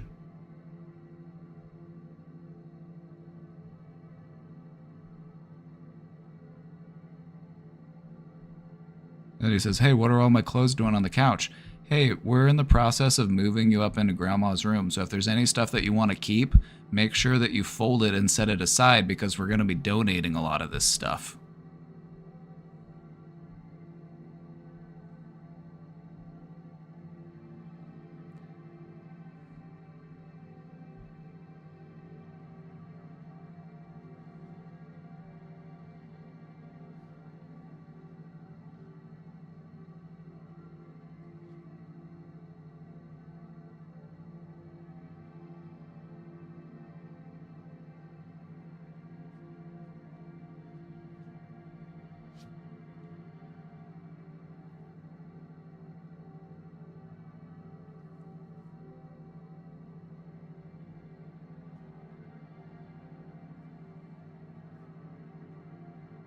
I'm too nice?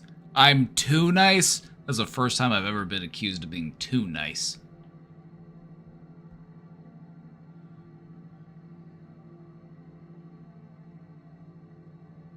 Plus, I will probably be moving once I finish school and need to focus on packing my own stuff. I don't really have a question, as I can't make my brother want to be less of a pig. He's satisfied in his depression, and I would assume this mess is depression because you don't let things get this out of hand. Well, it could be depression. It could also just be good old-fashioned laziness. You know, sometimes in life we need challenges. We need people to push us. We need people to encourage us and motivate us.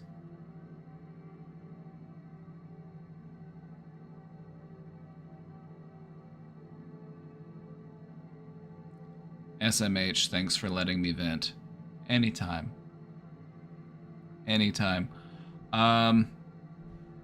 So what I would recommend is if he just likes to sit on the couch and watch TV, what can we do to take TV out of the equation? Can you take the power cord? Can you remove the power cord from the back of the TV so that he can't even turn it on? Do you have to shut the internet off? Sometimes you gotta pull the plug. So I would just say, just try to make like a weekend of it, because this sounds like something that you could get accomplished in a day or two if you had you, your brother, and your dad all working on it.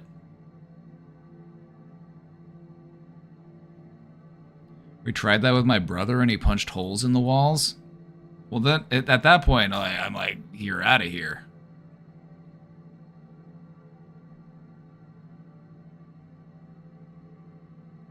I'm like, that's just unacceptable.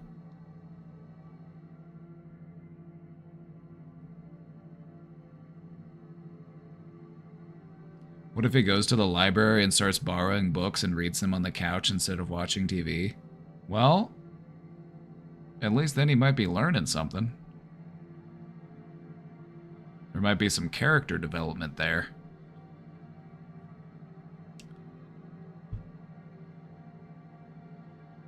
This man is halfway to 70 years old. This man is halfway to 70 years old.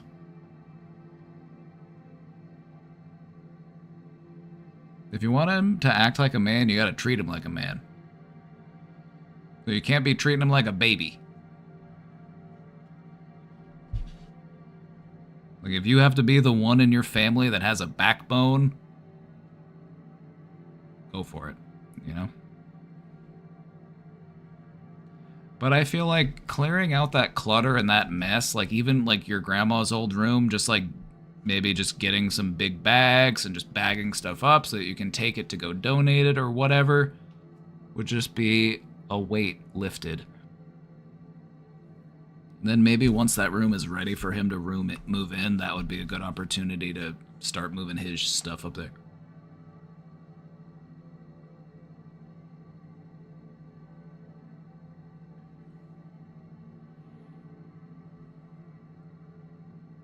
My brother stabbed a knife through the door at me and my sister and tried to stab me in the backyard and wonders why I get nervous when he starts yelling.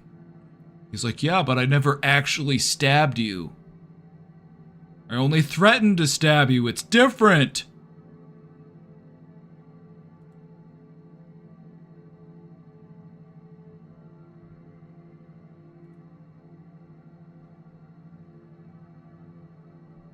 Hey, Papa. Sorry.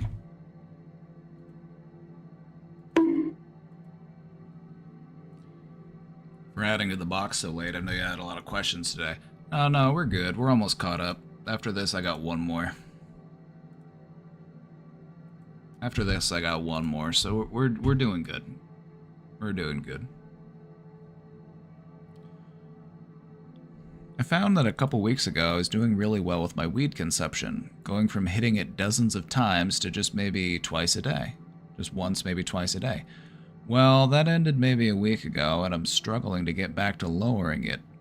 I know I should reflect on what was working, what wasn't, and all that jazz, but I think about this pattern in other parts of my life as well. I find that I will do really well with a goal for a bit, and then likely fall back into whatever it is I'm forgetting the reason for doing it, or just not as motivated to cut back anymore. I feel like I started cutting back due to anxiety over getting a car and starting a job, which I still have. But I just seem to be in a meh, whatever happens, happens, and I'll get there at some point attitude. Is my progress with working on my depression the last 5-6 months just hitting a plateau? Maybe I should have done a more gradual cutback of my consumption. I don't know, Papa. I do know you'll help me make more sense of it all. First off,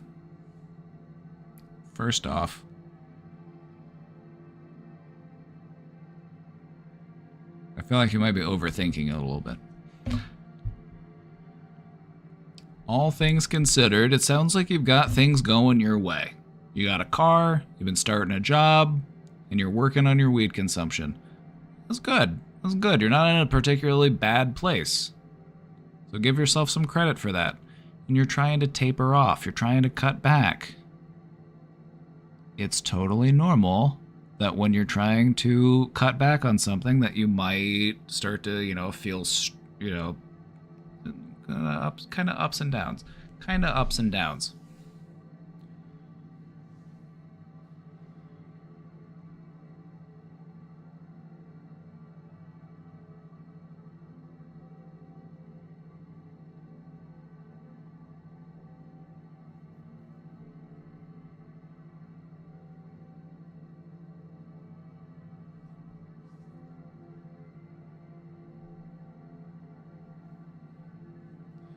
Think less.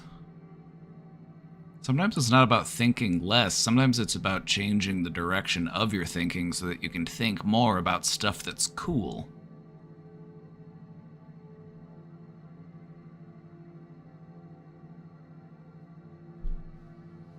I go stiff instantly and want to do what I need to stop the raised voice. Well, I think we found part of the reason why you might be a people pleaser. Like, if I don't please this person, I might get stabbed.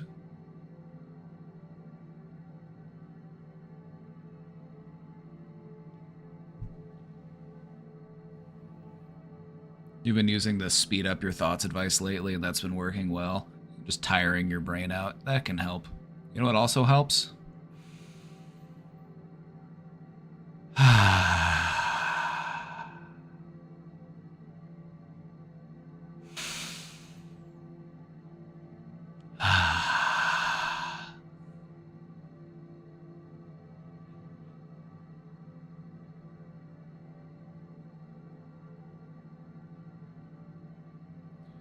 I feel like you're at the age where your weed consumption will probably be the highest at certain parts of your life. Because you just graduated school, right? Like you just graduated college and you're like starting a job and, you know, getting a car and all that stuff.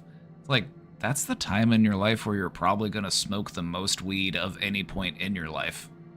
If we're being honest. Because when I smoked the most weed in my life was the early mid-20s. And I feel like that tracks for a lot of people. A lot of people do just kind of like, they change their relationship with weed.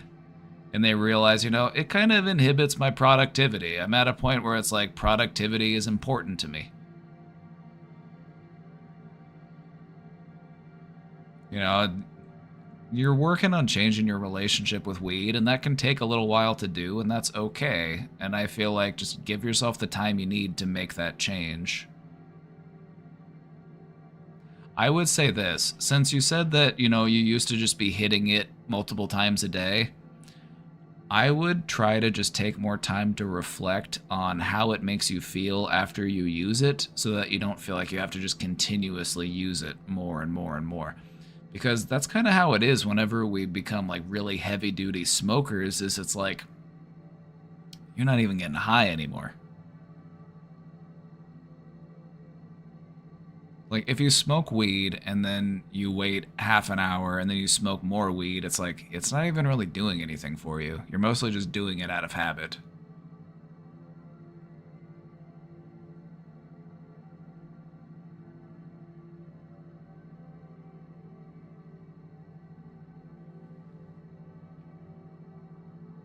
Also, what I've noticed is that when you smoke more, like, if you just smoke like in the evenings, or if you try to like taper it off, or you only do it at certain times, you actually get so much more high than if you smoke all day every day.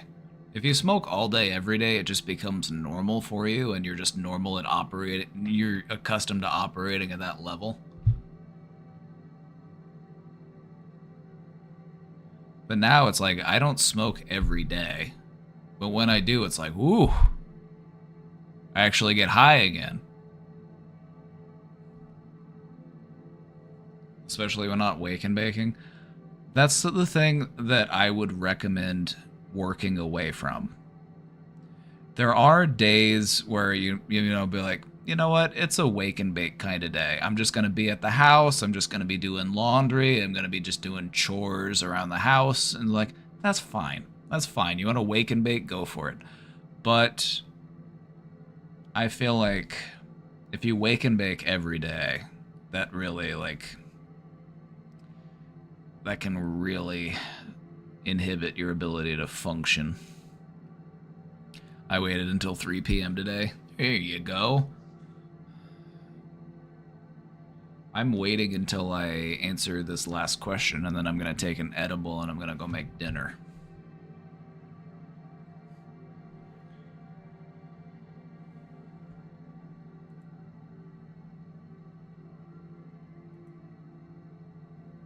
What's for dinner? Shells and cheese and hot dogs because we have to go to the grocery store, and so we're just cooking what we have at the house.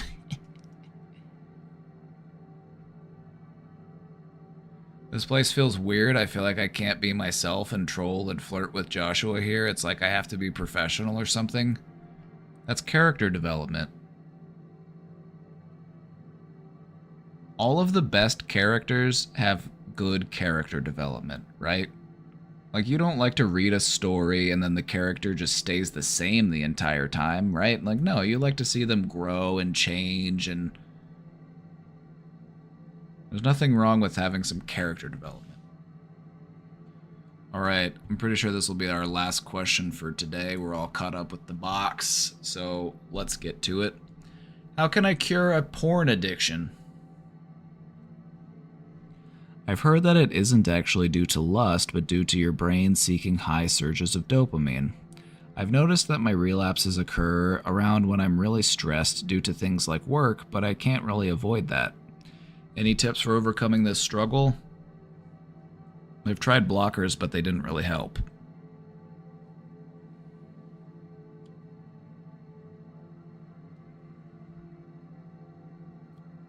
Alright. Alright. I would look at it as something that you're going to be working on and changing over time. This isn't really something that you can, you go to sleep one night and you're addicted to porn and you wake up the next day and you're not addicted to porn. It doesn't really work that way. I would try to view it differently, though, rather than viewing it as being addicted to porn or I'm addicted to the rush of dopamine I get. I'm addicted to the rush of dopamine. And so what we want to try to do is find something else that can give us that feeling that we're looking for. Something that can help you relieve that stress, since you notice that that's when it tends to happen. And we want to try to replace it with something else. Now here's the thing.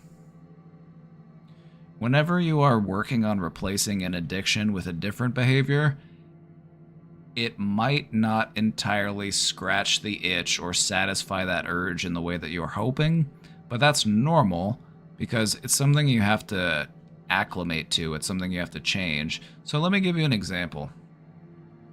Let's say that instead of being addicted to porn, you're like, okay, well, I want to start jogging, or I want to start running, or I want to start working out. It might be satisfying a little bit, but it will become more satisfying the longer you practice that new habit. You have to give your brain the time it needs to properly wire itself to get that level of reward that you're looking for. So you're dealing with something that is very ingrained within you, and you have to give a new behavior time to become ingrained within you.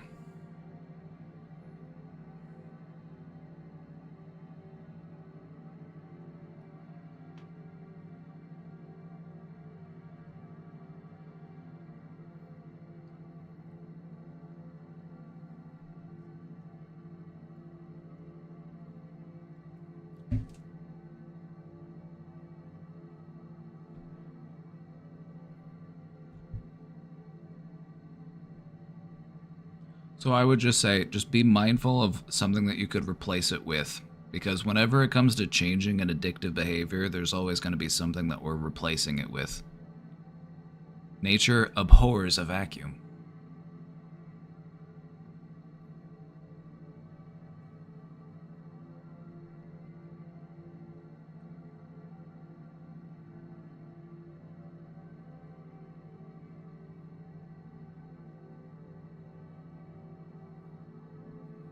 So what are some things that you could do instead? Just take some time to think about that. So anytime you start to feel that urge to relapse, that is going to be the signal that you need to do the other thing that you're replacing it with instead.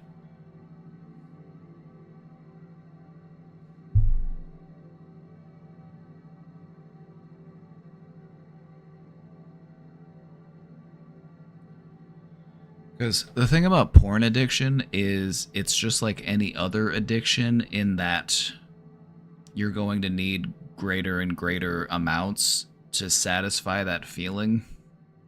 You know, whether it's alcohol or a different drug or porn, it's like you're going to need more and more of it to satisfy that urge. So I would just say it's really important to practice something else that can satisfy that feeling, something that's healthier for you.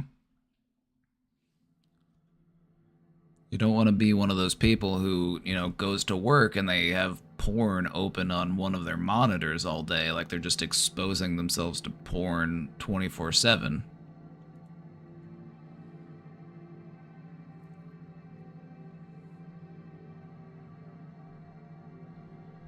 But it can be done. It can be done. You know, even if you have to just like, you catch yourself in the moment and you just get up and go for a walk. Just remove yourself from the situation. Just find a way to clear your mind and focus on something else. Distraction is a really helpful technique in the early stages of addiction recovery. Just literally making yourself get up and go do something else. Just, you know, we all have monkey brains, and monkey brains are susceptible to distraction, so just getting up and going and doing something else is a great way to just divert your attention for a bit.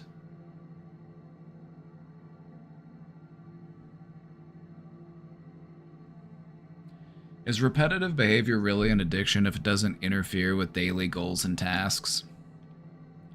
The way that I view it is that it's still giving you dopamine. The thing about addictions is that it is something unhealthy that sort of hijacks a system that exists within your brain that is meant to keep you in healthy routines.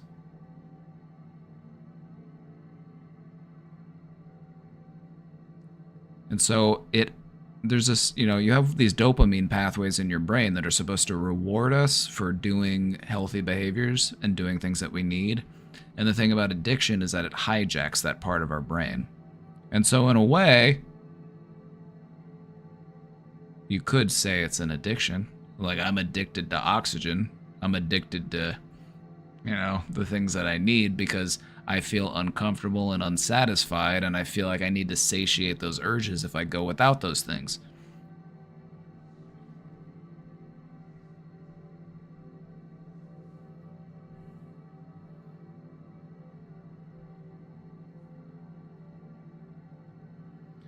Part of what also defines an addiction is the amount of time that you spend thinking about that thing, or, you know, engaging in activities that can help you to obtain or secure that thing.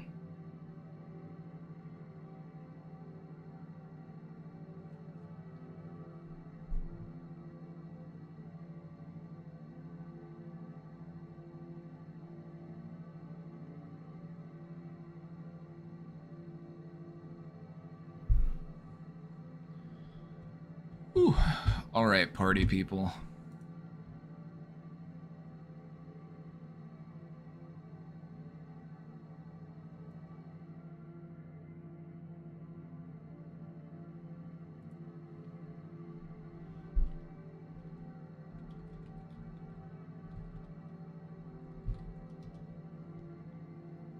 Thank you for the stream. Thank you for being here. We had a lot of questions today, but we got through them in a good amount of time, so.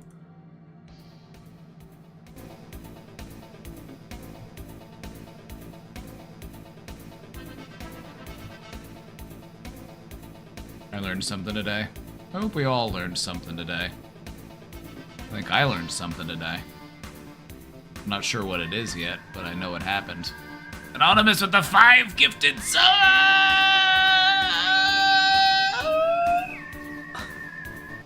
Thank you, Anonymous, for the 5 gifted subs.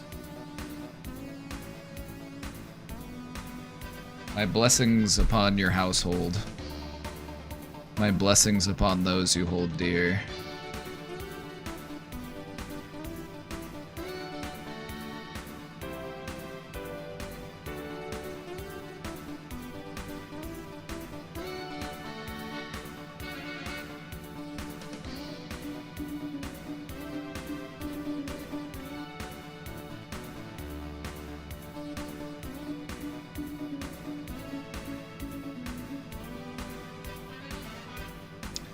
Is this money going to you or Casey? Be honest, that's the last question of the stream. It's our money, comrade.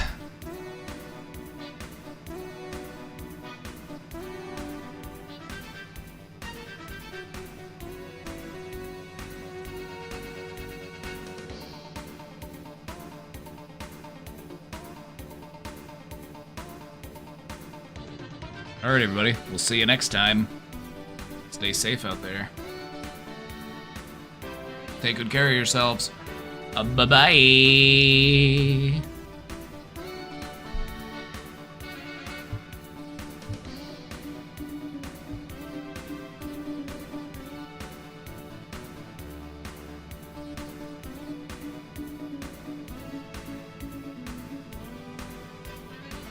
Oh, it's debate night. Are we watching the debate? Are you watching the debate later? I think I'm gonna try to watch the debate.